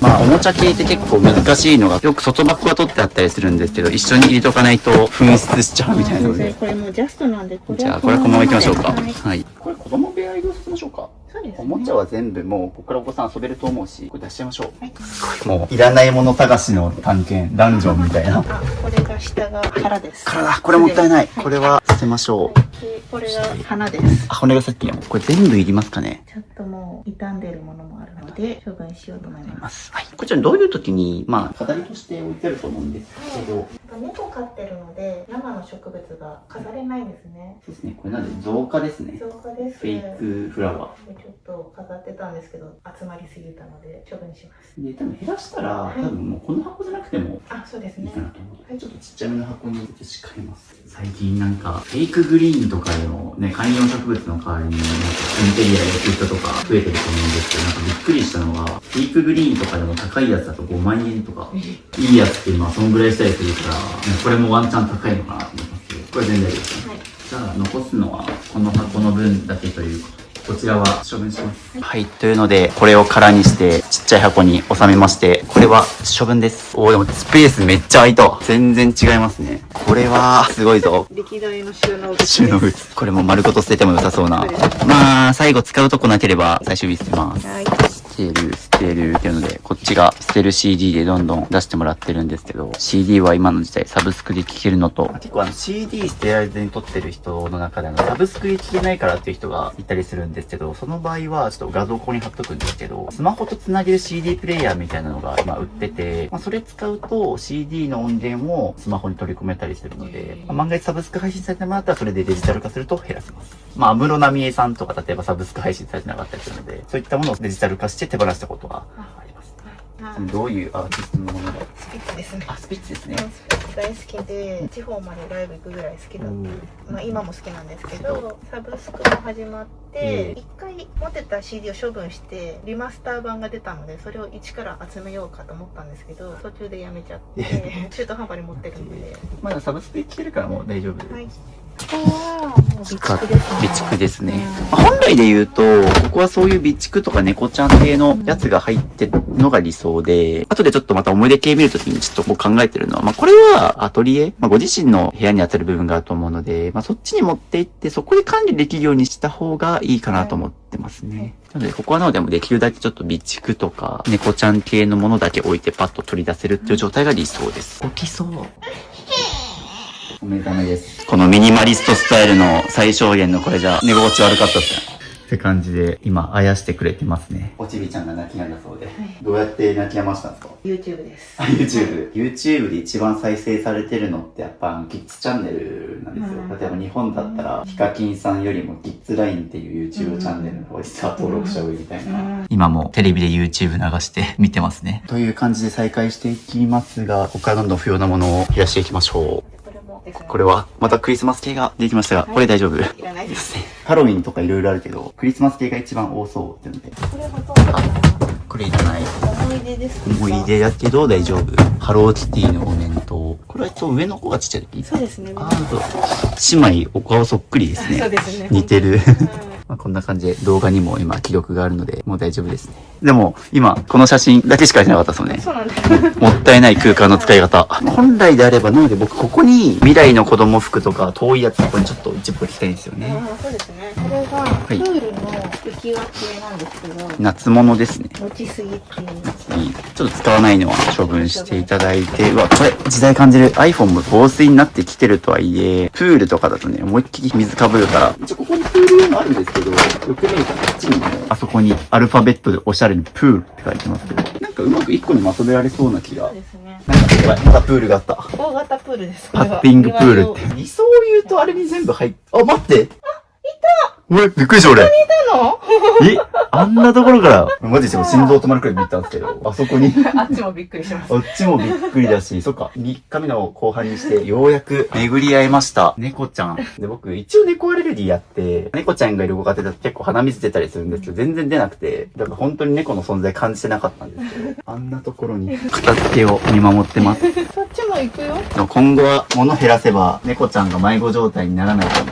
隠れる場所がどんどん減るんで。というので、これも空になりました。という感じで、もうプール系は全部これ意識まとめられますね。なんか第三者の意見って大事ですね。そうなんですよ。本当にもう僕がこの形企画やってる理由なんですけど、やっぱ自分だと気づけないんですよね。これが当たり前のものとして生活してるから何も違和感に感じないし、傍から見てるとこれここじゃなくても良くないとか必要ないよねっていうのは本当によく思うし、意外と、例えばなんか恋愛相談とかでも意外と人に相談する方が客観的に見てもらえるとかあったりするのと一緒で、やっぱ自分のことって自分が一番正確に捉えられてるようで、そうじゃないんですよね。客観的に見てもらう方が一番自分のことを俯瞰して生きたりするんで、というので、猫ちゃんが俯瞰してます。頑張れ、飼い主。そして、ここら辺ゴミ出ししてる間に、猫ちゃんが出てきました。こんな姿をしてたんですね。サビ柄って言うんですよ。サビ柄。ちなみに、猫ちゃんの種類はラッシュです。片付けるよ。警戒してます。僕大体懐かれるんですけどね。明日までに仲良くなれたらいいな。これはすごい。名前が家の書類ですからね。こんなに契わく。約書なるほど。じゃあまだ。全部残してます。これじゃあ出しましょう。これはちょっとまた整理して、多分マイホームをお持ちなので、契約書類とか、そうですね、捨てれないやつあると思うんですけど、ここじゃないところで管理しましょうか。はい、そうですね。これは大事らしいんです。捨てないでということでした。旦那さん野球好きとか野球やられてますもんね。そうですね。横浜 DNA ベイスターズファンなんですね。そうですね。野球詳しくないけど、最近 TikTok とかインスタ見てると、女優の子とかアイドルの子がキツネダンスしてるのだけ流れてくるんですけど、可愛いですよね。可愛いのが流れてくる。僕のおすすめがそういうの侵食されてるんですけど、すごいそういう系が好き。そういうの見てると、そうバレるっていう。ちなみに僕の地元のホークスは最近5年ぶりに日本シリーズ優勝してて、あれの度に福岡がセールで賑わうんで、ホークスセールで買いましたってやつを僕いっぱい捨ててます。っていうので、ここも見直しが終わりまして、使用頻度低いやつは奥にどんどんやっていきます。っていうので、いらないもの減らして必要なもの詰めたら、右上空きましたね。で、ここにお子さんの服とか入れられると取り出しやすいかなと思いますそうですね。あと、そこにラックがありますが、これ、なんか入ってますもうないです。からですね。これ、玄関に置いてあったやつと一緒ですよね。一緒です。これも手放します。はいこれちょっとスペースめっちゃもったいない。はい。というので、着々と床が広がって広いっすね。まだね、ガチャガチャ映像では見えてると思うんですけど、僕たちの目線だと、だいぶここ広く感じてて、で、あそこ減らした分、なんとですね、今、玄関が、やばい。これ全部屋根裏下の空間から出したものになります。すごいですね。1、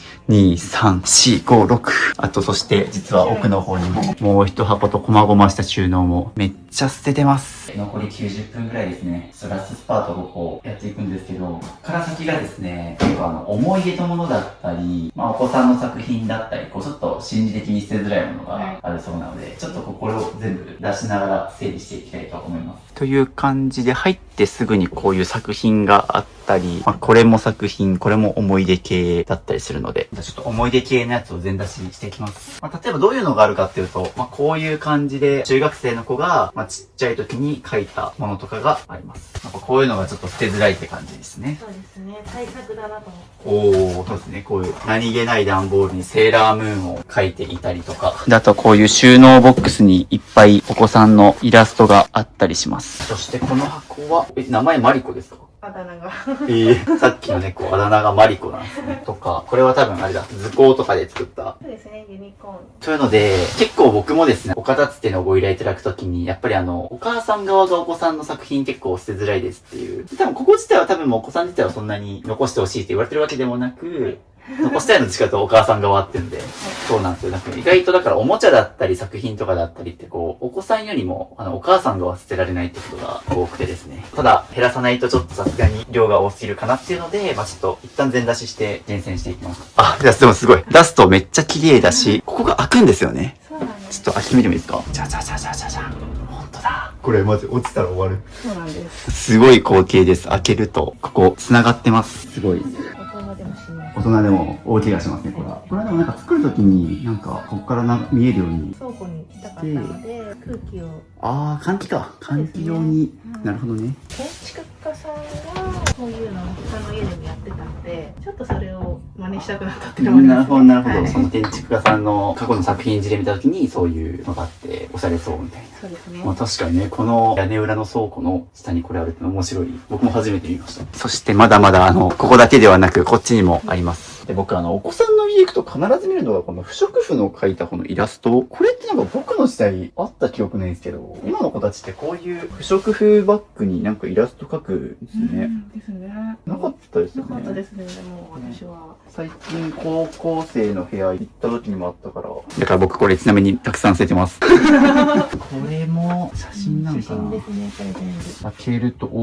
猫ちゃんの写真。これはもしかすると、今の猫ちゃんいや、昔飼ってた猫ですね。ね。こういうお子さんのチェキとかが割とぎっしり入ってます。減らさないといけないですね。そうですね。減らさないとだし、この管理方法だと結構、重いし、取り出しづらいかなって思うので、そうですね。そこも含めて見直しつつ、そしてここにもアルバムがいっぱい。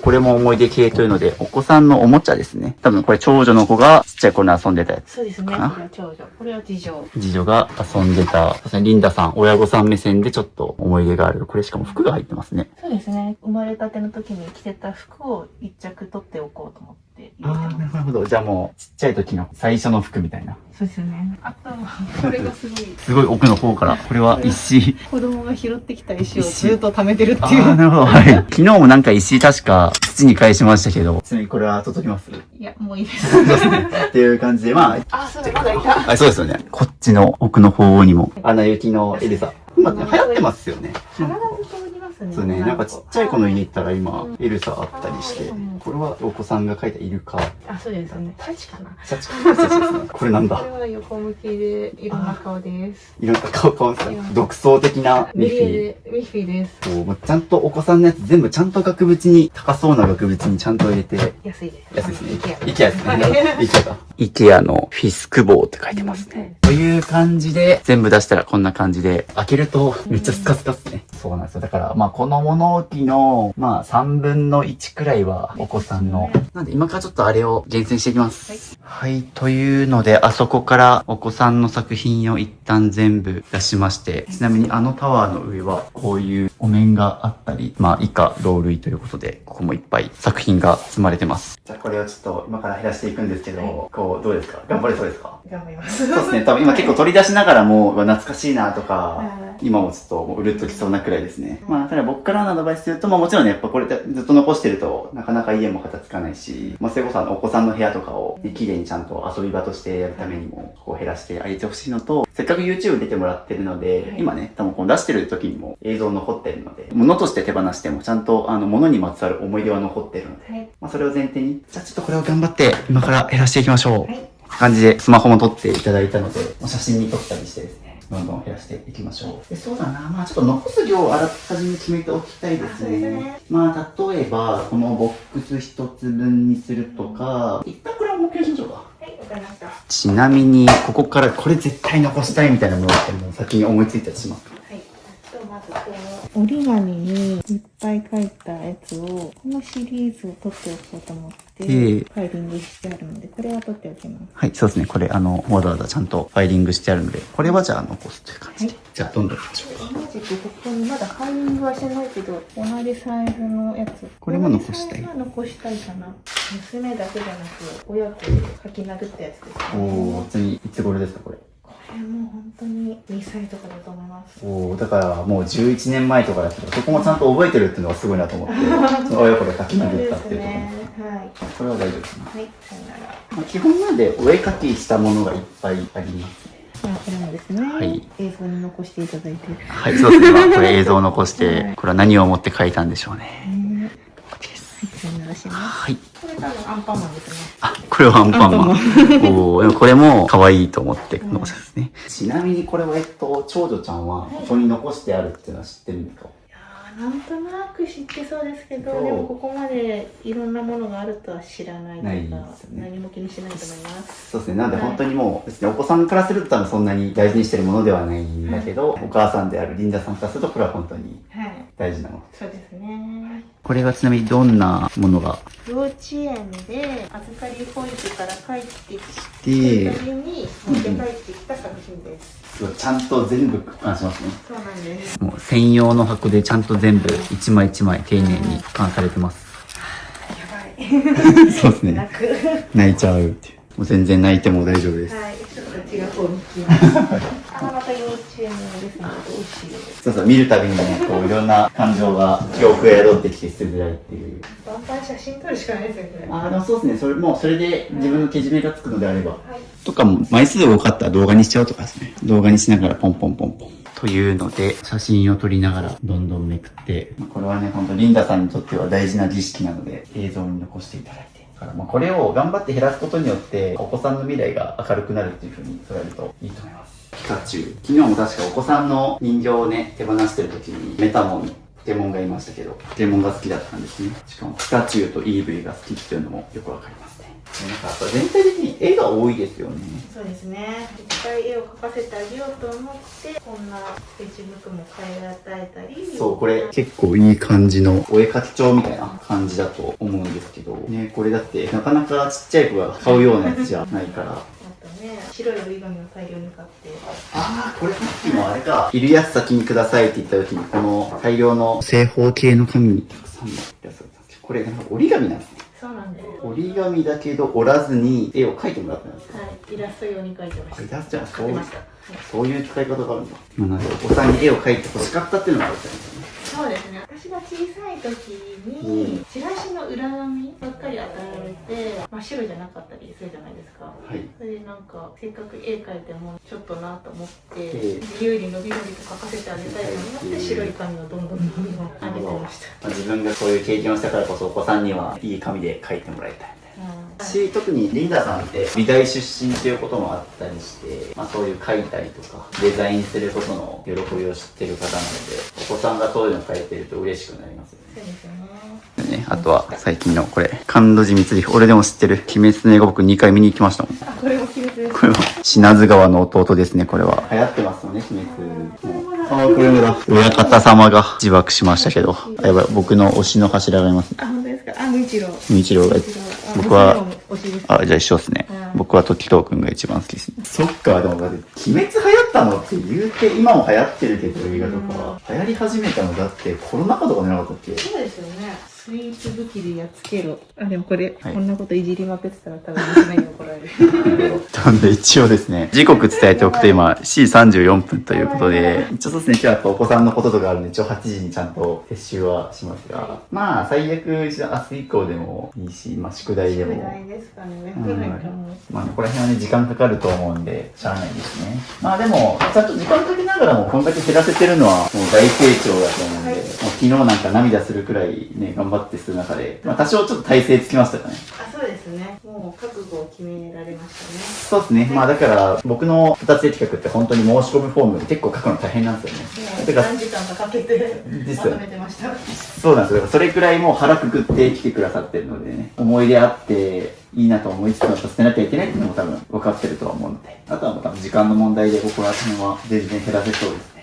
というので繰り返し出てくる鬼滅の刃イラストなんですけど、なんか成長してません？誰だろう。なんか味がありますね、この胡蝶忍。もしかしたらパパかも。パパが書いたんですよ、かもしれない。これパパだったら。画力が違います。いやでも成長したんかなと思って。今度はお子さんに大人気のスプラトゥーンシリーズ。これはジャッジくんですね。なので僕も任天堂の大会出たくらいには結構やってるので、あ、これすぐスプラトゥーンだっていう。おー、はいそうなんですね。お子さん、そうですね。なんか昨日もセット片付けたらスプラトゥーンだったからやってんだなと思ったんですけど、親子で遊ばれてたんです。あ、そうなんですよ。私はあれです。バイトばっかり。サーモンランですね。鮭。はい。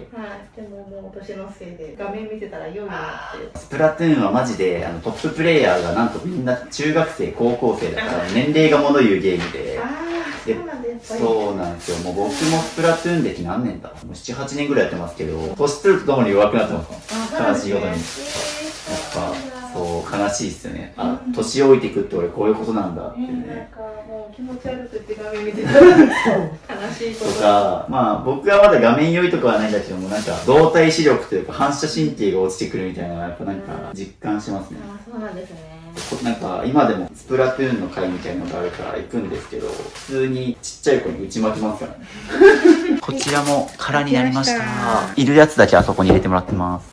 一番最初入り口にあったこの段ボールのイラストは写真撮って手放すそうです。こういうのまで撮ってるのって他にいらっしゃるんですかね。そうですね、これは確かに僕も見たけど、ここまで撮るとは正直思いましたけど、もうお子さんが描いたものは何でも宝物みたいな感じだと思うんですけど、もちろん親御さん、お子さんが作った作品結構捨てられない、まあ例えばピアノの発表会に来てた時のドレスとか、あとよだれかけが捨てられないお子さんとか、ひどいパターンだとそれでもう本当にゴミ屋敷化しちゃってるっていう方がいましたね。はい、ということで今日は終わりということで、なんとここに大量のゴミ袋、捨てづらかった作品たちが4袋と、でその分ここが空きまして、一旦ねちょっとまだ残ってますけど、まあこれ明日以降またやっていこうと思いますし、まあほんとね今日一応1時間半くらいこうパパってやって、そうですね、結構昨日に比べるとやっぱ捨てれるようにはなってますね。そうですね。まあちょっとうるっとくるぐらいにはしんどいものもあったと思います。はい、でも大丈夫です。もう行きます。そうですね、そしてもうね、今日明日4日目最終日ということで、日が経つにつれてどんどん捨てれるようになってます。そうですね。多分明日頑張ったらだいぶここも綺麗になって、未来の子供部屋ももうすっからかんになり、遊べるようになると思うので、はい。明日頑張りましょう。はい、頑張ります。では今日はこれで終わります。はい、すいません。ありがとうございました。迎えに来てくれましたよ。ママって。時刻8時過ぎ、これで終わりますが、ちょうどおちびちゃんがママに会いに来ました。ママ頑張ってるよ。っていうので、ゴミ袋がママの努力を物語ってますが、ちょうど明日が燃えるゴミの日なので、ゴミの日行きましょうか。はい。ちなみに、おちびちゃんが、すごい、こんな余白いっぱいの空間で、なんかいじれるくらいには広くなってます。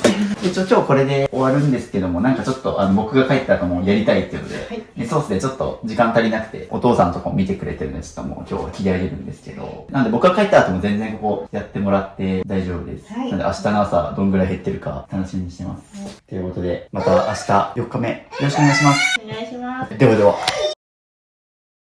はい、ということで、4日目最終日です。おはようございます。おはようございます。ということで、玄関からスタートしてる今日なんですけども、どうですか？昨日ここ、玄関なくしてみて。この扉の開け閉めが本当に楽になりました。そうですね。ここ、今まで棚があって開かないっていう状態だったと思うんですけど、ね、それこそ今日はですね、おちびちゃん、ちっちゃいお子さんがちょっといなくて、預けていただいてるんですけど、預けに出る時とかにね、玄関使ったと思うんですけど。そうですね。靴探してました、自分の。おー、素晴らしい。そうですね。あそこにも靴全部入れてるから自分で取れますしね。そうですね。あ、ここに入ったんだって気づいて喜んでました。おーね、お子さん意外と気づきますよね。そうですね。ね、昨日もなんか、ね、すぐここ渡せたりすると、あれがあるとかないとかすぐ気づいてたので。ということで早速、そんな風に日常の生活でも変化感じてると思うんですが、そのまま上に行って昨日の続きをやりましょう。はい。お願いします。お願いします。ということで引き続き絵が残っているので、ここで写真を撮りながらどんどん減らしていきます。という感じで2時間カメラ回さずに黙々とやってもらった結果、大量のゴミ袋、そしてここの4つが全部開きまして、最後のちょっと整理をしてもらって、まあ一旦この1箱に収まる分と、あとここがちょっとお子さんと一緒に2人で見ながらもう一回チェックしようみたいな感じで、いや、だいぶ減りましたね。どうでした？なんかちょっと改めて一通り見終わって。ためすぎて早めに処分しといた方がいいかなって反省しながらやってました。おー、そうですね。逆にここに残したものってなんかこう、どういったものが逆にあるんですか？また涙腺が。涙腺が。はい、もう本当に実はですね、さっきその2時間カメラ回さずやってたみたいなところで言うと、もう結構涙にずっとやってましたからね。はい。そうですね。で、ここは本当にもう昨日、今日2日間かけてですね、いるっていうので残した大事な思い出たちなので。でも残した分だけね、そうだと思うんですけど、今まで逆にこう雑多に詰め込んで、で、量が多くて後回しにしようっていうのを溜め込んで、で、結果見てなかったと思うんですよね。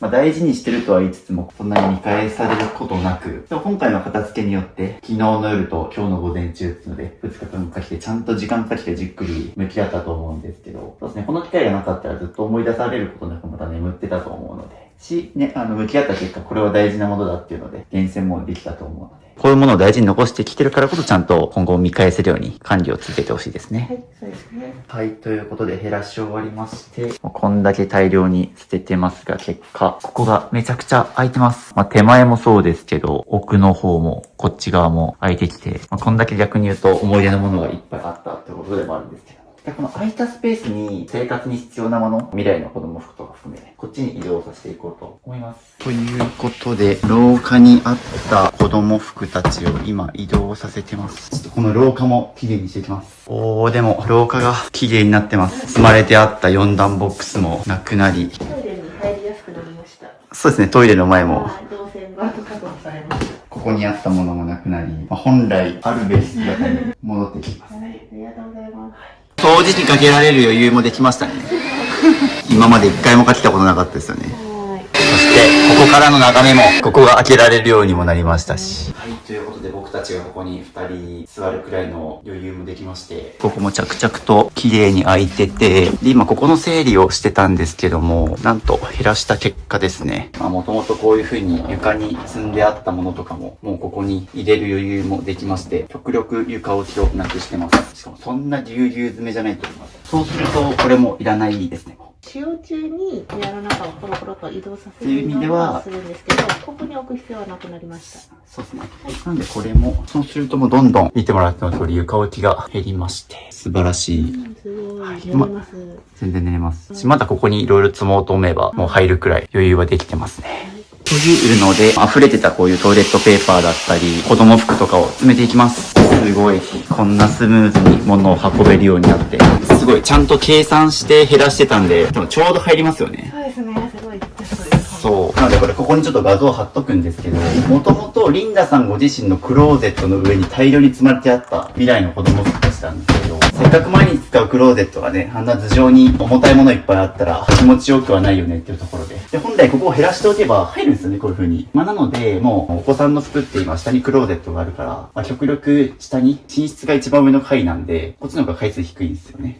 なので動線的にもここにあった方が取り出しやすいし、っていうところで、おー、入りましたね。すごいです。すごい。余ってますね。余ってますね。ていうかそう。まあ一応だからこれが入るように計算して、最低でもこんだけは減らしましょうっていうので、考えながら減らしたんですけども、リンダさんが想像以上に減らしてくれたんで、上2つ開きましたね。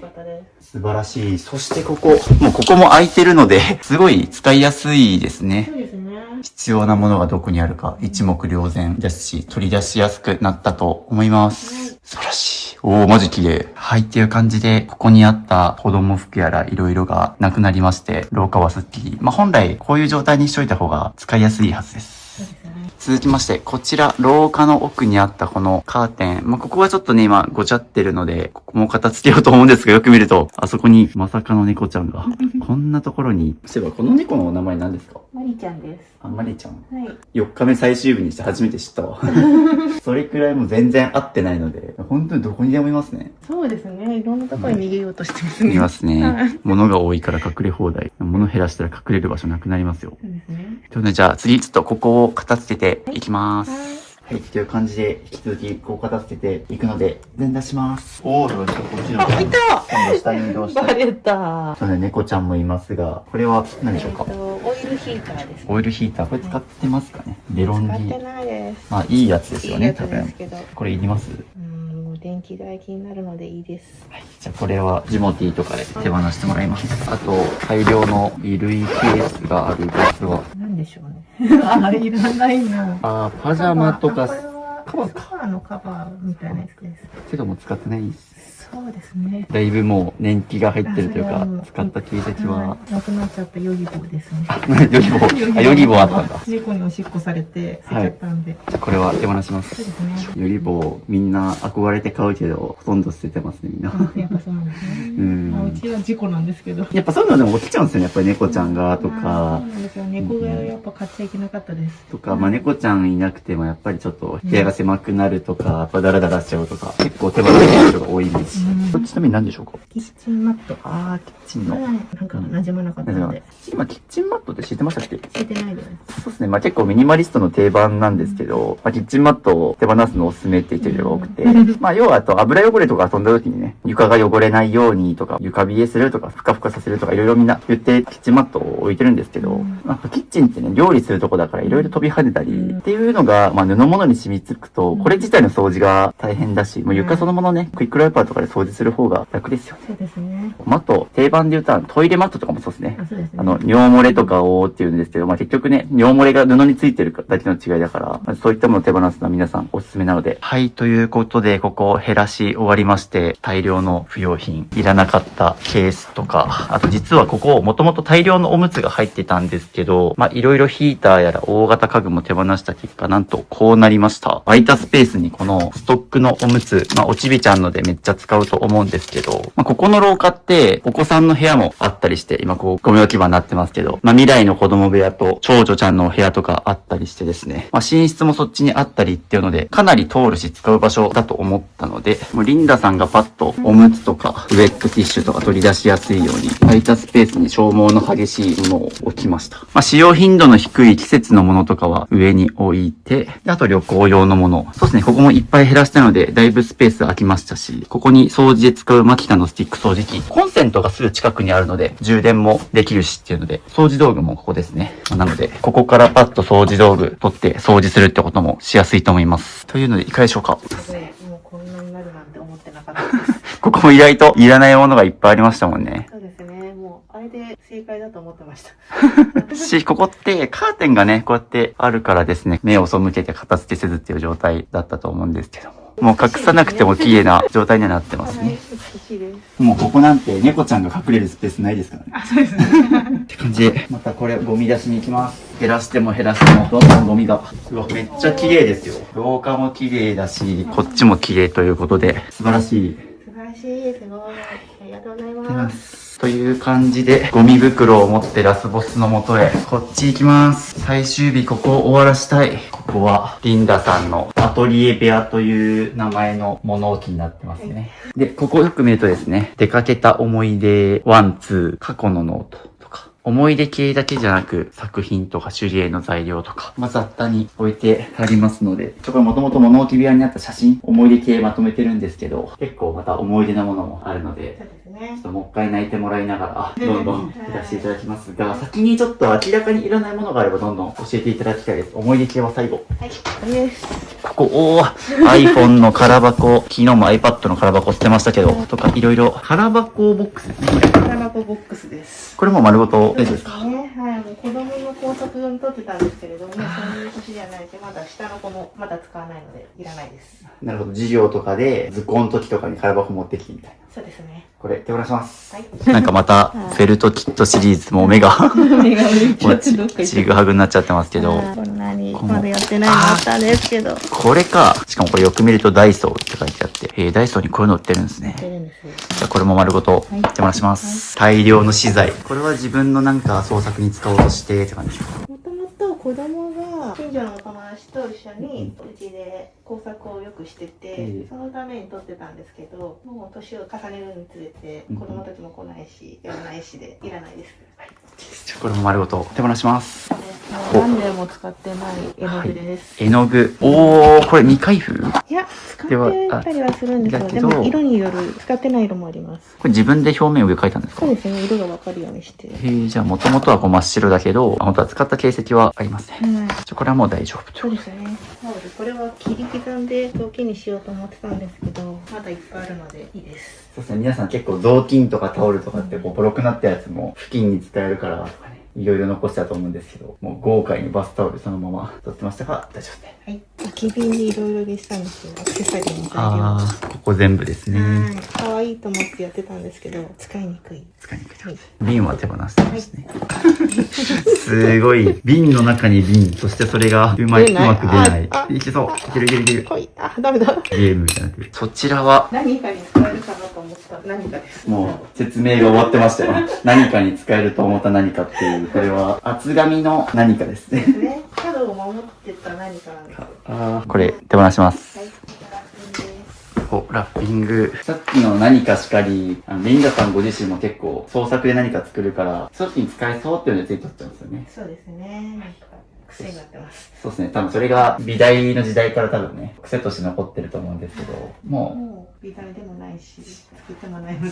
おー、これ年賀は、状です。あ、年賀状。こんなところに入れてました。ここですね。年賀状と通帳古い通帳古い通帳も入ってますね。ここなんか割と雑多に、まあ要はこういう収納があって、ここに年賀状とか、まあいらない紙類が、なんか処分しなきゃいけない。でも慎重に処分しなきゃいけないものをとりあえず追いやってました。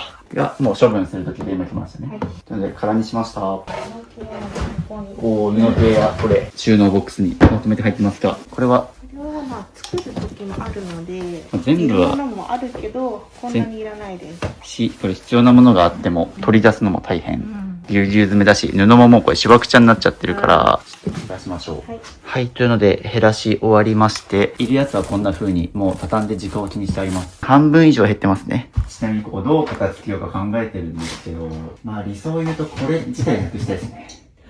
まあここ何が問題かっていうと、まあこうやって階段登ってった先にすぐこういう風に収納があるから、まあシンプルに動線的に邪魔だよねっていうのがそうですね。まず1個と、まあこのペースで減らせてるんだったら、まあ少なからず手前の1個はなくせるかな。1個だけにするか、まあ、理想を言うと2つ手放して全部こっちに固めるっていうのが一番綺麗にまとまります。まあどこまでいけるかリンダさん次第ですから、まあでも現時点でもこれはもうなくしていいかなと思ってますね。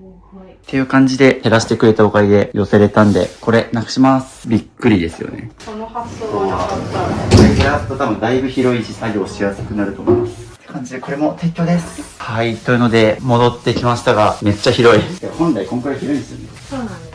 両サイズに置いちゃってるから。まあここは縦長のアトリエなので、ついね、置いちゃうやつだと思うんですけど、確率に減ってきてるので、どんどん領土を広げていきます。はい。続きましてこの衣装ケースの中、まあ、ここも多分資材とかもろもろ入ってると思うので、減らすようお願いします。まあちょっとこれも手放したいっていうことなので、もうそれ前提で動きましょうか。一旦これもデリットします。こちらは、工作で使おうと思ってたんですけど、ど、使わず霜ができました。っていうことは、手放す。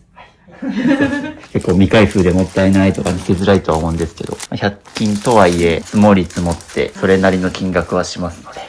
ここはマイホーム作るときに旦那さんと2人で話し合ったりして、で1人子供作ろうという前提で子供部屋2つ作り、でここはリンダさんがいろいろ作品作りで使いたいなと思って、うんこういうアトリエ欲しいですみたいな。そうですね、その当時に、この机じゃなくて、彫金机っていう、ジあーュエリー作り専用の机を持っていまして、めっちゃ高いやつですよね。そうです。精進机はね、結構重いしでかいし。でかいし、それが入るように、ここの部を作っていただいたんですけど、結局売りました。あ、なるほど。ここが空いたらこれ作りたいとかあるんですか？一応前は友達と一緒にシルバーアクセサリーとか作ったんですね。はい。それをやれたらやりたいな。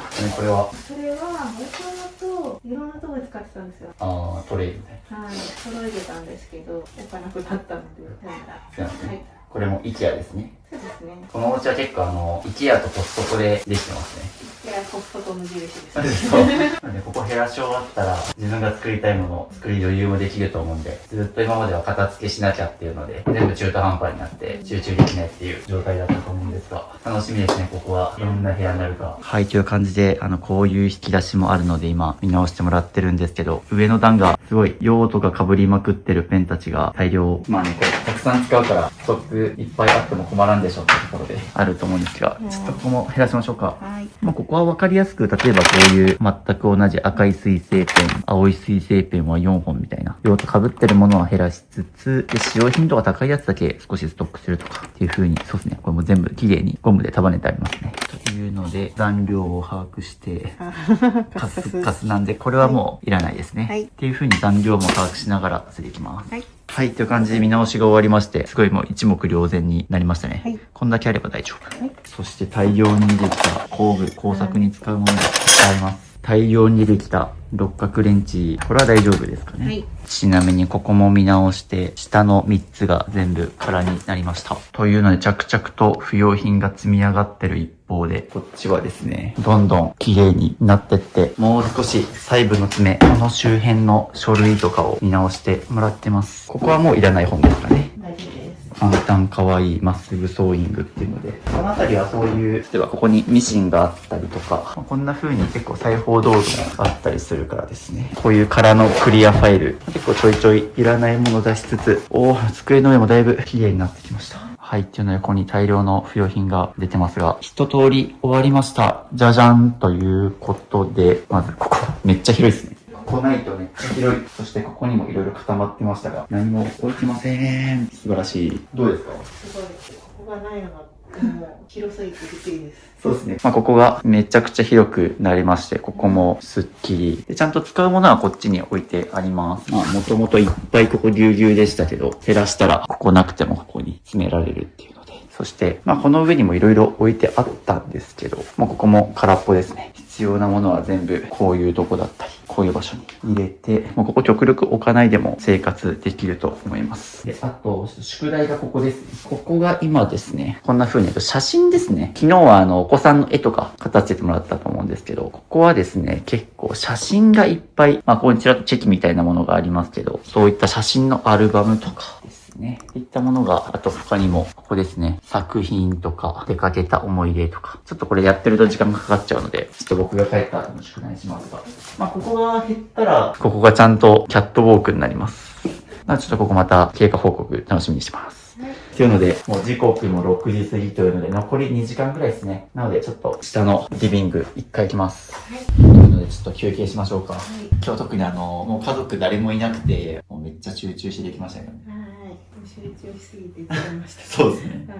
最初しかもね、もう思い出のもので、また泣きながら減らして、泣くと疲れますからね。じゃあラストスパート頑張りましょうか。はい。ということで、ここがキッチンになりまして、下の方ですね。下が多分ね、取りやすくて利用頻度高いと思うので、ここを極力片付けたい。手放しても良さそうなもの。この蓋、シリコン。ぐにゃぐにゃになっている。ぐにゃぐにゃになった蓋と、これいらない。これいらないですね。これちなみに何ですか？ここのシンクにはめるやつはめられる。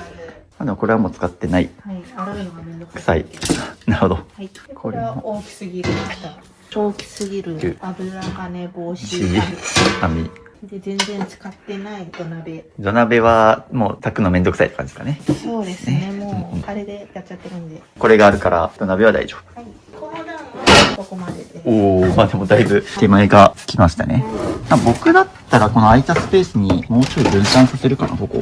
ここがまだちょっとややギュッと詰まってるかも。という風に、一箇所に詰めすぎるのも、ぎゅうぎゅうになるから、そう、極力他のところを上げて分散させるっていうのもおすすめですね。よし、この調子でどんどんいきます。ここは使わないの、なんかありそうな。これはもういいかな。いいかな。パスタマーク。からないかな。はい。ここも1個使ってない瓶がありますね。これ取り出しましょうかね。はい。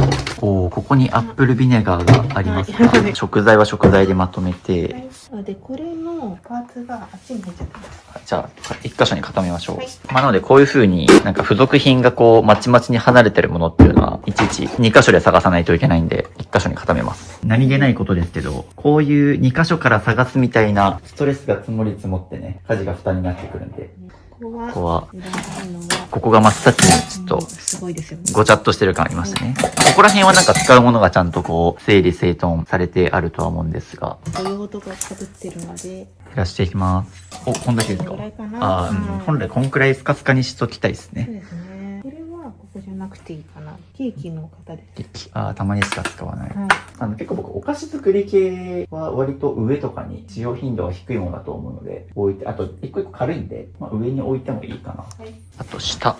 おー、なんでやねんのたこ焼きがありますけど、たこ焼き器使ってます？使ってますね、こはいれは。。頻度的に高いですか？高くはないです。頻度低いものがこの下の位置にあるのちょっともったいない気もしますね。他なんかあります？ケーキを3段ぐらいティーパーティーみたいにできる、こうできるやつなんですけど、使ってないです。使ってない。はいおー、どえらい開きましたけど。はい。で、あとなんか気になったのがこれなんですけど、これ食器ですよね。食器です。はいキャンプ用食器。ああ、そう、なんか食器だけここにあるのがちょっと僕気になったんで。ちなみに食器どこに置かれてます？これです。あ、そっち。まあ、そうですね。まあ、仮に使ってたとしたら僕はこっちにひとまとめにしてたかなっていうのと、このまま食器見ましょうか。はい。ちなみに、まあ、4人家族で昨日、じいじも来てましたけど、マックス何人くらいの来客あります？いや、ほとんど呼ばないので、4枚あればいいっていう。まあ、別にそれぞれ4枚にしても、来客の時だったらね、違う種類の食器使ったりして対応できると思うので、ちょっとここ減らしましょうか。はい。あとなんか気になった、あ、これは結構もう毎回みんなちゃんと上に置いてます？食事の旅に使うんじゃなくて、結局、風邪の時に、あー2階に食事を運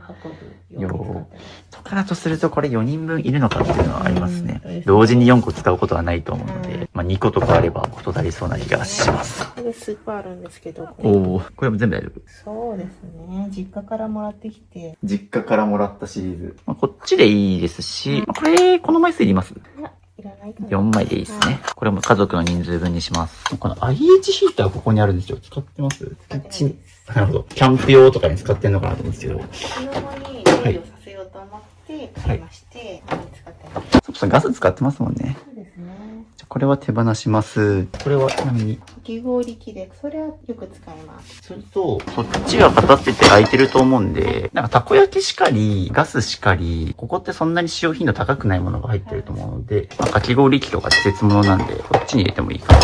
で、あとここにいきなり手袋で入れてましたね。まあここじゃないですね。はい、こっちです。本来こっちとかにあるもんですね。はいこれは、おせちとかの、あー3段の、なんかおせちの時とかだから、これも季節物というくくりでこっちに置いていいかな。これは、多分 IH ヒーターについてきたやつなんですが、使ってません。これは手放します。はい。すると、ここほぼ絡んできるんですよね。なので、使用頻度が低いのは下の段でいいかなと思ってます。なんかここから使用頻度低くなります？黄金と大皿とか、ケーキ皿とかですか。ああ、そうですね。こういうでっかいの下でいいと思います。で、下に移していくんですけど、ここはお子さんが触ったりするので、極力割れないもの、触られても問題ないもの。はい。っていう感じで、ここも一旦全部出しまして、ちょっと必要な食器だけ戻していくんですけど、ちょっと積み方も含めてなんかちょっと明らかに使いづらそうだなっていうのがやっぱあるので、使用頻度めっちゃ高いみたいなやつが欲しいですね。そうですね。お、来た。入ってきた。じゃあ、読んで。興味津々。やばい、食器を割っちゃう。はい、ということで、全出しして、で、減らしたりして戻した結果、こんな風になりました。いかがでしょうか？お茶碗取るのがすごく楽になった。そうですね。なので、枚数も減らして、使うもの手元に置いてっていう感じで、極力この立てるやつもまあ、この収納系もちょっと数減らして、もうここら辺とかは結構直置きのものもあったりしますね。まあ、なので、使用頻度が高いものだけ立てて、たまにしか使わないものはもうこんな風に直置きにして、だいぶごちゃごちゃ感はなくなったと思います。そしてここも下の段も有効活用できましたね。ここはもう本当にたまにしか使わないお盆とか、あとお子さんが触っても割れない系のこういうステンレスとかプラスチックの食器だけにしてあります。あんな遊び方する減らしたもので遊んでます。はい、というので、30分ぐらいでババーっと減らしただけでも、こんだけいらないものが出ました。食器も結構減らして、使ってない調理器具系だったり、中途半端に、ほぼ中身使ったのガスしかり、食器を仕分けるのに使ってたものとか、結構減ってますね。っていう感じで、一旦キッチンはこれで終わります。今日ので今、あちらでお母様がおちびちゃんの面倒を見てくださってて、お母様の方がなんか物捨てれそうな気がしますね。すでにいっぱい捨てられてるんですよ。ご実家の建て替えの時に。このお家何回か来られてますよね。何度か来てます。来るたびになんかやっぱちょっと片付けした方がいいんじゃないかとかは思ってました。安いとだって物を買わないでって思ってました。物買わないでってお母さんもまあちょっとカメラ裏にいらっしゃいますけど、片付けの番組とか見てて、普段から片付けはされてるからこそ、まあお孫さんとか含めてそう、ちょっと辛かった状態で生活されてるのがちょっとこう気がかりっていうのはおっしゃってますね。お母様の期待に応えるためにも減らしていただいて。じゃあ行きましょうか。ここ最後ちょっと残された時間でババッと見ちゃいます。そうですね。ここも割と開けるとぎっしり詰まってるのと、特にここってリビングと繋がってるんでよく使いますよね。そうですね。猫ちゃんの餌とかもあるので。で、ここもパパッとちょっと残り時間が30分ぐらいでできることやろうと思いますが、もう明らかにいらないものをどんどん教えてほしいです。これはちなみに。半分ぐらいでいいかな。はいテーブルを求めるやつに。あれか、本当だ。テープの欲しくって買ったんですけど、こんなにいらなかった。まあ、なのでちょっとね、ここも片付けたいところではあるんですけど、これはこんなにいらない。そうですね、ここも一旦全部出しましょうか。結構ここいろいろ、なんか貴重品もあれば、猫じゃらし。猫じゃらしだったり、あと古い、多分これは使ってないタブレットだったり。猫のご飯が食べてる。僕だったら、猫は猫、貴重品は貴重品、まあその他という風にちゃんと固めちゃった方が、やっぱね、さっき何気なく通帳が出てきたりしましたけど、そういうところとこう、猫ちゃんの餌が混じるの気持ちよくはないと思うんで、はい。綺麗にしていきましょう。で、一旦これこのまんまで、次ちょっとこっちも全部出しましょう、一旦。ここもなんか何気におもちゃが入ってるやつでした。そうなんです。置いときの、いいですね。はい、っていう感じで、ここは全部出して、今、中身こんな風になってるんですけども、こっちがメイク用品で、ここがいろいろ。というので、特にちょっと僕いろいろ見てパッと減らせそうだなと思ったのがそこですね。ここがですね、結構整理してある割には中身がスカスカだったり、文房具って書いてるんですけど、下にも文房具あるしな、みたいな。整理整頓されてあるようで、されてないコーナー。ここの棚全部出します。おー、上にも何個までできた。レターセットとか封筒とかそういうのをまとめて。これご自身のアトリエに置いた方がいいですね。これ多分全部はいらないかな。まだまだ出てくるご修理袋とかですね。はい。なんか出てきた。奥の方から謎の書類が。住民票です。住民票。なんでだろう。しかも多分その住民票はおそらくもう半年以上期限が切れてるそうですね。と思うので。令和元年です。わかんないですね。7年前なんで、住民票なんか証明するときにはもう期限切れてますね。はい。おちびちゃんも来ました。じゃあ出して出して。出せ出せ。よいしょ。よいしょ。これなんだ。おこー。れのアクセサリーです。これいる？あはい。ー。はい。手渡されるけど、つけると嫌がるんです。でも今日はいい子。確かに、ちょっといい。ちょっと言われてます。確かに。ちょっと数ありすぎなので減らします。はい、そうですね。これでお、そしてここ、箱を取り出すと奥に大量のティッシュ。で、あと、これ剥がしちゃいます。って感じで、こっちは猫ちゃんとストック、おむつとかですね。ここが一番パッとワンプッシュで開くとこなんで、使用頻度高いものを置いていきます。って感じで、上もどんどん全部出していきます。で、出しながらも使わなくていいと思ったものは出していきましょう。で、ここもなんでメイク用品とか、お薬とかを極力固めていきたいんですけど、これ飾り物ありますけど、これ割れてますね。割れてます。これは、はい。これは前にクリスマスマーケットで娘が選んだスノードームなんですけど割れてしまってもったいなくてまだ飾ってます。なるほど、これ、危ないけど。これいります？ないです。危ないんで。そうですね。これはもう手放しますので。で、リンダさんがこっちを減らしてる間に、僕はこっちを全出ししていきます。こっちもいらないものいっぱいありそうな。まあ、ここもかなり細かく整理収納はされてありますが、虫刺され、かゆみ止めっていうので。で、ここにあと、傷の消毒液っていうのがあるんですけど、これ空で、あっちにあるんですよね。いじるようになったので上に移動しました。ですよね。まあ、なんでここにあるものを上で使うものだけ厳選して上でいいかな。おー、そして、ここに大量の電池、全部。やると危ないので。そうですね。Amazon Basics っていうので、今、おちびちゃんが早速触ってます。っていうことも含めて、この下の段にちょっと置かないようにしましょうか。これちょっと待ってください。体温計が、リンダさん、これぶっ壊れてますよ。これ手放しますね。あ、でも先端をくっつけようと思って。修理して使うみたいな。お母さんからも、そう、危ないですね、ちょっと。まだ体温計いくつかありますよね。そう、っていうので、実はまあ体温計もまだ他にありますので、すごい、これ、ハッピーバースデーって書いてますね。はい、誕日に作った瓶にこういう自分で詰めて。はい、なんていう名前か忘れちゃいました。はい、これは思い出系ですよね。そうです。割れると危ないんで、写真撮って手放すのにちょっと話し合ってもらっていいかな。はいこんなところに1000円札が。これ全部がお金入れです。お金、まあお金以外もごめんなさい、入ってます。クオカードと JCB ギフト券とかあるから結構大金ですよ、これ。なのでここら辺でお金系もちょっとこまごまって感じで全出ししているやつだけどんどん戻していってます。上は顔供に触って欲しくないものかつメイク用品とか、ここ旦那さんのものとかがあったりするから、だともう、ちなみにですね、時刻夜9時手前ということで、僕もう一回行きます。はい、ちょっとまあ、一応4日で予定してたんですけど、まあ、ちょっとそうですね、ギリギリ終わんないみたいな感じと、あと多分1回来る時までに思い出のものとかね、僕がいなくても減らせるものとか結構あると思うし、あとちょっと旦那さんにもう一回見てほしいものとかあったりするので、そのために、ちょっととりあえずボックス作りました。旦那さんのものだったり、ちょっと迷ってるもの、とりあえずババッと今入れて、いるやつだけ戻してっていう。まあ、なんで僕が次回来る時までに、ここに入れて、それがない生活やってみてもらって。多分そしたら意外と、なくても困んないやってものが結構出てくると思うんで、そんな感じでいきましょう。はい、ということで、大量にこちら、収納ケースが大変なことになってますが、こちら減らしまして、一旦こんな風になりました。どうなったかっていうと、使うもののストックはこんな風に、もう本当に使うものしか置いてません。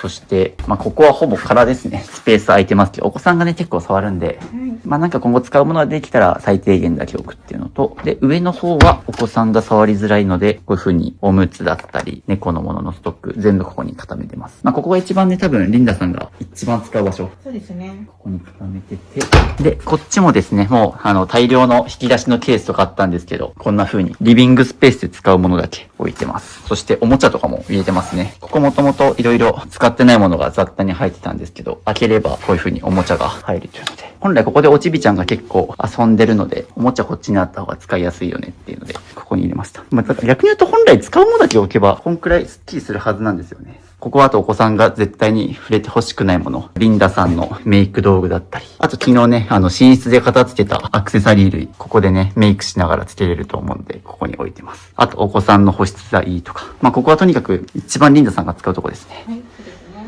を固めて、こっちが家族共用の、まあ、ドライバーとか、ちょっと貴重品、まあ、ちょっと仮置きしてますけど、ここだったり。まあ、あとなんか電池とかいろいろ備品が、まあ、こういう掃除道具も置いたりしてます。という感じで、あと宿題がここですね。時間が足んなくて、ここだけできないんですけど、まあ、次回僕が来る時までに、ちょっとここだけ宿題、ちょっとお預けにしときまそうす。ですね。もうゴミ箱。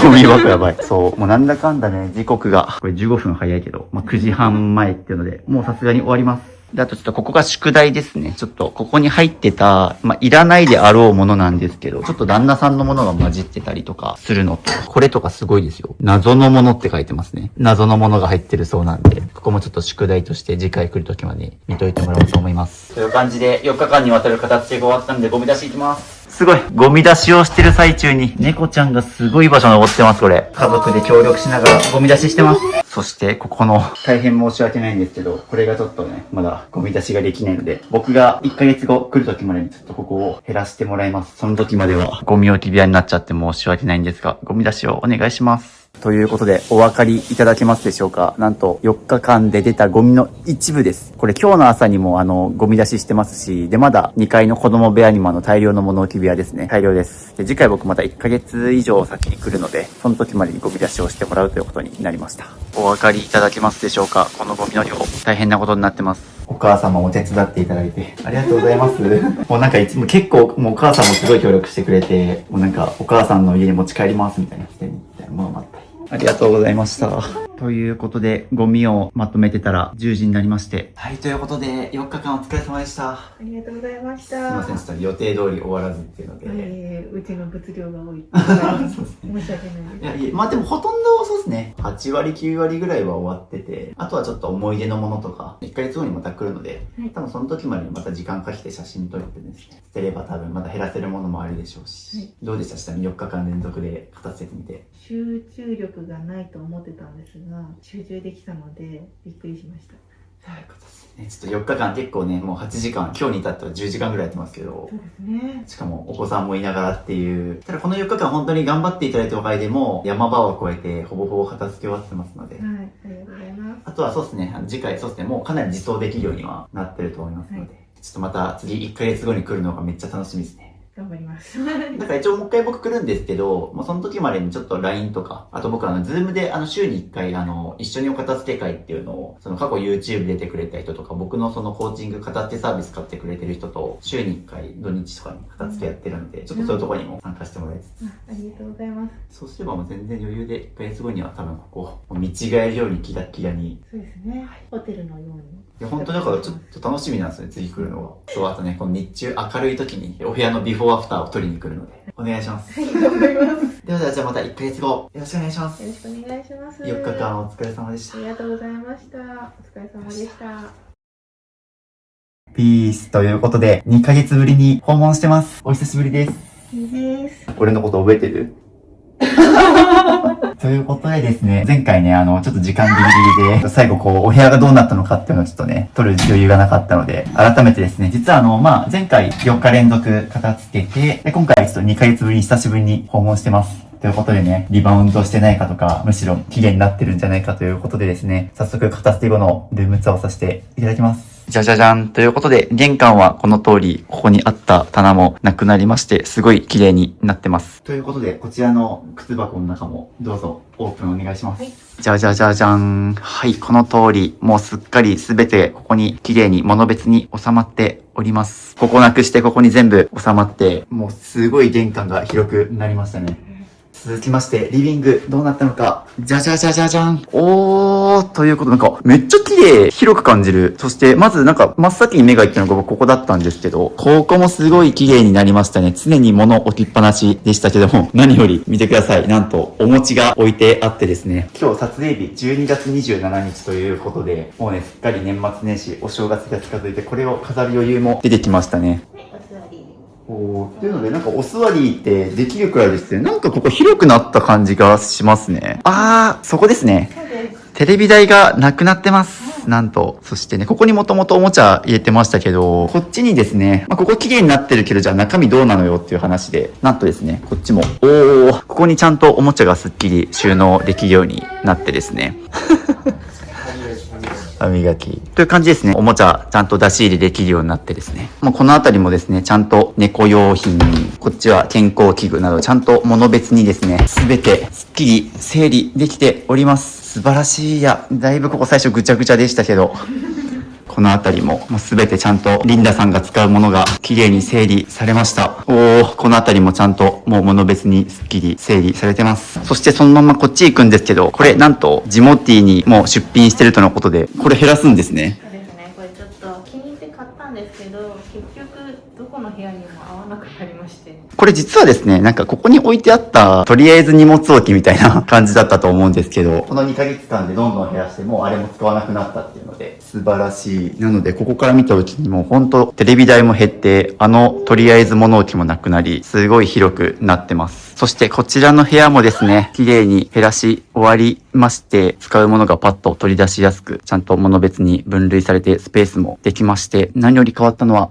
ここをかなり頑張って減らして、でもスペースにも余裕が出てきてですね、好きなものを飾るくらいの余裕もできたし、何よりですね、ここ、ちゃんとお子さんの服をこういう風にちゃんと全て吊るして、2ヶ月間生活してみてどうですか？もう片付けやすくって、畳む手間がない。ズボンの方はこっちに入れてるんですけど、トップスが簡単にしまえるので、ありがたいです。そうですね。しかも見ててテンション上がりますよね、ここ。はい、そうですね。ちゃんとここにお子さんのクローゼットができたというので。素晴らしい。そして、今回ね、ちょっと上の子、長女ちゃんがちょっと今、原宿に出かけてるっていうので、お友達とね、遊んでますが、どうですか？長女ちゃんとかも含めて変化とかありました？娘も私と同じようにちょっとしたパッケージとか取っておきたい人間で、まだその気はあるんですけど、でも結構これ捨てていいって言ったら、いいよって言ってくれるようになりました。そうですね。もう家族みんなで一緒に片付けたから、自然とやっぱりもう減らしていいって聞いたらね、協力的になってくれてますもんね。そしてそのままこっちから見るとですね、いやーやっぱ綺麗になりましたが、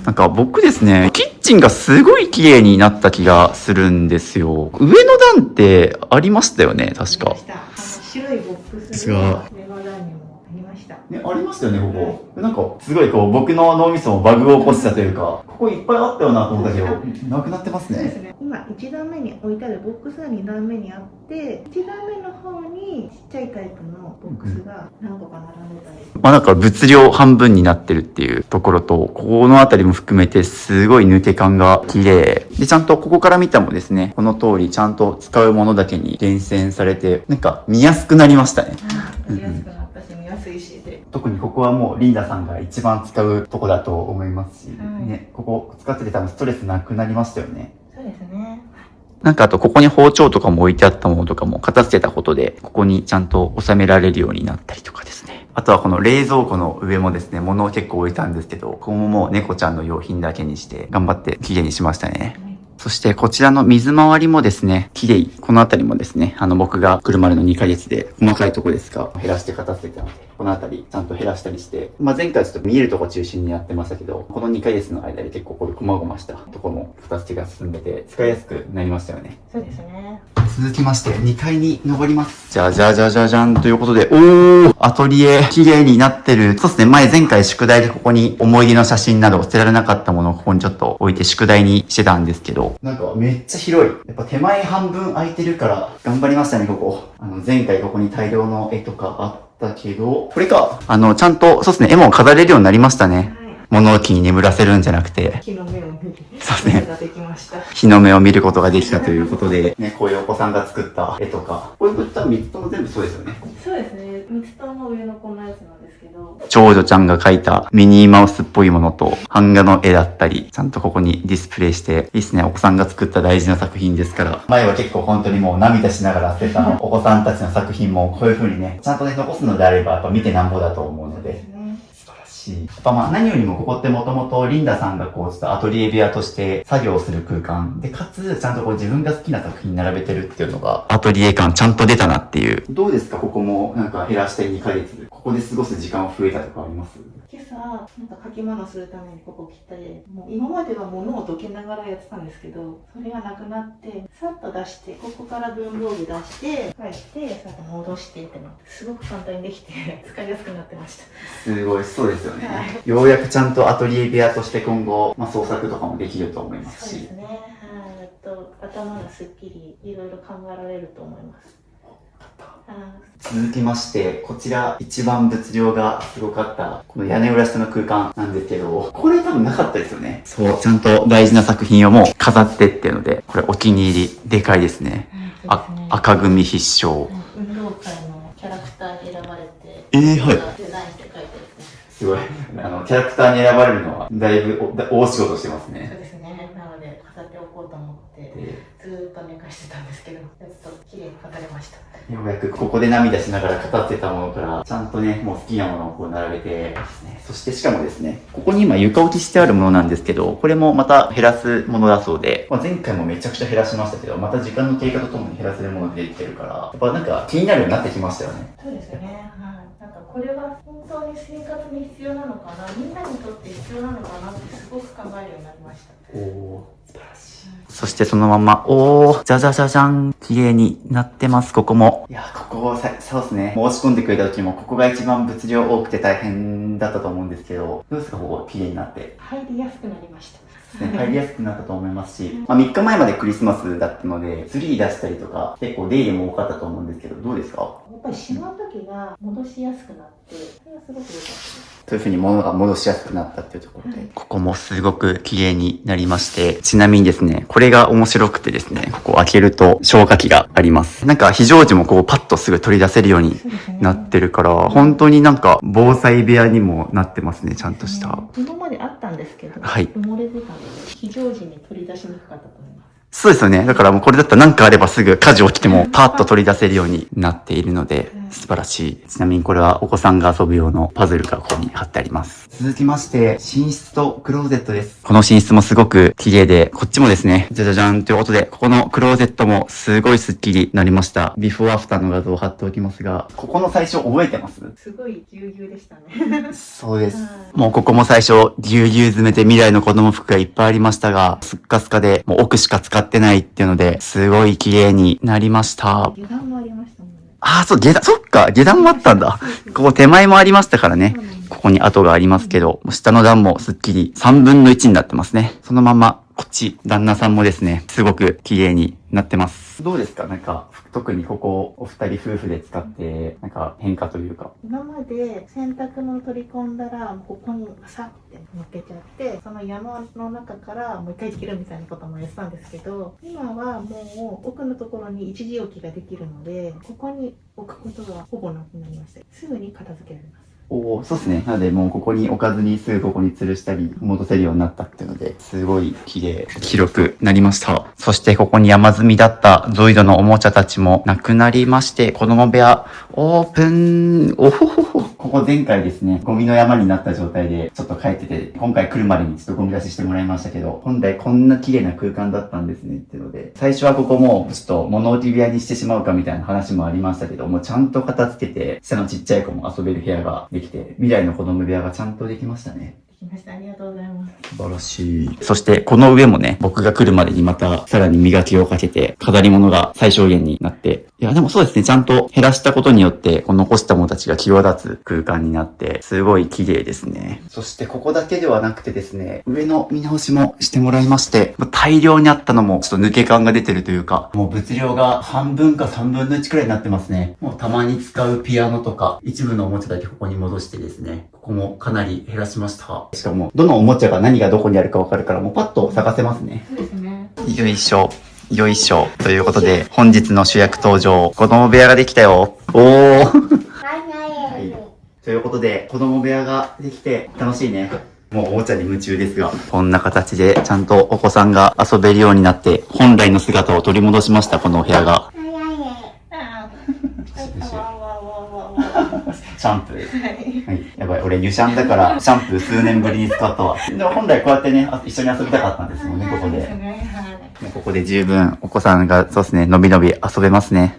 素晴らしい。はい、ということで4日間にわたる物減らしコーチングお疲れ様でした。ありがとうございましたそうですね、もうお子さんがいたり、もうお家も広くて、物置部屋があったり、もうとにかくお家が広いが上にいっぱいこう物を置けるっていう状態でもう大変だったと思うんですけど、改めてこうちょっと減らしてみていかがでしょうか？もともと私は父の代からもゴミ屋敷の住人だったので似たような感じで物に執着しちゃうタイプでさらにマルチタスクが苦手で物がいっぱいあるとコントロールできないタイプでもあってそういうタイプなのに見せる収納に憧れちゃったりとか便利なんだって思ったら買っちゃうとかそういうことを繰り返して家が混沌としてしまってました。で見せる収納とかにも憧れてたくせにミニマル空間とかにも本当憧れがあっていろんなものをいろんなところに詰め込んでしまうのでどこにあるかわからないって喧嘩になったりして言われたことで私がまたイライラしてイライラを作り出す原因を私が生み出してるのにイライラしてるっていう矛盾していることをしていたので、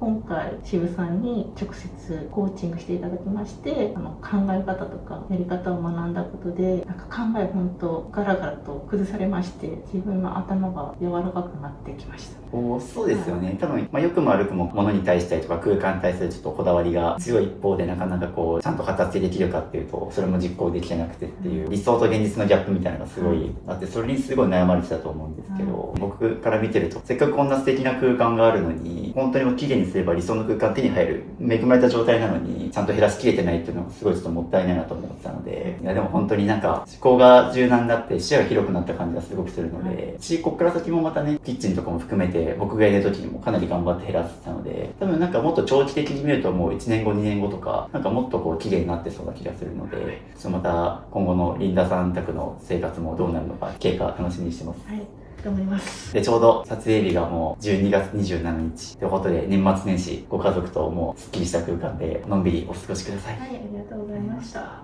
頭の中で文字があっちこっち行っちゃってさっき考えてたことこうじゃないのみたいになっちゃってすいません。いえいえ、ね、今回もうメモをね用意して話に臨んでくれましたが、でまさに物の片付けって思考の整理と一緒なんですよね。本当に思考が散らかってる人ってお家も散らかってくるし、逆に言うとこの整った空間にいるとちゃんと思考も整理されてくるはずなので、ここら辺もどんどんね多分改善されていくと思うので、多分同じように悩んでる方もいっぱいいると思うんですね。やっぱりなんかこう自分の思考ぐちゃぐちゃしてるなって感じてる人とかはですね、ぜひひもうリンダさんと同じように物減らしてもらいたいので、ぜひこの動画見ながらですね、皆さんも片付け頑張ってください。ということで皆さんご視聴いただきありがとうございました。ではでは。